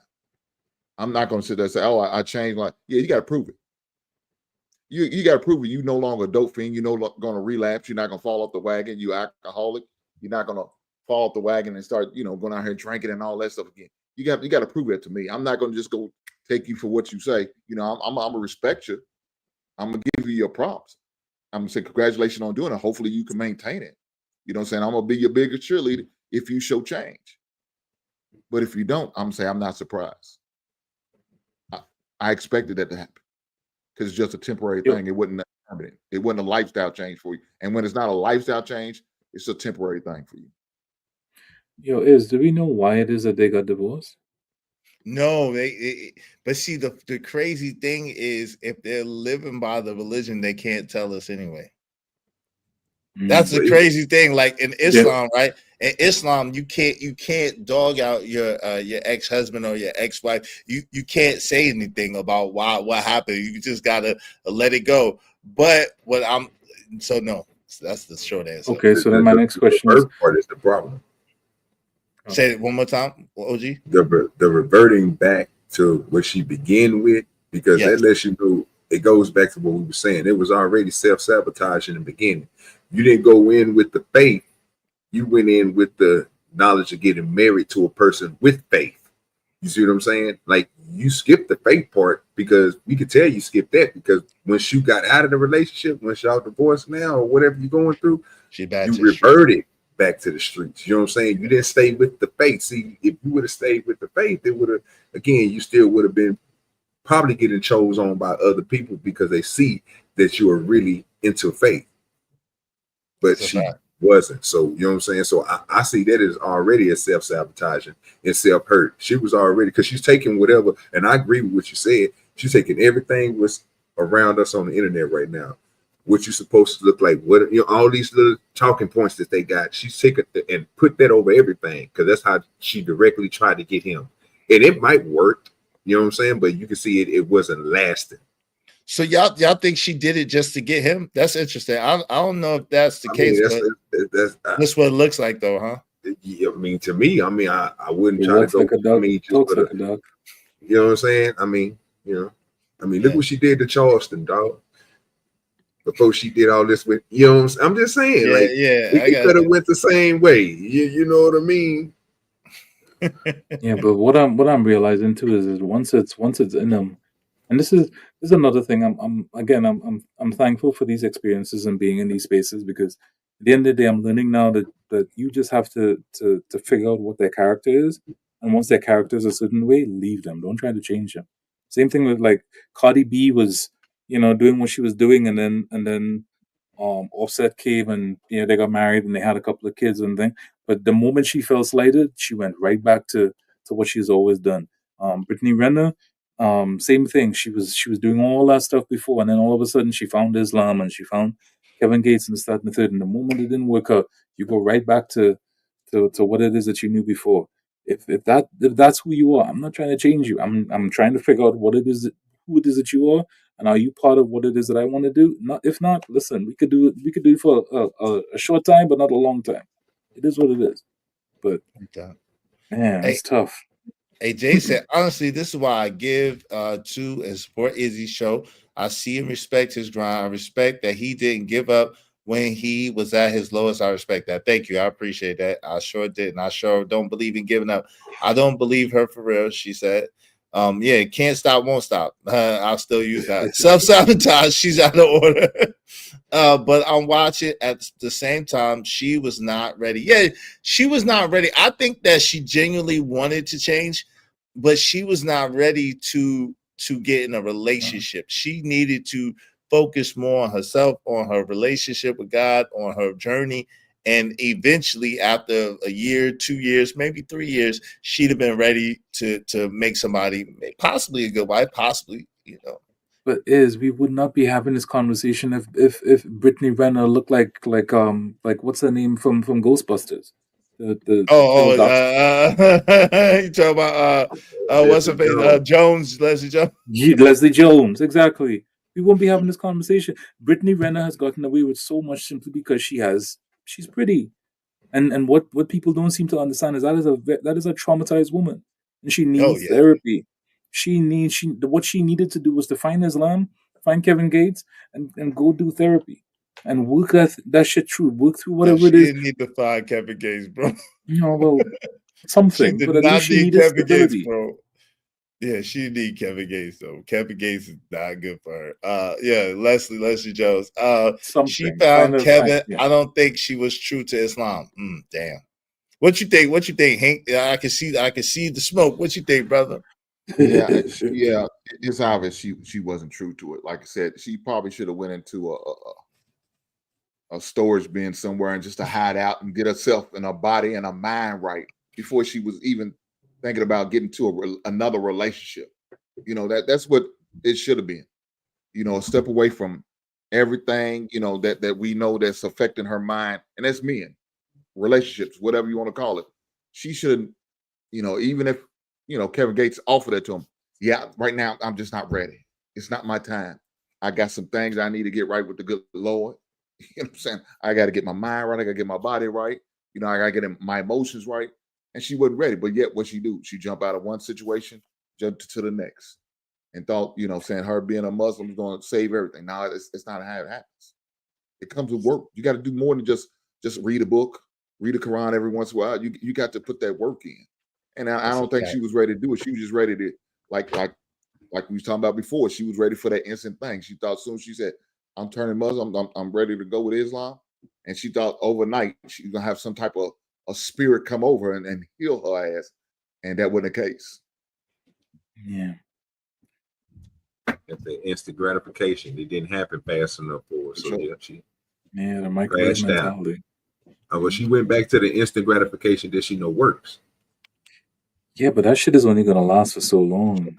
The moment she starts to get older and this, that, and the third, what is gonna happen is y'all are gonna create not y'all, but people are gonna create a supervillain because now she's gonna be angry. She's gonna be angry at the fact that she's always shown her ass and she's gotten a certain amount of attention, and now it doesn't work anymore. And all people have ever seen her for was her physicality, and nobody has ever seen her for the substance of who it is that she is. And she's going to get angry, and then I feel sorry for whatever dude that comes up after that, because you see that. Well, we've seen that already from her. But yo, Hank, I think Hank made a very, very profound point that I was trying to say earlier, but I think that you said it better, Hank. Yo, the fact that it didn't work the way she wanted to work right then is the reason why she got. People think that God is gonna do it for you. He's not. It's on you. You gotta do the work, and it's gonna take a while. It's not gonna happen overnight. And you might have some setbacks. You might have some disappointments. You might have some challenges. You're gonna have some some obstacles, God is not gonna do the work for you. It's just it's not like a miracle. Oh, I chose God, so God is just gonna smooth the path for me and everything's just gonna be peaches and king and rape. No, it's not. It's not. Is Leslie Jones knows that she has to do the work on herself to become a better personality. Brittany Renner doesn't have to. But do you think, I don't know Leslie Jones like that, but do you think, because I don't see nobody saying, yo, Leslie Jones is like the sweetest, best person ever. I don't see nobody But I don't saying see that, any. But I don't also see anybody saying that. But Leslie Jones is out here in these streets and having all this. When was the last time you heard anything about Leslie Jones? You always hear something about Brittany Renner. She says she be out in the streets. So. Yeah, but on the low, and who's mad at that? I'm not even mad at that. It's 2025. It is what it is. Listen, big girls need love too. She says she's trying to give it to whoever goes. Hey, big girls need love too. Listen, I ain't mad at it. Sister, go get yours, boo boo. I ain't mad at it. But in the same token, I guarantee you, she's a much better personality than Brittany Renner is. Guarantee you that's simply because she had to get some humble pie. I don't know. That ain't always the truth, bro. Yeah, all right. That ain't always the truth. I don't know about that. Hey, Crown, I don't know if anybody gonna parade her around like that. Even if she might be out, but we'll never know because the cat ain't gonna tell. Man, you know, I busted down over Leslie, man. And we had a great time. Anybody doing that? You see that Leslie Jones right there, son? You see that Leslie? Yeah. You gonna be saying, you gonna tell your close friend, man. Yeah, man. You know, take that to the grave. Man, it's been a while. I ain't had none. I was desperate. You know, I went to the back door and did what I had to do. You definitely ain't gonna call it. Hey, Hank, you definitely ain't gonna call it my name. You gonna be calling you your Amazon chick. I got this Amazon chick. You be getting money though, yo. She be getting money. She paid me. She be getting money. Yo, who? Don't worry about it. Don't worry about it. That's what I had to do. Don't worry about it. And left the package on the porch. Hey, she said, Jay Lewis said, Islam is a very disciplined religion to live. It's a disciplined way of life, not just a religion. Yeah, that's a fact. That's a fact. Let me ask you this. As a Muslim, as a man who has practiced Islam, what do you think about that whole Brittany situation? Yeah, man. I honestly, you want me to be real? Yeah. I think that's most people. I think she's a representation of most people that want to do the right thing, especially when they've done so much of the wrong thing. But and when things don't work out that way, they go back. See, me, I was born a Muslim, right? So I didn't really have no choice. When I could choose, I kind of chose something else. But I didn't really have no choice. I was born a Muslim, right? And so it's like, but I think it's a beautiful thing. I honestly, and people might get mad at me, I don't think you could be a good Muslim in the Western world. I just don't. You know what I'm saying? I don't think you could be a good Muslim in the Western world. And so that's a whole nother thing. Not to mention, yo, you trying to be in Hollywood and trying to be a Muslim, yo, forget about it. Forget about it. Because everything that it stands for is really anti-Islam. Like, yo, everything. Like, yo, you can't drink. You can't listen to secular music at all. See, if you're a real Muslim, you ain't supposed to have no tattoos. You ain't supposed to have no piercings. You can't gamble. You can't, yo, it's so many things in Islam that you're not supposed to do at all. At all. You got to pray 5 times a day. You need to pay your alms. You know what I'm saying? And the 5 times a day you're supposed to pray is on the schedule. It's you know, Maghrib, Isha, you know what I'm saying, Fajr, you know, you're supposed to pray on the schedule. So like, yo, come on, like, yo, you can't practice riba, meaning that whole credit stuff is dead in Islam. You ain't supposed to be doing none of that. You can't charge nobody interest. You can't pay no interest. Jay Lewis said, not true. You just have to be disciplined. It's all for your good. I believe that, but she said exactly, but I'm just saying, I just don't see how people can be a good Muslim. Because in the Western world, because everything that it takes to survive. See, this is what Crown was talking about earlier and what Blanca was talking about earlier. The truth of the matter is, in the Western world, everything revolves around money. The truth. But bare negative facts. Everything revolves around money in the Western world for your survival, for your basic survival. So it's truly a faith walk. Like, yeah, you could be if you are really. I mean, she said money good Muslims. Okay, and I'm not judging that they're not. I'm just saying I don't know if I can do it. But anyway, what's a child? I'm even. I'm probably am a heathen. But that's why I need grace and mercy. I need God's grace and mercy. I need the love of Jesus. I thought you was a Muslim, man. I need the love of Jesus to save me. Boy, shout out to the heathens, man. Shout out I to the can't heathens. do it. I can't do it on my own. I can't. All my friends are heathen. Take it slow. So she said that's okay. Izzy.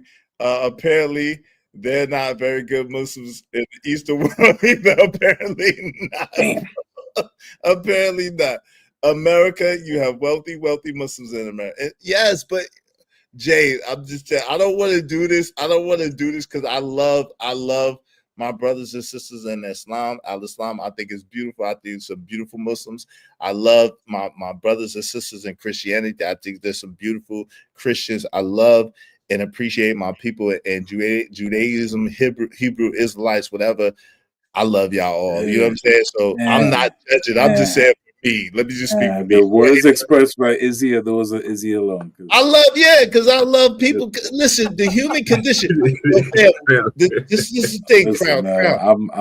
Listen. None of I don't us like have Zionists, the so answer. that's me. Crown, I got you, but none of us have the answer, though. We all believe, and believe means you don't know. I get it. Believe means you don't know, and I'll be the first to say I don't know. I don't know as a person, man. I'm telling you, when the dude tried to run me over, I was doing security at the mosque, and when the dude tried to run me over to get to the masjid for salat for Juma, on the imam's instruction said, "Don't let nobody go to the don't let nobody get in." And he tried to run me over and could potentially have deleted me to get to prayer. And I'm doing what the imam told me to do. Like, yo, it's all bullshit. It's all bullshit. You got people, yo, man, fam, listen to this, man. You got people that claim to be so holy and righteous, but will step over people that don't have nothing. They look at people that don't have nothing as nobody. You have people that claim to be holy and righteous that won't give somebody that won't pee on them if they was on fire. But then you got people who don't claim to be righteous who would give you the shirt off their back if you was cold. So, bro, it's all bullshit at the end of the day, man. Listen, whatever you believe, and it's cool, and I'm cool with it. But like, yo, you can't sell me on the fact that, yo, this and that, because, yo, I ain't met not one. They all listen to R&B music, and they all be getting drunk off wine on the low. Let me stop. No halal. It's harami is what it is. It's harami. It's harami. All of it, harami. I think he was misguided too. Yeah, we all are misguided. Shit, everything that we think we know is a lie, bro. Come on, man. Tell me I'm lying. Everything that we think we know, we think we understand is a god doggone lie, bro. It's a lie. Yeah, so then work within the lies. That's how I live my life. Like, okay, fine. So, all right. So there's a lot of lies in this world. How do I get what it is that I want? That's it. And that's what I think a lot of men should start focusing on. And it's not on some selfishness thing where it is that you're trying to use people or get anybody hurt or any of that kind of stuff. You just need to figure, as long as you're not hurting anybody, figure out what makes you happy. Figure out what it is that you want out of this world and go get that shit. Period. No That's doubt. it. Whatever it is that everybody else wants to do, let them figure it out. Hey, Jay said it's the people, it's not the dean, and they are going to hellfire. Maybe, yeah, I understand that, but it's everything though. And no lie, they lie. I get it, but I get it. And again, I don't want to get this conversation because I don't want to lead anybody astray. This is just my personal beliefs and philosophy, and I'm gonna keep to myself. Gotcha. You know, what say you, Lord ADS? What's going on, man? How you doing? Welcome. Happy 4th, brother. Good, brother. Good. So what y'all talking about? I just left Bass Pro Shop, and let me tell you, they got those new reels out. with the 3 caliber that they got on sale today for like $200. Brother, I was in hog heaven. You talking OG and Hank language right now. Yeah, I don't know. what he talking about. He going to go spend all that crazy money. I told him what to do when he came over there to my show. I was like, bro, just go get you a Lewis. It's sticking $120 range. It depends on what you want. Some bass, bro. Man, you don't got to do all that, man. Just go and get your open face. It can be an XMPS. You know what I'm saying? If you want to go real cheap, just get you a Shakespeare open face. They got everything that you need there. You don't got to do all that. It's all about you, sir. You got to know what to do. OG, you know he's a closed-faced guy. He don't know nothing about no fishing. Oh yeah. I'll be forgetting about this. Yeah. Hey, Crown, do you be fishing? You fish except cold. Nah, I've never been. Yeah, these brothers, some serious Hank and OG. They some serious fishermen over here, man. I guess my brother Lord ADS is trying to get in there. I know he's speaking Hank and OG language right there. No, you talking about $200 reel? They say you don't need all that. He be cutting up though. He be cutting up, bro. He just want to have that good equipment. He want to be like Deion Sanders. That's all it is. Prime time. You want to be the prime time of fisherman? Yeah. I wish, man. You go out front, man. You see them boats out. You ever been to that? You ever see like they boats out front at Bass Pro Shop? They get y'all every time, boy. They get y'all every time. Hook line, every time. They got you. They put why they get them? Why they get them, Hank? Why they get them? Talk to me, Hank. Because that's what they do. They put them pretty, shiny, laced up boats out there and reel you on in. Now you think you about to go in there and get you the top of the top, nice lure and night crawlers and liver and all that good stuff, man. I'm telling you, look, go to your local yard sale or your local flea market. Get you a nice reel from. I'm telling you, get a nice reel for about $20, $30 from a flea market or maybe somebody's yard sale. It's all about it's all about what you put on your pole. That's what it's all about. Sir.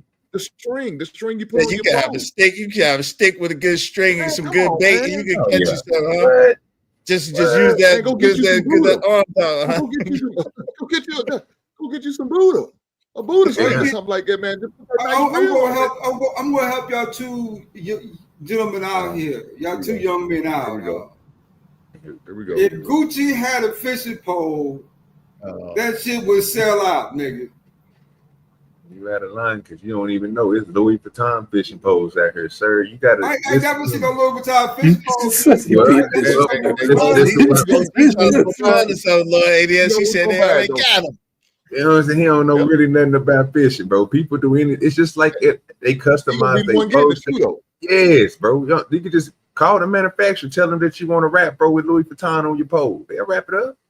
Pause, right? Pause.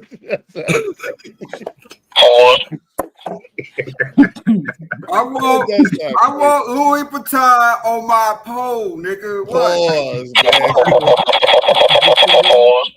Pause, man. Come on, man. Nah, he on one, man. Most people don't know goat, man. Like he said, man, the garage sale outside, you get you a bundle of them for $20. And you take them to the house. I'm pretty sure you tinker with stuff at the crib because you work on stuff at your house. I mean, I don't know too many people that just don't have tool sets. Bro, you take a little thing apart, put it back together, make sure it's loose. Bro, good fishing pole. What you doing? But, you want to be expensive, go and do your thing. Go and buy a $20 lure and lose it the same day. About 3, 4, 5 up. He said 200, man. Damn. Yeah, the lures add up though. He ain't some lures. $35 lures, bro. And thank you, Jay Lewis. She said, "I'm out, Izzy." Shout out to you and the panel. Much respect. A great show. Much respect to you too. Man, we get into a lot of different topics. She don't want to talk about the fishing. She don't know about nothing about the open face fishing. I'm sorry about that. Is it the only problem I got with the rumor sale is you better buy yourself a whole gallon of white vinegar. Because them shits come from deep off in them garages. Rust, termite damage to a fishing pole. What's your fishing pole made of? Teak wood, man? What are you talking about? Termite damage to a fishing pole. That's why he ain't fishing, man. You hear me? Hey, real talk. What are you talking about? What is he talking about? I know that, and I don't fish. I'm like, what do you think this? I got a cat daddy outside that's about 8 years old. Sit out in the sun all Is day. your pole a pool stick? What is he talking? Man, what he What talking are about? you doing? Right. This is a Yo, fisherman fellas, I talk said here. something about you can put it on. You can All put a right, man. drill on that Appreciate you, Crown. bamboo. Appreciate you, Appreciate you, Crown. All right, Shout now, out Yo, to Crown, man. fellas, take it care of was yourself, bro. nice. Salute, All right. salute. Wait, what? I'll see you guys. Thank you, What's man. going on? Have a good Yeah, I weekend. said something he about was that cool, man. bamboo stick, and he thought about putting I said only thing you need to get a bamboo stick and put a reel on there, you be good to go as long as you got the right string. I guess he think every fishing pole made out of bamboo stick or something. I don't know what's wrong with my man LADS. Yeah, talking about termites and shit like that. What's wrong with you? See, this is just not. At first, I thought y'all was trying to help me and teach me and guide me in the way of the fisherman.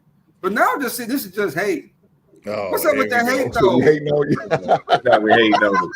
Yes, what's wrong with him, man? I don't know, man. He's sensitive, man. That's a sensitive brother, man. We love him, but he's a little sensitive, man. He got fragile ego sometimes. He got ease on it. I'm trying to tell him if you don't know anything about the fishing, you better start with the closed reel for real. That's gonna help you. You know, dip your toe into the water, because that's like when I used to coach the kids. You know, they go out there and spend about $300 worth of equipment, and by 2 days in, we put it on. They ready to quit. Now the parents got to try to sell off the new helmet, the new pads, you know, the new shoulder pad, new pants pad, you know, the brand new cleats and all that. Now they got to sell it because the son can't handle it. No, start off slow, like we was talking about earlier. Is you ain't gonna just jump in and think you're gonna be a CEO of fishing. No, you got to work in the mailroom a couple months. LADS, go get your little fisherman license, pay your little $20 to $30, whatever. Go to a little pay lake. If you don't want to get your fish like, go to a pay lake, learn how to fish, do what you do. And then once you learn how to, out of a couple seasons, you move up. Then go get your license. Then you go to one of your friends like that they talk about all the time. Go fishing with them by the dam. And you might come up with something. You trying to go in there with open reel, don't know nothing how to use, gonna get your shit all tangled up on a regular basis. You don't know anything. Help you, bro. I'm gonna try to help you. And I don't know what none of y'all talk about. I'm just listening, like, yeah. I'm not fishing. I can understand a little bit of it, Izzy, but yeah, they getting into some deep shit. We're gonna reel you back in. Yeah. These are real fishermen right here. He just saying go to the bases. That's all he's saying. You know what I'm saying? If need be, if you want to up your game, just go to a spinning rod. That's all he's saying. You know what I'm saying? Nothing crazy. You know what I'm saying? He's saying don't go to what the big boy stuff is, because you're gonna lose a lot of equipment. You know what I'm saying? This is the training wheel. In other words, he needs the training wheels and fishing poles. He don't need to be worried about termites. Listen, yeah, they got him out there too. You know what I'm saying? Don't grab with the fishing rod. Don't throw it backwards twice. Be nice. Throw it upside down around. Make sure you jump in the hole with it. All type of shit. I don't know. I just want to catch a fish. I do my bare hands. Man, you better get a net. They $25. No, see, you got to get a throw net. A throw net is different from a little scoop net. A scoop net is to help you bring the fish in. A throw net is to throw it out there and grab a lot of fish at one time, bait fish and all type of fish. If your fish is congregated like that, you can catch a lot of fish with a throw net. But that's even technique worse than that open face drop. I know. That's what I'm saying. You talk about some advanced stuff right there. Yeah, I wouldn't know what to tell him. I mean, he got to start off with like everybody else do, man. You only need a setup. What I started kid off with is something about $40. You just need to get you a $10, a $9.99 fishing pole. Jump in the river and start practicing my technique. Get you some dollar weights, some dollar hooks. That way you don't spend no more than $7 on that. Cause they can get you a little tackle box for $4, $5, or you can just be like me and just like I tell them, you always have a backpack. So you just buy the little slim joints, you know what I'm saying? They got the little compartments in there. You put your weights right here, your hooks right here, your line right here. We get you some cheap line. We start you out, but we give you 3, 4 of them. So that way you can learn how important that line is. And then as you upgrade yourself, you catch you some brim and some crappie. You start off small. You don't go and try to go catch a monster. Marlin. You would catch marlin and bass. but even then, if you fishing for crappie and you fishing for like little panfish, little perch and stuff, eventually you're gonna catch a bass on there. You might catch a catfish on a worm. on accident because they might just be congregated around, you know what I'm saying, feeding. So you get lucky. My nephew happened to my nephew in the back pond. We was back there fishing. I had him out there. We was catching little brims to put in our little we grow like our own fish, you know what I'm saying? So we got the little made filter and stuff, you know what I'm saying? It's dripping in there. And we put little fish in there. We let the kids catch them, throw them in there. He caught a big old catfish out the back, you know what I'm saying? For him, he ain't nothing, you know what I'm saying? He's 6 or 7 years old. You don't know. You know what I'm saying? He sees something, bro, you know what I'm saying, about the size of his leg. He happy. Is she struggling? Because he learning. That's what Lord Dance got to do. He got to start small and then work his way up. He ain't ready to go out there and do all that other stuff. What y'all do? What y'all do with the catfish? Y'all ate it or y'all threw it? Oh no, we put it in the swimming pool. It's like a swimming pool that we connected to the back pond. So it sucked the water out. You put a pump in the pond. It sucks the water up into the swimming pool, and then your outlets go back into the pond. So the water just circulates. And then you add an extra pump onto it, so that way you can filter the water to make sure it don't get all, you know what I'm saying, because it's in a control area. But it's only about 4 foot of water. You put fish in there, feed them, put your little aerator in there, solar power, just spray the water around. Have something they can look at, play with. You know what I'm saying? That's a fish. That's my fish. Okay, yeah, okay. You know, that type of stuff. Like with me, I'll keep a certain amount, and once I get over that certain amount, I'm like, I'm done, and I end up throwing them back. I'm just out there for the fun, man. Really, just to feed the fish. I ain't gonna front.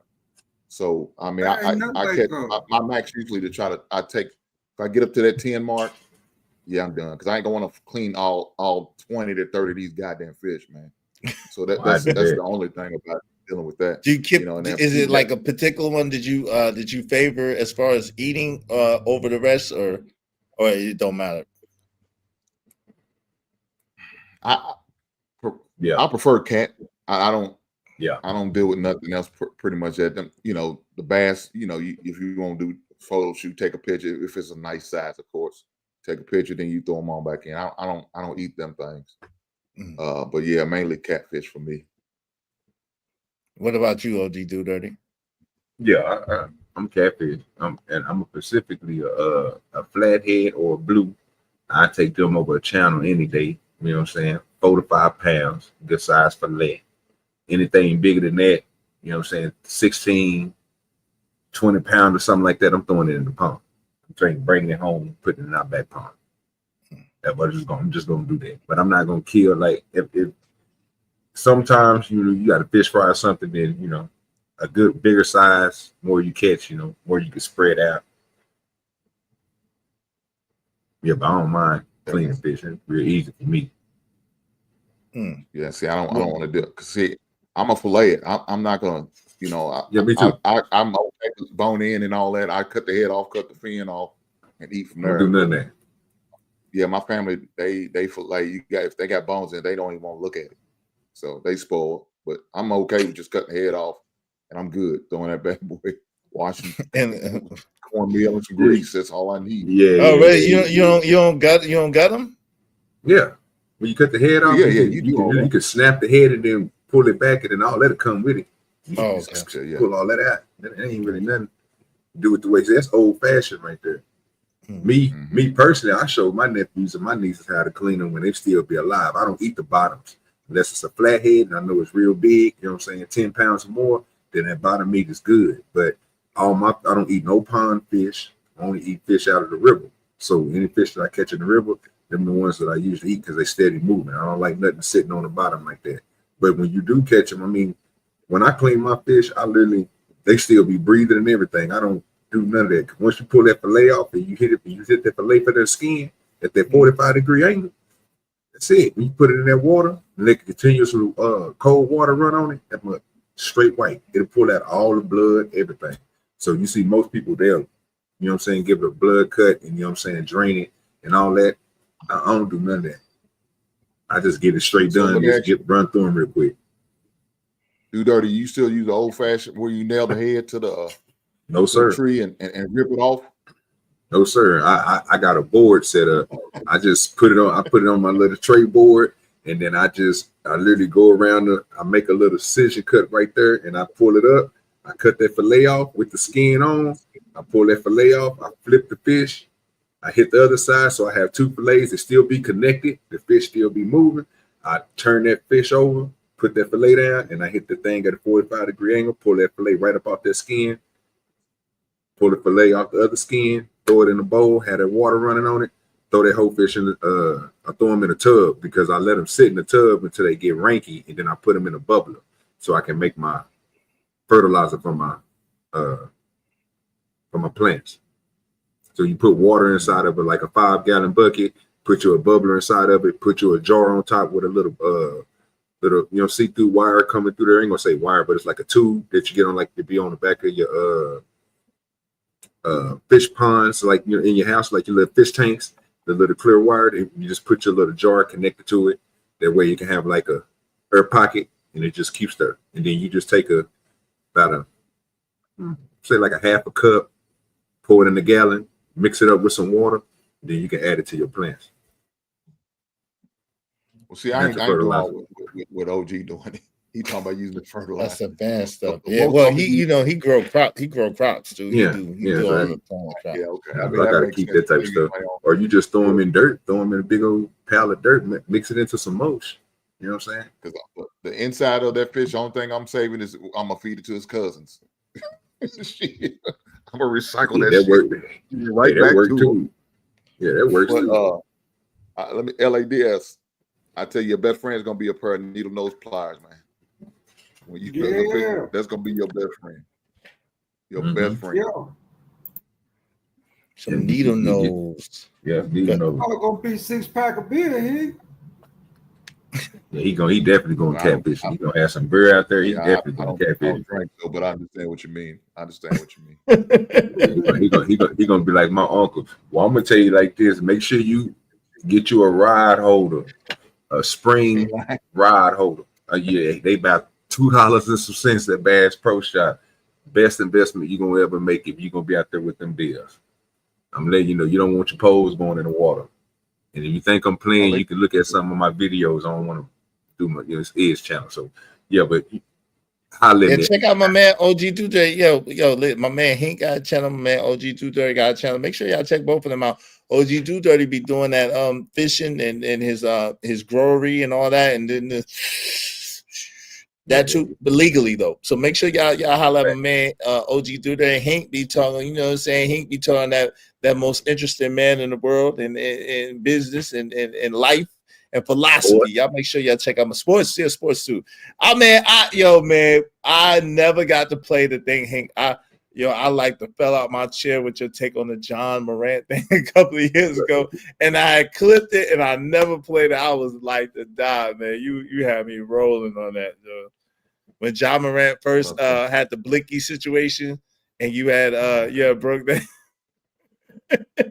I had clipped it, but I never did. I meant to react to it, but I never did get a chance to react to it. But I'll be watching for time. Don't embarrass me. Don't embarrass me. Nah, it's too late now. It was a long time ago, man. It was a long time ago, bro. I'm grown since then. Let me live. I see you got married and all that. Congratulations, doing your thing. Got the flyest pump Faco. Oh man, I see. Is this a different place, or did you remix your shelves and all that? Is that a different place in your house? Did you usually go live from? Oh, y'all did move. Okay. Yeah, I moved. So you know how it goes. I didn't want to have my wife in the same house as my ex-wife, so that would be kind of tacky to me. So I had to buy a new residence. Okay, I got you. Congratulations on that as well. Did you have to get rid of your Pop Funko collection? I know what you mean. My Funko Pop collection. No, yeah, your Funko Pop. Yeah, it's down in the entertainment room. It's downstairs. So I'm gonna do a video on it. I'm gonna do it like a little roundabout of how I got all my bookshelves around in my basement and stuff like that. Okay, so you was able to kind of set it up kind of the same way that you had it before. Oh yeah, for sure. That was a must. That was okay. They're not going. That's what's up. I enjoy.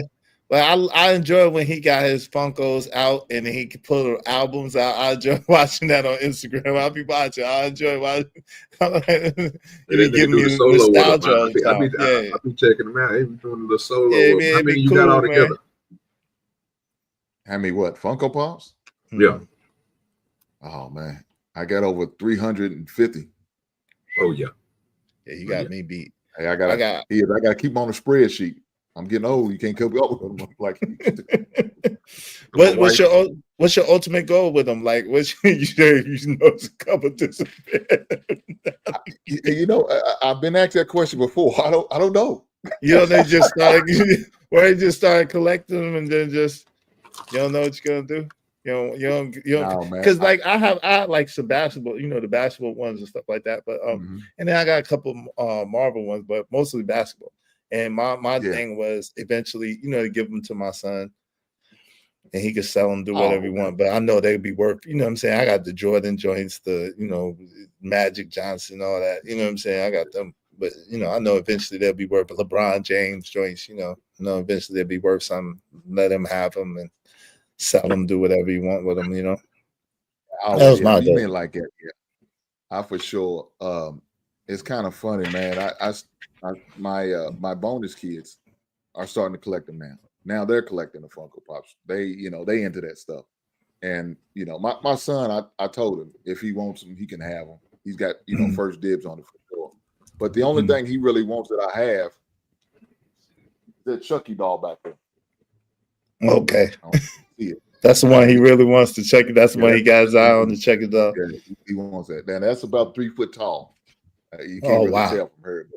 But yeah, about 3 foot tall, about the size of a small baby. So he wants that one, and everybody else will have it. Like my album collection, he doesn't want the albums.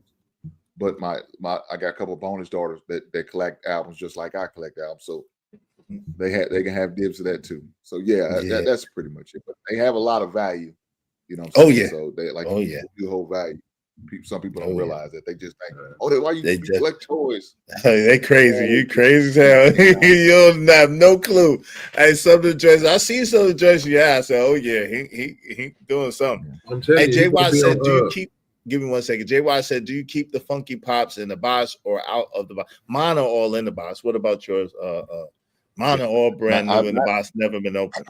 Matter of fact, mine's in a box, and then I buy the little plastic one to put it in. Yeah. And two of my most valuable ones that I have is a Bruce Lee, a Michael Jackson when he's in a Beat It one, and a Tony Montana, the Al Pacino Tony Montana.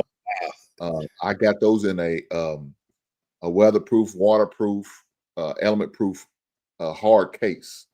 So the ones that has a little bit more value, I got like them hard box case, and they got magnet top. So if I turn it upside down, the top won't come off because it's magnetic. But yeah, I keep those in a special box. So yeah. Was it hard? Was it hard to come across the Michael Jackson joint and all that? Yes. Yeah. Because it was expensive. You know what I'm saying? Yeah. You looking at a $300 to $400 value for me to get it, and right now it's probably going about $500. Yeah. You know, the Al Pacino's probably about the same, and the Bruce Lee is about the same. So yeah. I wanted to get, believe it or not, LeBron had a Barbie doll that I wanted to get, and I missed it. I was mad. LeBron, he had a blue LV jacket on, the joint. I don't know if you've seen that. I wanted to get that joint, man. I was like, man. Now it's like it was like $60 when it came out. Now it's like $160. I was like, nah. I was gonna say you probably find one on eBay. You know, it's 160. Yeah, it's 160. Last time I checked, like 160. I was like, nah, I'm betting 160. I wanted to get it for 60. I want to get it for what they charge and then go from there, you know? Yeah. No more than 65 for handling. Yeah, man. I don't like paying the oversell price. Yo, but I ain't gonna front my LeBron James Wheaties. I got a bunch of them. My LeBron James Wheaties box, they worth like $200 a box now. $190 a box allegedly. I said, woo. Put some old cereal. That's crazy. Hey, Ian. And if you open the box, ain't nothing but old Wheaties in there. Old Wheaties, man. Wheaties old as shit. Them Wheaties 5 years old, bro. Them championship Wheaties right there. That was when they won the championship. Hey, but that good cardboard is in. It's got value. That's what right. a lot of people. I got the signed Muhammad Ali one and the signed Michael Jordan Wheatie joint too. You know, the signed collection. So yeah. I collect little strange stuff like that, so I'll be feeling that. I'm into stuff like that, man. I'll be feeling that, you know. What say you, OG dude? That's my fault, man. I didn't mean to cut you off. Oh no, I was just gonna say he gonna end up on GQ with that collection by the time we get through with it. Oh yeah. They He always probably have got one. he gonna have one of them, bro. I mean, man, say that's a lot. You know what I'm saying? Man, I be seeing everybody be collecting. Like I seen Snoop collecting them, Glacius. Can't think of the dude. He's a comedian. I know you're talking about Carlos Iglesias. I think it is. Is it Carlos? Something like that. He be collecting them Oldsmobile Beetle bands. He collect them funky what you call them? Funko Pop. Yeah, Funko Pops. Yeah. What's up, Brandon 86? Yo, I'm telling you, Hank gonna be one of the 4 people right with that joint. If Hank got a dope collection, his collection is definitely dope. So shout out to him. But I did have a question. That was just my Funko Pops. That's not include my action figures. I got like 200 something action figures. Oh yeah, okay. So he ain't playing no type of game. What was the question, OG do there? I was gonna ask them about the NBA on their sports while we was on it for a minute. You want to change the subject, but yeah, go ahead. Okay, I love the NBA. I love my audience though, but I love the NBA. My audience, though, that's crazy. I gotta curate another audience because I love hoops, man. That's the first love of my life is basketball, bro. Who do y'all think is the face of the NBA right now? Who you think if you don't think there's a face of the NBA right now? Who should be the face? Do you think they should go old, or do they think they should put one of these young dudes because they've been out here doing their thing? Like, who do y'all think should be the face of the NBA? The face is still LeBron until he retires. However, Jokic and Luka Doncic is a good argument for Jokic or Luka Doncic, and even maybe Anthony Edwards. But I would say Jokic first, Giannis second, Luka third, and then Anthony Edwards fourth. See, that's why I can't agree with that, brother. Okay. I don't think you can make nobody a face who hasn't won a title. It's hard to do that. It's hard to sell the majority of people. If you Jokic won the title though, you know Jokic won the title. Oh, and shit, SGA. I'm sorry, SGA might be my bad. Damn, that OG. SGA might be it because SGA won the title. He won MVP. He won scoring title, and he won first team, and he won Finals MVP. So SGA might actually become the face of the league. Actually. But it's all foreign dudes beside LeBron. But once LeBron, after next year, it's either going to be SGA, Jokic. If that, I think I don't know. It's a big argument for Doncic too because he has 5 first-team All NBAs. He has a shitload of points, a shitload of assists, and a shitload of rebounds already in just his limited time playing the game. So. And they basically kick a LeBron off the Lakers for Luka. They only got 1 year, huh? You talk about face of the NBA, it kind of differs. Huh? For me, I mean, going forward, it will likely differ year for year, right? I mean, the reason why LeBron, Steph, were such long stays as the face is because they kept overachieving, right, at such a higher rate. I think these guys, these new cats, are going to have certain really good years, and they're going to have some off years, right?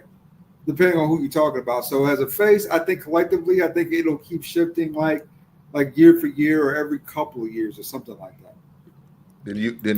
Brandon, to answer this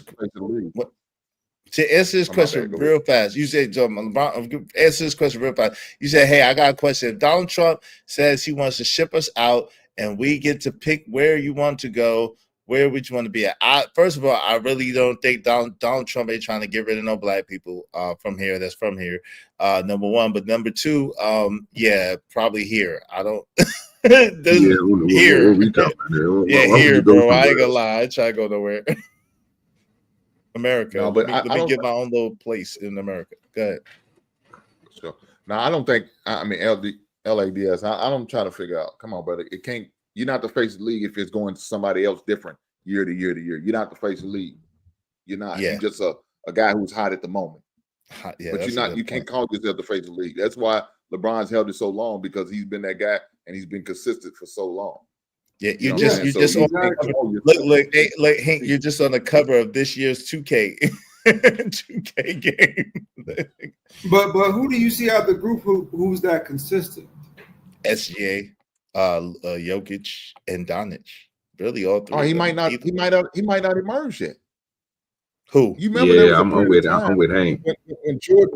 when Jordan retired, and there was probably like a 2 to 3 year gap where there's really wasn't no individual that we could have crowned as the face of the league. You know what I'm saying? LeBron hasn't really able to take that mantle just yet, and he was like 1 or 2 years in the league, but he hasn't really won anything or done anything to really claim that title. But you knew the potential was there.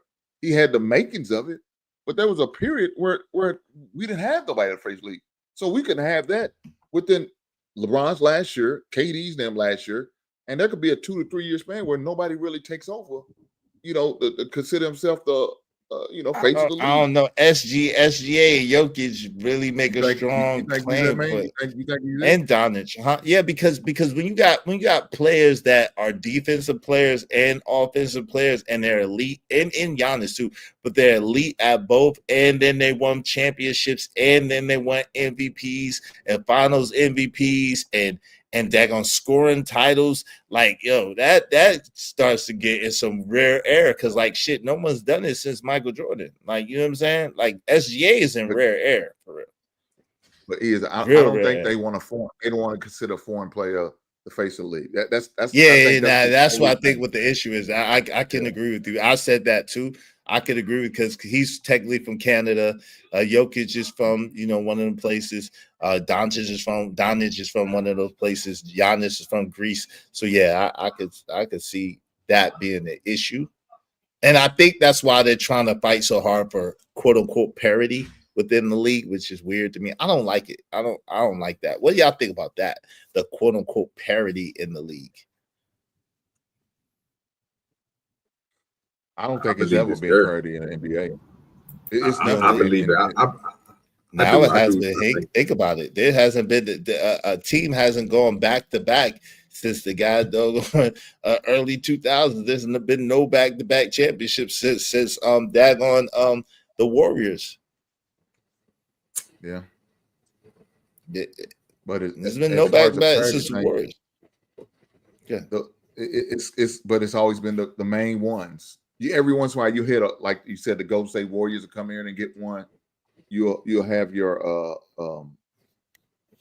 the Thunders will come in there and get one. But listen, the Nuggets, the Thunder, traditional win. Right, the Boston one, but the Nuggets, the Thunder, the Nuggets, the Thunder, the Bucks, huh? But that also has more to do with free agency and long-term player restrictions, including luxury tax, right?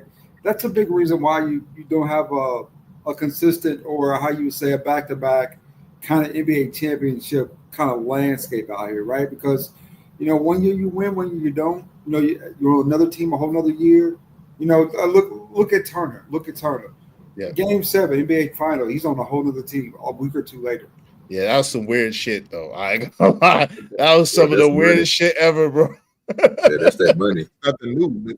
They have been having free agency and all of that since the 80s. Yeah, but not like that. Not come on, not like that. Like ADS was saying, for him to have been on basically one of the linchpins in the finals, for being in Indiana for 10 years, and then for him to get first of all, for Dame to get bought out for $113 million is crazy, number one, and stretch out. That's unprecedented. But then second, for them to get Miles Turner, because the team that he came from being cheap, they don't want to give him, 26, 27 million, and he deserved way more than that. They don't want to give him $27 million. So did we forget about Horace Grant?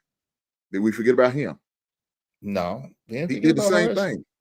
But Horace did the I same think, thing. but I would argue that Miles Turner is better than Horace Grant. No, but I'm just saying we talk talking about when Horace Grant went to Orlando, right? Yes, he went from with the Bulls. They won a title. Jordan left. Guess where he went the next year? He was in Orlando and playing for the championship. Yeah. They didn't win, but he was there. Yeah, he was participating. KD did the same thing. KD was there for 7 years with the Thunder. Yeah, man, I couldn't beat him. I'm gonna join him. So this is nothing new. This happens. But I think, but I don't know, man. You really think about that. You really think about that. That's crazy that KD was with the Thunders for a little bit. Like even the squads that how many squads changes they had on the Thunder? Yeah, it was crazy. No, in the beginning, but we got to credit Sam Presti for that. He's a phenomenal executive, right? I don't think he get enough credit for what he's done, what he's built. Like that dude, what he's doing. And think about the players that they drafted in OKC. They've had Russell Westbrook, James Harden, Kevin Durant. They've had Serge Ibaka, Tybo Cephalosha. They've had Paul George. They've had Carmelo Anthony. They've had Chris Paul. They've had they've had phenomenal players come through that organization, man, at OKC. SGA was a trade. He was a trade. Yeah, he got traded. He traded the Paul George trade, as a matter of fact. But yeah. And they end up winning that like a month. They got SGA and like 5 first-round picks. That did not age well for Philadelphia, for real. That did not age well for Philadelphia, Yeah, but whoever they put in the face of, I kind of agree with Hank. We ain't seen nothing spectacular. I mean, what would it have to take for Jokic got 2 or 3 already? You got 3. You got okay, so. And again, I'm with y'all when y'all say I don't think they ever gonna make somebody burn. 2 of them was back to back. Jokic, as far as ball, burn the face though. But I'm saying if they do, I mean, what would you have to do besides get the championship? Well, you don't have to get the game. I'm just saying. That's what I'm saying. That the things that they're doing, you got to understand. Jokic, he got assists, he got rebounds, and he got scoring. So those are the things. Like if you're a 3-level player, you average in double digits and rebounds, assists, scoring. You know what I'm saying? Like and you killing the game. Like you got multiple MVPs, that type of deal. You know what I mean? So that's why I say Jokic. That's why I say Doncic. Even though I don't think he's been an MVP. Doncic hasn't been an MVP yet, has he? I know he's been 5-time first team. I don't think so.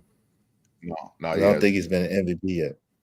But depending on what happens this year, he could be an MVP. Depending, the Lakers suck, man. They gotta get their shit together. I don't know how or why Rob Pelinka gets so much grace that he get. That shit is crazy, yo. That shit is absolutely it's mind blowing to me. Does anybody else follow the Lakers beside me? I think they're doing everything they have to do to push him out without saying it. That's pretty much what they're doing right now. They doing talking about LeBron? Everything. Yeah, to push LeBron out? Doing, I think so. Yeah, they're doing everything they can without saying leave LeBron. But it's his fault though. But it's Bron's fault. Why would you opt in?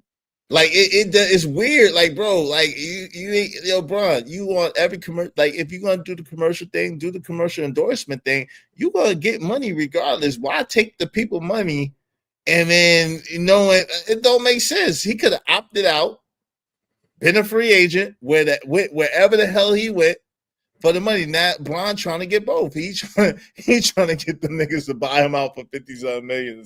I don't know what he's doing, or maybe he's gonna get traded for Cat. That's what I That was think. 100. Honestly, I thought it was 112 million for 1 year. no Oh, it's way. 56, like No 6 way. million or The something like that. largest contract right now for 1 year is close to 70, and that's SGA. Okay. Got it. Okay. But I'm yeah, about to no. say. He got 50. But It's I tell you this, 52.6. 52.6, man. Huh? I don't. He wouldn't have got the paycheck that he would if he did opt it out. Though I don't think nobody was going to take that chance on paying him that much for 1 year. Yeah, that's true. Who's going to? No, who can you're afford to do absolutely right. Nobody had the cap space. But what I'm saying is, you're LeBron freaking James. You would have got it in endorsements. You would have got it in brand deals. You would have got it in so many other ways that it didn't even matter. Especially if you go to a place like New York, or you go to a major market. Like, and I think he's going to New York. Honestly, I mean, this stuff about Cleveland seems crazy. All you gotta do is trade Carl Anthony Towns for LeBron James. It's an even trade. Carl Anthony Towns makes a little bit more than LeBron. It makes sense. They still got Mitchell Robinson. You could get another little, you know what I'm saying, little center or whatever the case may be, and go win the championship. They are LeBron away from a championship. I wouldn't get rid of Cat, but I see what you're talking about. Shit. I think it Who would else have you took buy? 3 How players. else you gonna get LeBron? Huh? I think they would have had to trade 3 players to equal No, that they LeBron wouldn't. salary. Look at it said no, they wouldn't. Not Carl. Cat's about 35. Cat's about Cat's making 35. 53 million, brother. Carl Anthony Towns making 53 million next year. What I'm saying is, if LeBron, I'm thinking he need to chase. If he gonna chase rings, then he need to do it. He need to go ahead and get this little money he gonna get from the Lakers. You know they ain't gonna go nowhere. Let them do their rebuilding and all the stuff they want to do, and then you opt yourself out as like Ed said, for a free agent, and you go pick where you want to go. And I'm pretty sure at that point, a 2-year contract, 3-year contract, easy to obtain for you if you already. Status wise, you're good. You just need to get somewhere where you can be comfortable and play the game that you can play at your age. He ain't LeBron no more, but he's still LeBron. So they're still going to the whole killing them boys. That's gonna happen. You know what I mean? See that, Hank? You see that works perfectly, Hank. He make more than LeBron. Years, That works perfectly. 220 million. That's crazy. Stop it. He make $53 million. It'd be a perfect trade, bro. Be a perfect trade. And listen, if I'm gonna be honest with you, I don't know if they're second. I don't think they're second tier cap, but I think what they could do is they might be able to trade Bronny and LeBron James for God knows. What you said it right there and there. That's why he opted back in, because he knows Bronny can't go nowhere else and get this opportunity like he's getting right now. There's nowhere he can go. He hasn't proven he could play in the NBA. He hasn't. So LeBron's continued the nepotism, continue to do what he got to do to help his son to be successful. Son, I'm giving you 2 seasons. Now I can't give you no more. My body ain't got no more. My mind ain't there no more. They don't want me here no more. Savannah don't want me here. Yeah. She said I got to go. So I'm giving you 2 seasons to develop, to learn, to do what you got to do to make yourself NBA worthy. Now, if you don't, you don't. And that's not on me no more, son. It's on you. But I'll tell you where he did his son a disservice. He should have let him go to the G League, man, and just play a whole season. Well, he basically did, though. Hank. I mean, you know, I feel you. He was a 2-way contract, but he basically spent most of his time in the G League, more so than on the and let's give it to him. Bronny has absolutely improved as a player. He's got better and better and better. I mean, you know what I'm saying? He still got some ways to go, but Bronny has absolutely got better as an NBA player. We got to just call a spade a spade. You know what I'm saying? What is his defense? Oh, he hinges himself on defense. The problem is he's just 6'2". He doesn't have, you know, a huge wingspan, but he has hella athleticism. He could jump. And remember, he had that condition. He's not a point guard, though. He's not a point guard. You don't think he's a point guard? You think he's more of a 2? No. He's undersized 2. Why you say that? Why don't you think he's why don't you think he's a point guard? I never watch him control the game like that. Even in college, he never did. Even in high school, he never controlled the game like that. He was never a point guard. He was never put in that position.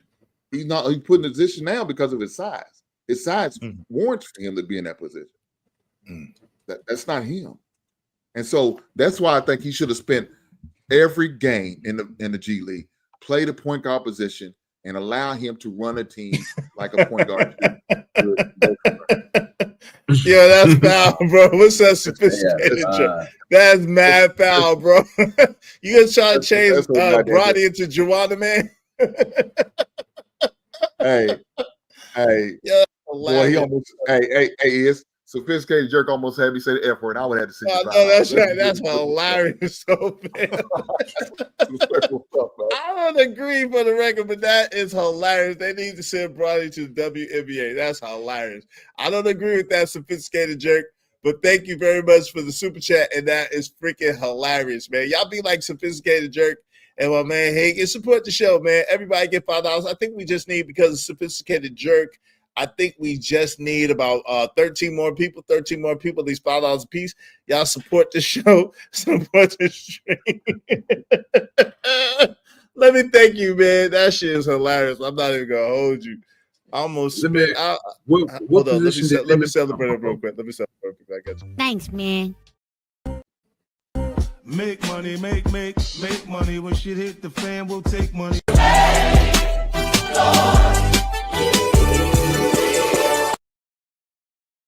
Go ahead, OG, my bad.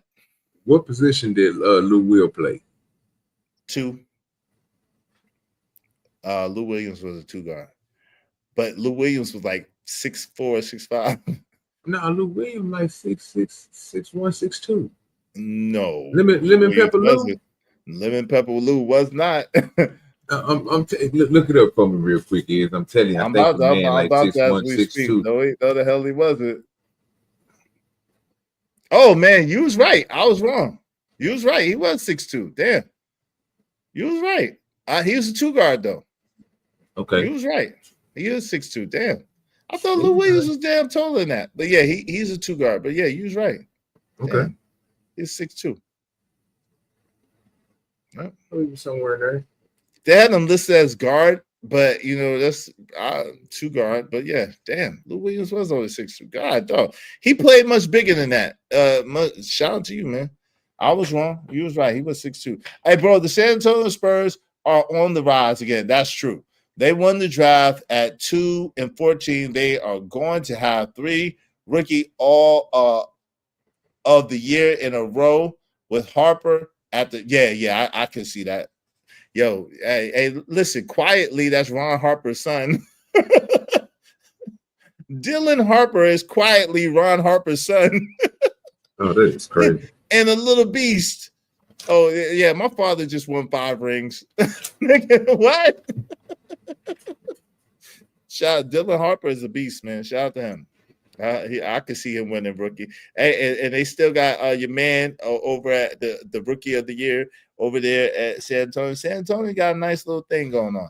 They just play a boring brand of basketball, but they got a nice little thing going on. I want to see what Mavericks gonna do this year. Hopefully. Oh man, y'all gonna be nice too this shit, especially when you get Kyrie back. But y'all just got my man, so y'all gonna be all right. D-Town, what's up, D-Town? D-Town waving the back. D-Town don't want to talk about basketball. He want to talk about football. No, sir. We're not talking about football. Good with you, D-Town? What's going on? And we ain't talking about the ragged ass Cowboys. Though you start that shit. Ain't nobody calling me, texting me, paging me, asking me, are we still them boys? Yeah, for real.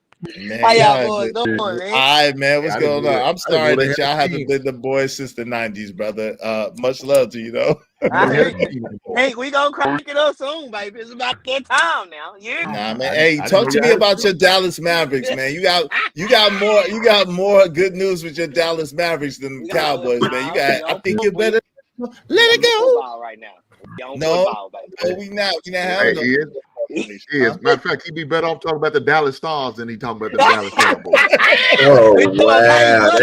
God, hey, disrespect, God. Hey, them Dallas Stars be getting it. Hey, them Wings don't be playing either, though. You know what I'm saying? Don't put no doubt on us now. You know what I'm saying? We're coming through in all fashions now. Dallas, we don't play no games. Hey, shout out to Dallas. Hey, shout out to them. Shout out to the Mavericks, though. The Mavericks, then they won the draft. They got I don't know why people try to act like Anthony Davis is a scrub. Like, oh, we didn't get nobody for Luka. Are you serious? Like, what? You ain't getting nobody for Luka. So now Anthony Davis is nobody. Y'all got Max Christie and Anthony Davis, and y'all complaining. Y'all better stop. And then y'all just got Cooper Flag. Y'all gonna be all right. You forget everybody forget Klay Thompson is over there. Y'all got Lively and Gafford. PJ Washington is still over there. Y'all got a squad. I got a squad over there. Damn, Ease, I thought you had your own team. Don't worry about who we got over here, guys. Hey man, I'm aware. I'm a basketball fan. I'm aware, brother. I'm aware. I know what's going on, brother. I know what's going on. Let's play a beat. Oh, believe me, is I had hate all on me. You know what I'm saying? They was telling me I wasn't from the D. I wasn't from the cliff. And I was like, yeah, I was glad Luka was gone. You hear me? I was like, get that boy out of here. You hear me? Hey, yeah, but most people didn't like that. Yeah, most people didn't. They was ready to delete damn Nico over that shit. Hey, yo, Big Ruck 77, what do you think? Hey, man, the Houston Rockets done pulled off a damn heist. Them niggas got everybody. They just stole DFS from us. I'm so pissed off about that. How the hell we let Yo, I promise you, this DFS shit is going to go down with Alex Caruso and God doggone KCP. We should have never, like, if we had Alex Caruso and KCP, we'd have won at least another championship, at least one other one. That was the biggest mistake the Lakers made. How you let Alex Caruso go for $30 million, 3 years, $30 million? You out your mind, man. Out their mind, man. If you been going based on that, y'all should have brought Rondo back for another year or two. Why didn't they just run it back? Why did they run that championship team back? I didn't understand. I have no clue. But they could have at least kept KCP and Alex Caruso. They got West.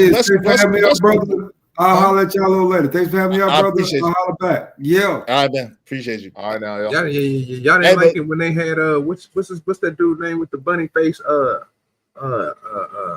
you talking about Brandon Ingram? No, not him. It's the black dude. He was a guard. And he played for Schroeder. Oh, Dennis Schroeder? Yeah, Dennis Schroeder was good, decent. But he wasn't Dennis Schroeder, but the problem, Dennis Schroeder is good. But the problem is Caruso and KCP was exactly what the doctor ordered for the Lakers. Exactly. And then we went out and got, you know what I'm saying, Beasley, and then you see what's going on with Beasley, and we ain't lost them. They let Caruso go to keep telling Horton Tucker to just trade him away anyway. It's just they just make Rob Pelinka and that thing make a lot of bad moves, bro. They be giving all kinds of player options and shit when they should have team options. They be giving they just, even this whole Austin Reeves situation, nigga. I don't give a damn how long Austin Reeves wants to stay. Yo, he just opted out of a $90 million player extension, and y'all better get rid of him while his stock is high. He's one injury away from being in goddamn obscurity. And I like Austin Reeves, but he don't play enough defense, and he ain't consistent of a shooter to keep him on that team. They need to prioritize. Huh? No, I was gonna say KCP got off that government page, your boy. He got up out of town fast. He said, "I'm out. Yeah, gotta get up out of here." I think they just didn't offer him what he needed. And the same thing with Alex Caruso. Alex Caruso said he wanted to stay, and it's just sad, man. They mismanaged it. Go ahead. I was gonna ask you, but didn't Denver bring KCP back? I think he's back in Denver now again, ain't he? No. I know Brown is for sure. Brown is. KCP is in Orlando. Not Orlando. KCP is in Memphis. He's in Memphis. They traded Desmond Bain from Memphis to Orlando, and KCP went to Memphis in that trade. They about to be like what's that boy Kyle Kuzma and all the rest of them about to disappear. The boy Brooks, they about to make you disappear. Yep. Kyle Kuzma played for damn whatchamacallit. I didn't even know it. Kyle Kuzma played for whatchamacallit. I didn't even know it. I'm like, damn, y'all got Kuz? He been quiet as hell since he left Washington. I'll tell you who's another team quiet has kept us coming up is Atlanta Hawks, man. Oh yeah, they made a putting lot some of stuff moves. together, man, down there Yeah, in they Atlanta. put some stuff together in Atlanta. Yep, I'm gonna have to go check out. It's gonna be kind of like when Jeff Teague, Josh Smith, and then was doing their thing. I was in Atlanta then. I went to a couple of games. Shout out to the Hawks. I went to Who a they got couple as a of center? Who they got as a center? the brother with name I can't pronounce. Ojiwabi, some shit. Akongu. Yeah, that's the name. Akongu. Yeah. And then they got Porzingis down there at the 4 or the 3, whichever one he want to play.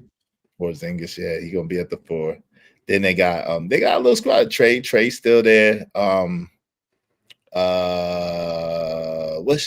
me see. Well, I haven't kept up with Atlanta lately. And they got their first round pick from a couple years ago.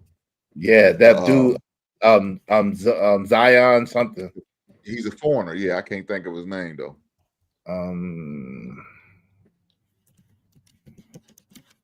Where's he from? I think he's a French player. He's a French kid. Yeah.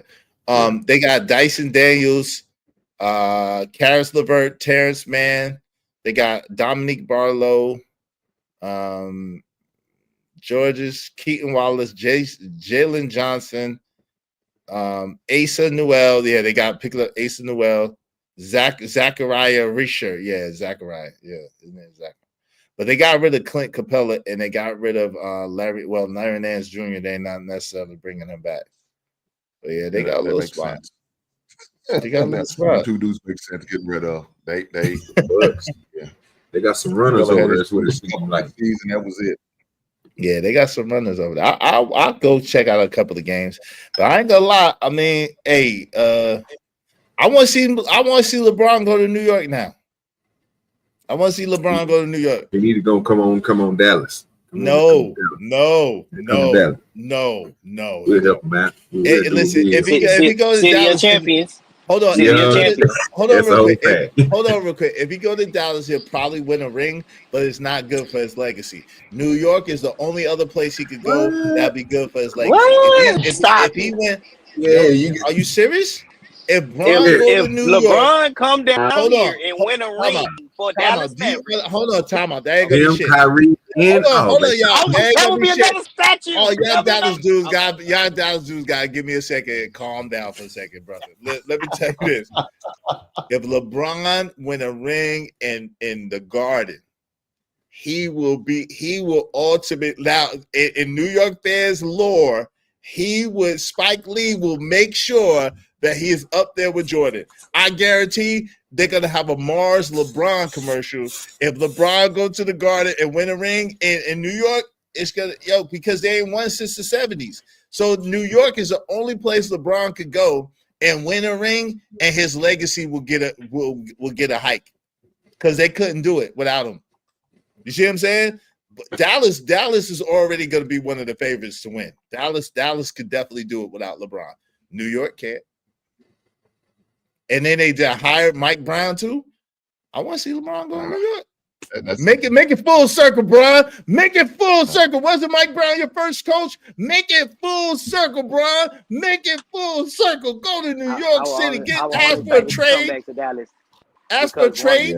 LA could get something back, so they won't have to hate you because they could get something back. They could get Karl Anthony Towns. He's a piece of something. Karl Anthony Towns is trash, bro. I don't know why y'all put. Of course, yeah, he's trash. Yeah. But LA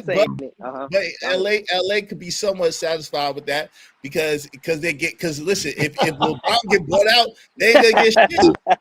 If LeBron, in order for LeBron to go to Dallas, they can't get shit. They can't get shit.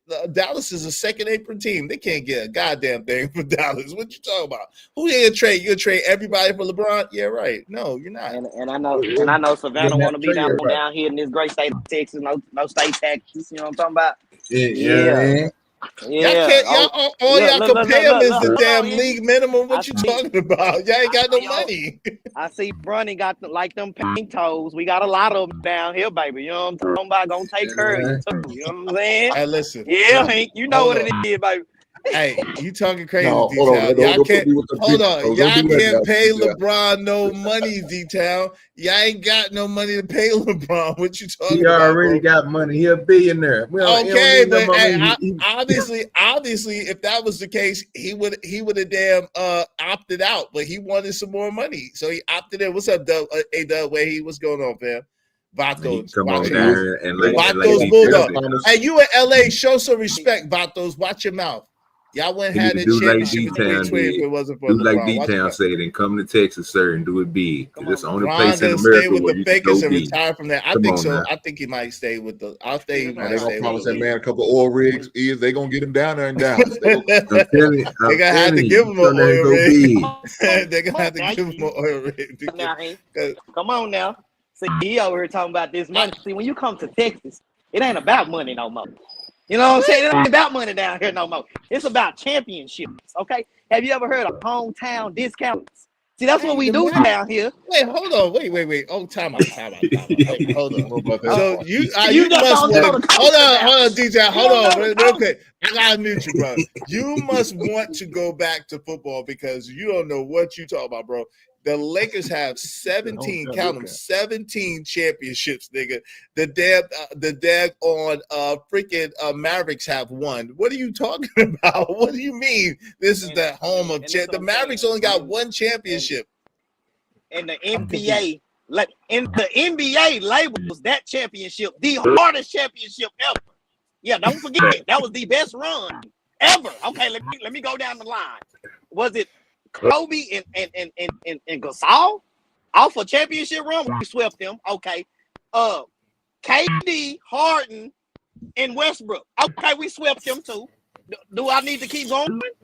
Oh, you forgot what we did down there in Miami against D Wade, LeBron, the big three. Y'all won one championship. That's it. So Hey, my Big point is Rex that 7-7. okay.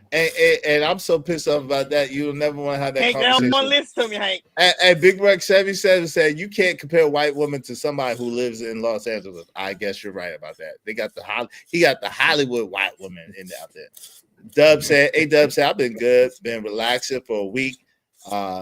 No spring flood. Finally over here, up here. Shout out to that. I'm glad y'all flooding is done, man. Shout out to you. Yeah, man. But yeah, listen, come on, man. He need to either stay in Los Angeles, which I don't know why he would do that, because daggone, like Hank said, either Rob Pelinka is trying to run him out. I think Rob Pelinka, remember, was Kobe, God rest his soul, Kobe, one of the greatest Lakers ever. Rob Pelinka was Kobe Bryant's agent.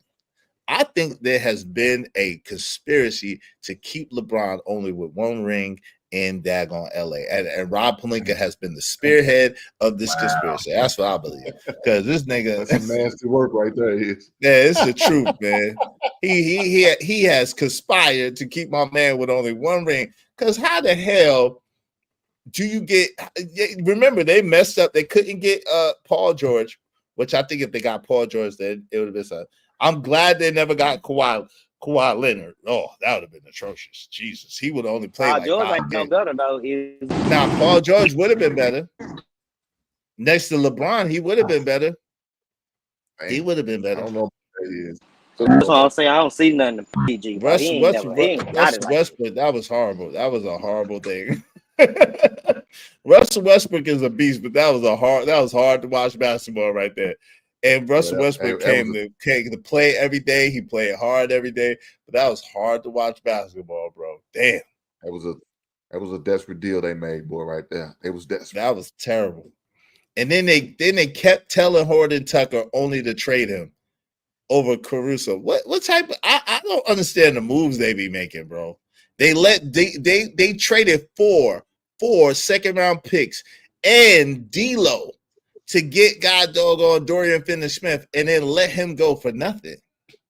That's the same thing that can happen with Austin Reeves. They better trade Austin Reeves. I don't know what they doing. They better trade him. The Mavs got D'Lo, don't we? We got D'Lo too. Yeah, I got D'Lo. We want more. Y'all had Spencer Dinwiddie too. We want more pick away, man. For getting on that ass. You know what I'm talking about? Y'all need no more pick away. Yes, sir. Y'all need him on picks. And I Shout out think to my man, LeBron KO is the Black. missing. I think LeBron is the missing piece. I think y'all could use LeBron. Y'all could win the championship without LeBron, though. I'm not gonna lie. Hey, the Dallas Mavericks have a chance to win the championship without LeBron, and the Knicks don't. Izzy, you lost your mind. Yo, shout out to my man KO Black. Hey, yo, listen, you want LeBron to go to the Knicks. If LeBron go to the Knicks, you could almost etch it as a guaranteed championship, nigga. I'm trying to tell you, KO Black.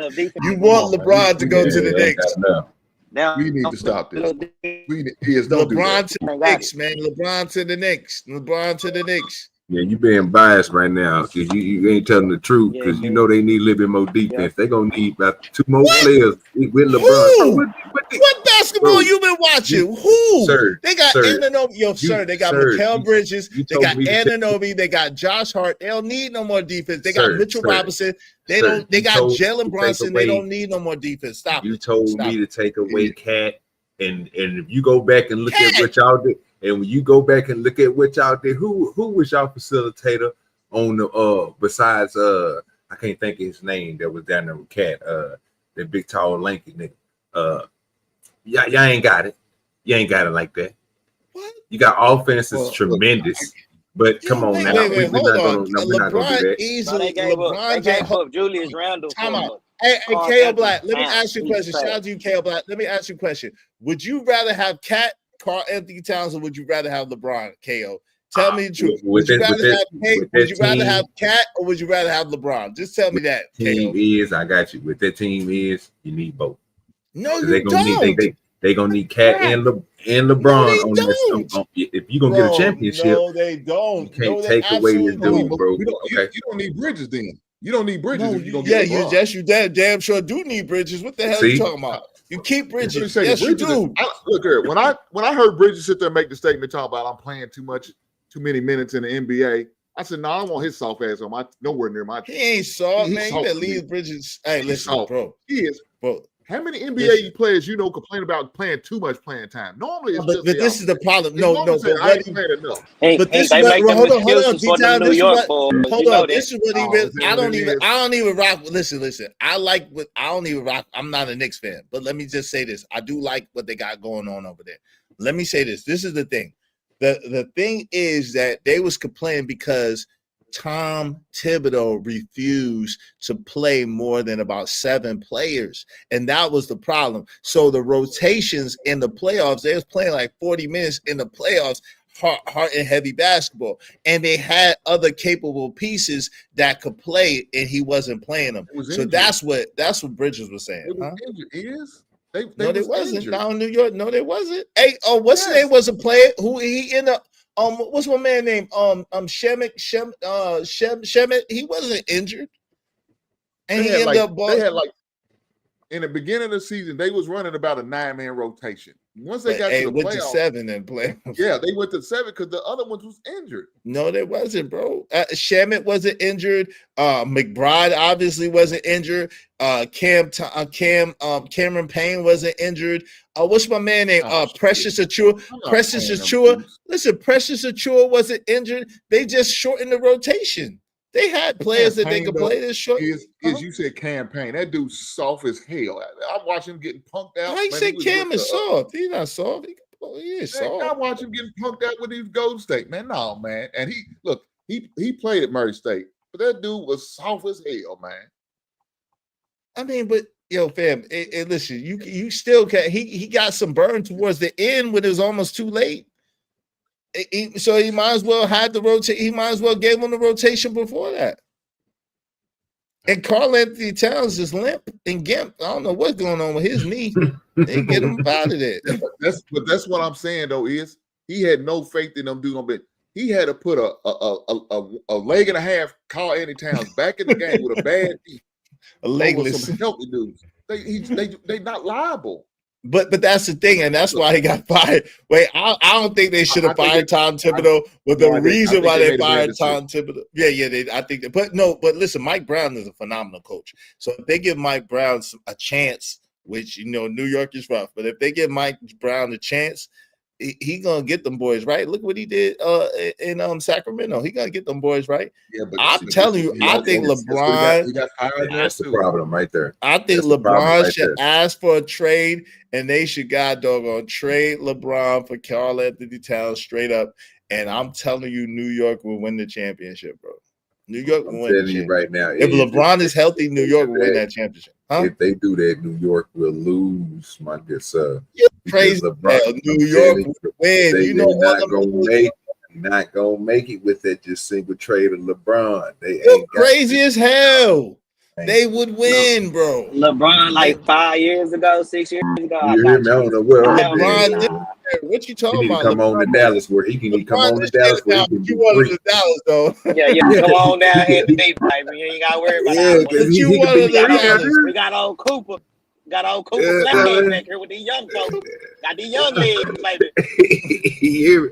Flying through the earth like an eagle. Hey, listen, hold on. Detail, don't tell that damn lie. You ain't got a whole bunch of Cooper Flagman got young legs. Kyrie don't. Shout out to my man Kyrie. What's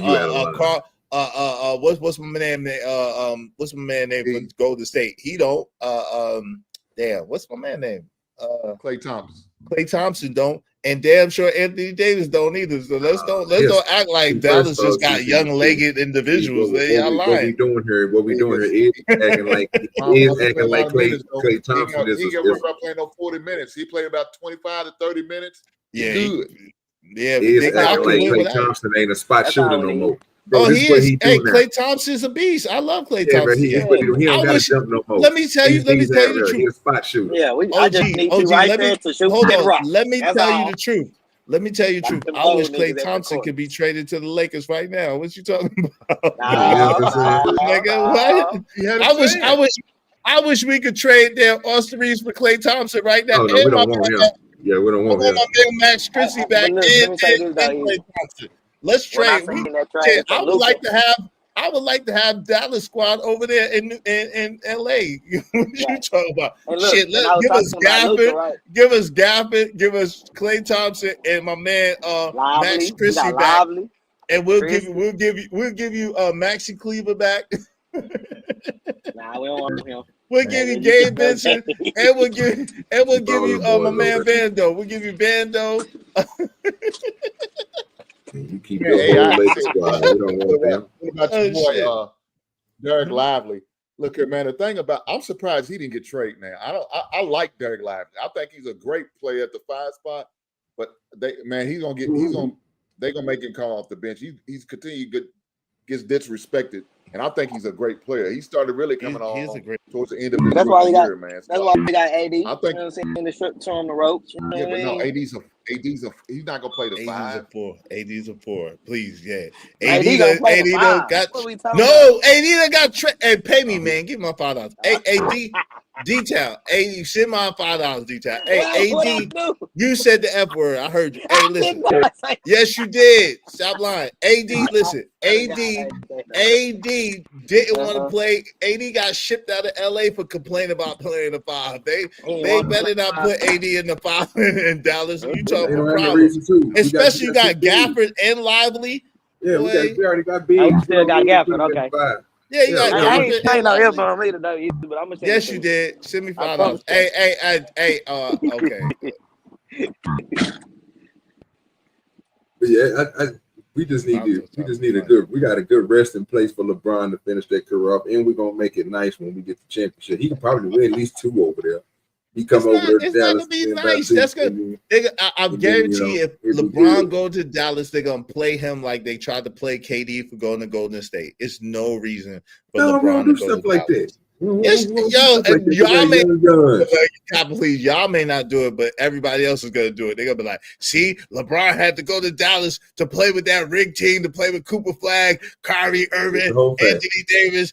Yeah. Come on, you can't win it without him now. But if you go to New York, if you go to the Knicks, they can't say it because as soon as they open their mouth, like, well, they lost to Indiana. He got to look at the most important things. You come to Dallas, you automatically is going to be sitting between 22 and 28 points easily, and that's just what you run into the hole all the time and doing your thing while pushing these young folks out here to do what they do best. And you know, with the bigs we got, oh yeah, Anthony Davis gonna love his little fadeaway shot and a 3-point shot. Come on now, do dirty. Now I want to talk. Now I want to talk. You know what I'm saying? Now I want to talk about it, do dirty. Now I want to talk about it. He's home with us. You know what I'm saying? Y'all got a squad, and then Jason Kidd, y'all got a squad, undoubtedly.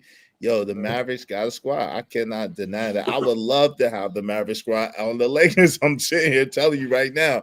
However, I think LeBron, as a person for his legacy, it'd be better for him to go to New York than Dallas. But Dallas got a squad without question. Without question. If that's the case, you might as well send him to Boston. Nah, hell no. Nah. You know Boston is a rival. New York ain't no rival to LA. Boston is a rival.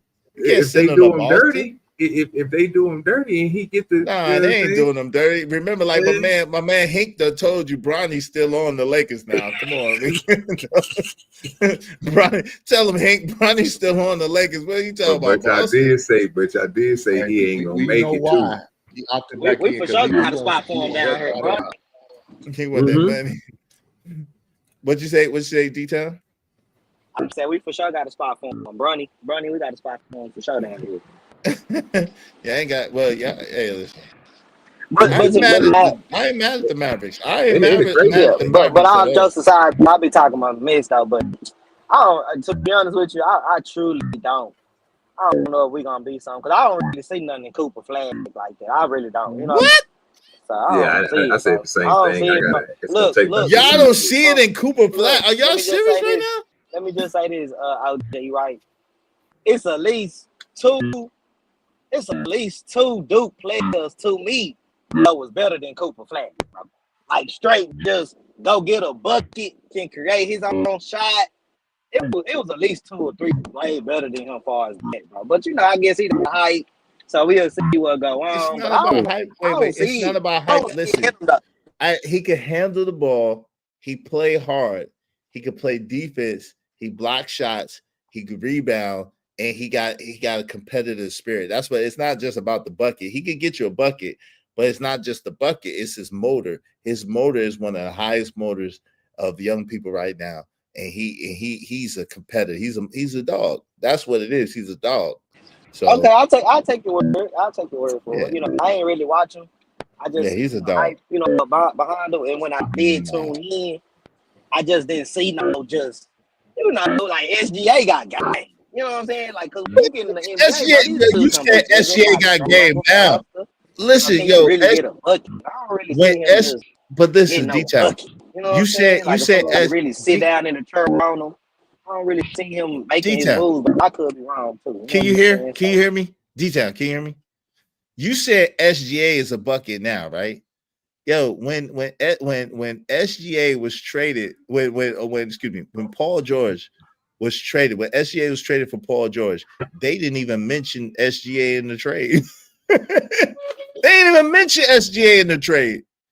He wasn't even mentioned. So you said SGA is a bucket now. So that's what I'm saying. After some development, after some years, after him doing his thing, SGA wasn't no high draft pick in the lottery.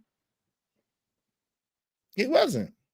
I think he was like between 8th and 13th or something like that. I can't remember exactly what. He's between 8th and 13th. So SGA wasn't no high lottery pick, but he bust his ass. He had a competitive spirit. He got game. He flew it now. He do his thing. That's what it is. But he wasn't no high lottery pick. So we'll see. But Cooper Flag has a lot of upside. Trust and believe that. They ain't hyping him for no reason. You know what I'm saying? Yeah, I gotta see it, bro. I've been looking at some of the stuff he be doing. I said, okay, pretty nice, you know what I'm saying? But you know, I need to see it in the format of NBA. You know, he one of the people. He played in the USC. What you? I guess you don't know. He played on the USA team with Bron and all of them anyway. And they was hyped. He was giving niggas work.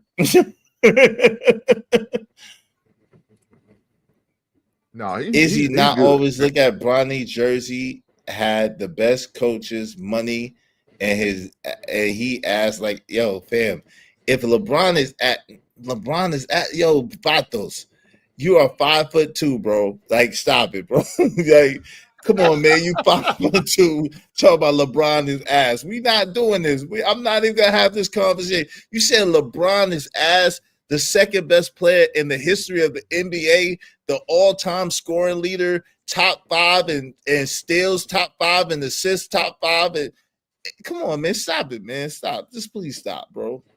Top 20 in rebounds.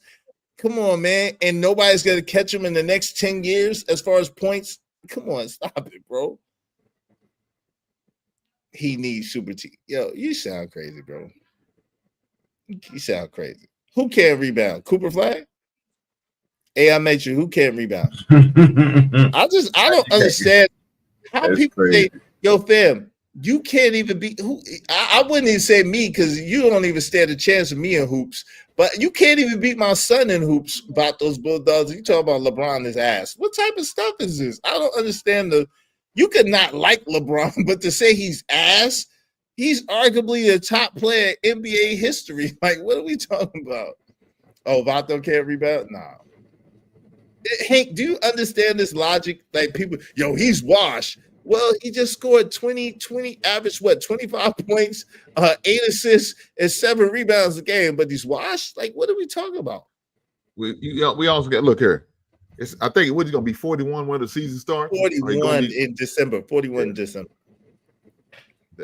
That's crazy, man. 23 years in the league. Elder man like himself, because he's old in NBA years. In NBA years, you ask some people, he's old in our years, but especially in NBA years, he's an old head and he's still out here killing these young cats. To say he's washed, man, it's not like he's going down to single digits. He said he only won 1 championship in the boat. How many? Yo, he has 4 championships in all. How many great NBA players have 0 championships? There's a whole bunch of them, especially in the Jordan era. In the Jordan era, there's a whole bunch of real great players that have 0 championships. My nigga Tracy McGrady, one of the greatest players, don't have a championship. Charles Barkley don't have a championship. Vince Carter, one of the best, don't have a championship. Allen Iverson don't have a championship. Ended up getting one. I thought Tracy ended up getting one when he was like a reserve on the Spurs. I don't think Tech. What's up? What's that? Easy. Allen Iverson didn't get one, but one of the greatest point guards ever. Come on, man. Come on, man. Stop it. It's so many. Karl Malone never had a championship. Come on, man. What are we John doing? Stockton. Yeah. John Stockton never got a championship. Hey, Jordan got swept by Boston multiple times. What are you talking about? Come on, man. Stop it, bro. Jordan got swept by Boston in the early. It happens, bro. Well, they don't talk about them years before. They don't talk about them. They don't talk about the years that he lost. Now, exactly. You got to count the 1s and 2s, 3s, the 4s, and the 5s and the 6s. They don't want to do that. They don't want to do that. They don't want to be honest and fair. Even though Jordan, I got to say Jordan is the GOAT because LeBron is kind of whack sometimes, but it's hard being a LeBron James fan sometimes. I ain't gonna lie. Oh, Roswell said he did on the Spurs. I gotta look that up. But he said he never had a championship, so I don't know. That was out of Tracy McGrady's mouth. Tracy McGrady said he never had a championship, so I don't know. Let me see. That's crazy. Shit, Gilbert Arenas never had a championship. Yeah, that's the whole fact. So come on, man. Agent Zero, what they call it. It says he doesn't. Yeah, he doesn't. Yeah, he said he doesn't. Yeah, he said he didn't. So I don't know. I guess they didn't count it with the Spurs. Tracy McGrady could cook LeBron James. Okay, that's probably true. In his prime, that's probably true. Tracy McGrady could cook a whole bunch of people. Jordan got beat by Zeke and my bad boys, Magic and his Lakers, and by Bird and his Celtics. F out of yeah, and Jordan's the greatest. I gotta give Jordan the GOAT because LeBron, like, there's no reason why they should have lost in 5 games last year, or they should have lost in 5 games first round the year before that. There's no reason. So I got to concede the argument, but I mean that does not take away from the accomplishment that LeBron James is the greatest player of our generation. Facts. I mean, Jordan is really the generation above before us. So shout out to Jordan, but come on, man. I don't understand why people don't want to recognize greatness, bro. Why people want to hate on greatness? This is weird. What's y'all last words, good brother? I appreciate y'all coming through and kicking it with me. I'm frustrated, man. I'm frustrated, brother. Man, great show, great conversation. You know what I'm saying? We get it. Hey, man, y'all get hooked on the sports, people. Nah, but great show, bro. I'm about it. Appreciate you, OG Duder. Y'all make sure y'all check out my man OG Duder. Check out his channel. Salute. Hank the Basement. What's up, man? Appreciate you kicking it me. What say you, bro? For sure, man. Let me say this, like the end a lot of my shows on this, man. Black man, protect yourself at all times. Where you gotta get on somebody's couch, somebody's Zoom meeting, man. Get your mental right. Take care of yourself. A man of a certain age like me is, and all you old motherfuckers out here. Make sure you go get your prostate, go get your full physical, and go get your colonoscopy, man. You only get one shot at this thing. Colon cancer's a motherfucker, man. Take care of yourself. Thank you for the last $10, Hank, on the way. For the 2 MF that you just dropped. Yes. Thank you. You said F-word? You said, yeah, MF twice, brother. But thank you for the $10 that you're about to bless me with. I appreciate it. We gonna hit the cash out. Shout out to you, man. I appreciate you, man. Shout out to Hank in the Basement. Shout out to Sophisticated. Make sure y'all check out my man Hank the Basement. Dope dude. Definitely do his thing. Check out shout out to Sophisticated Jerk. Shout out to KO Black. Shout out to Hank the Basement. My man Crown sponsor the show. Calvin Cook. Thank you, Corey Love. Thank you, man. My brother Corey Love. Make sure you check out Corey Love TV coming through. Trelonius, thank you very much, family. Trees, thank you. Bob, thank you. My man JD1975, thank you. Check out JD1975. And my man Stanley D Rock the Block, the MNF of Truth. And also to Jade Lewis, honorable mention coming through with the come through. Thank you so much, my good sister. I appreciate you. I appreciate you. I appreciate you. Shout out to Hank for the F-Bird. Shout out to my man Hank. Thank you, man. Appreciate you, man. Man of your word.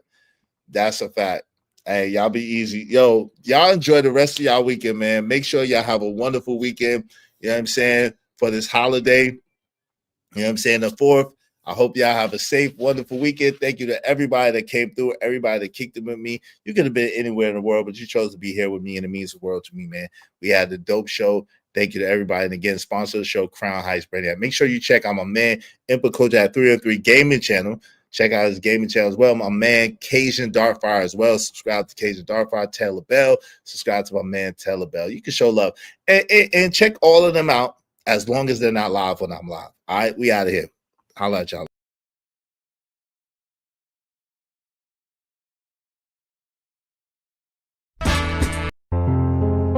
Yo, I'm out, cuz.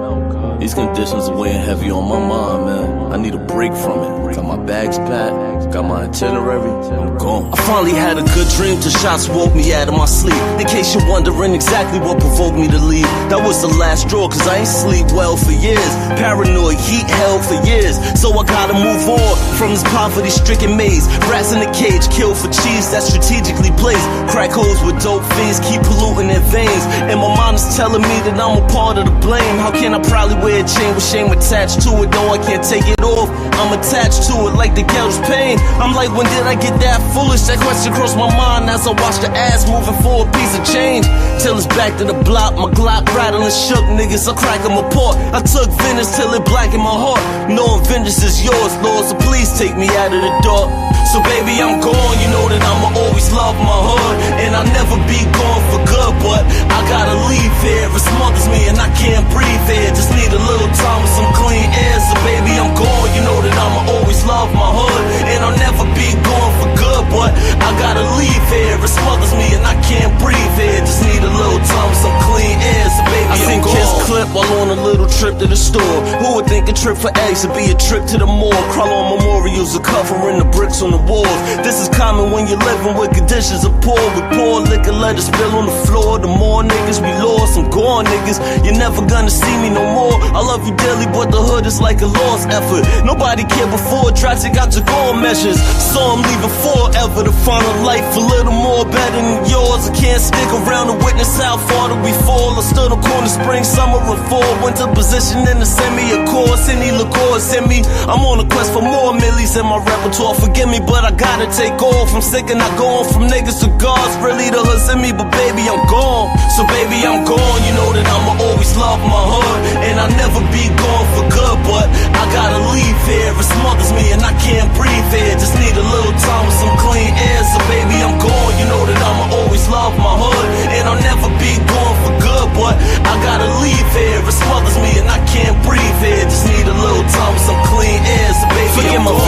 abandon my home. Though I'm impatient with our situation, I won't leave you standing alone. Stand on my shoulders if you need me, I could carry the globe. Overdoses in the hood, fiends slamming they arms. Some of us made it out the hood, good at slamming the ball.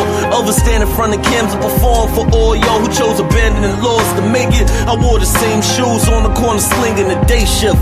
So I'm back, needed a vacation from the monotony of poverty blocks. I hate it, so I'm riding for my G's who play the bench on the daily spit flames until the yellow tape layers the fence. When the boys come, we don't run, we wait for them and say it's defense. Till we're finally arraigned and we're pinched, hanged and lynched with razor blades, marking down the days on the wall. But if the bell comes, baby, I'm gone.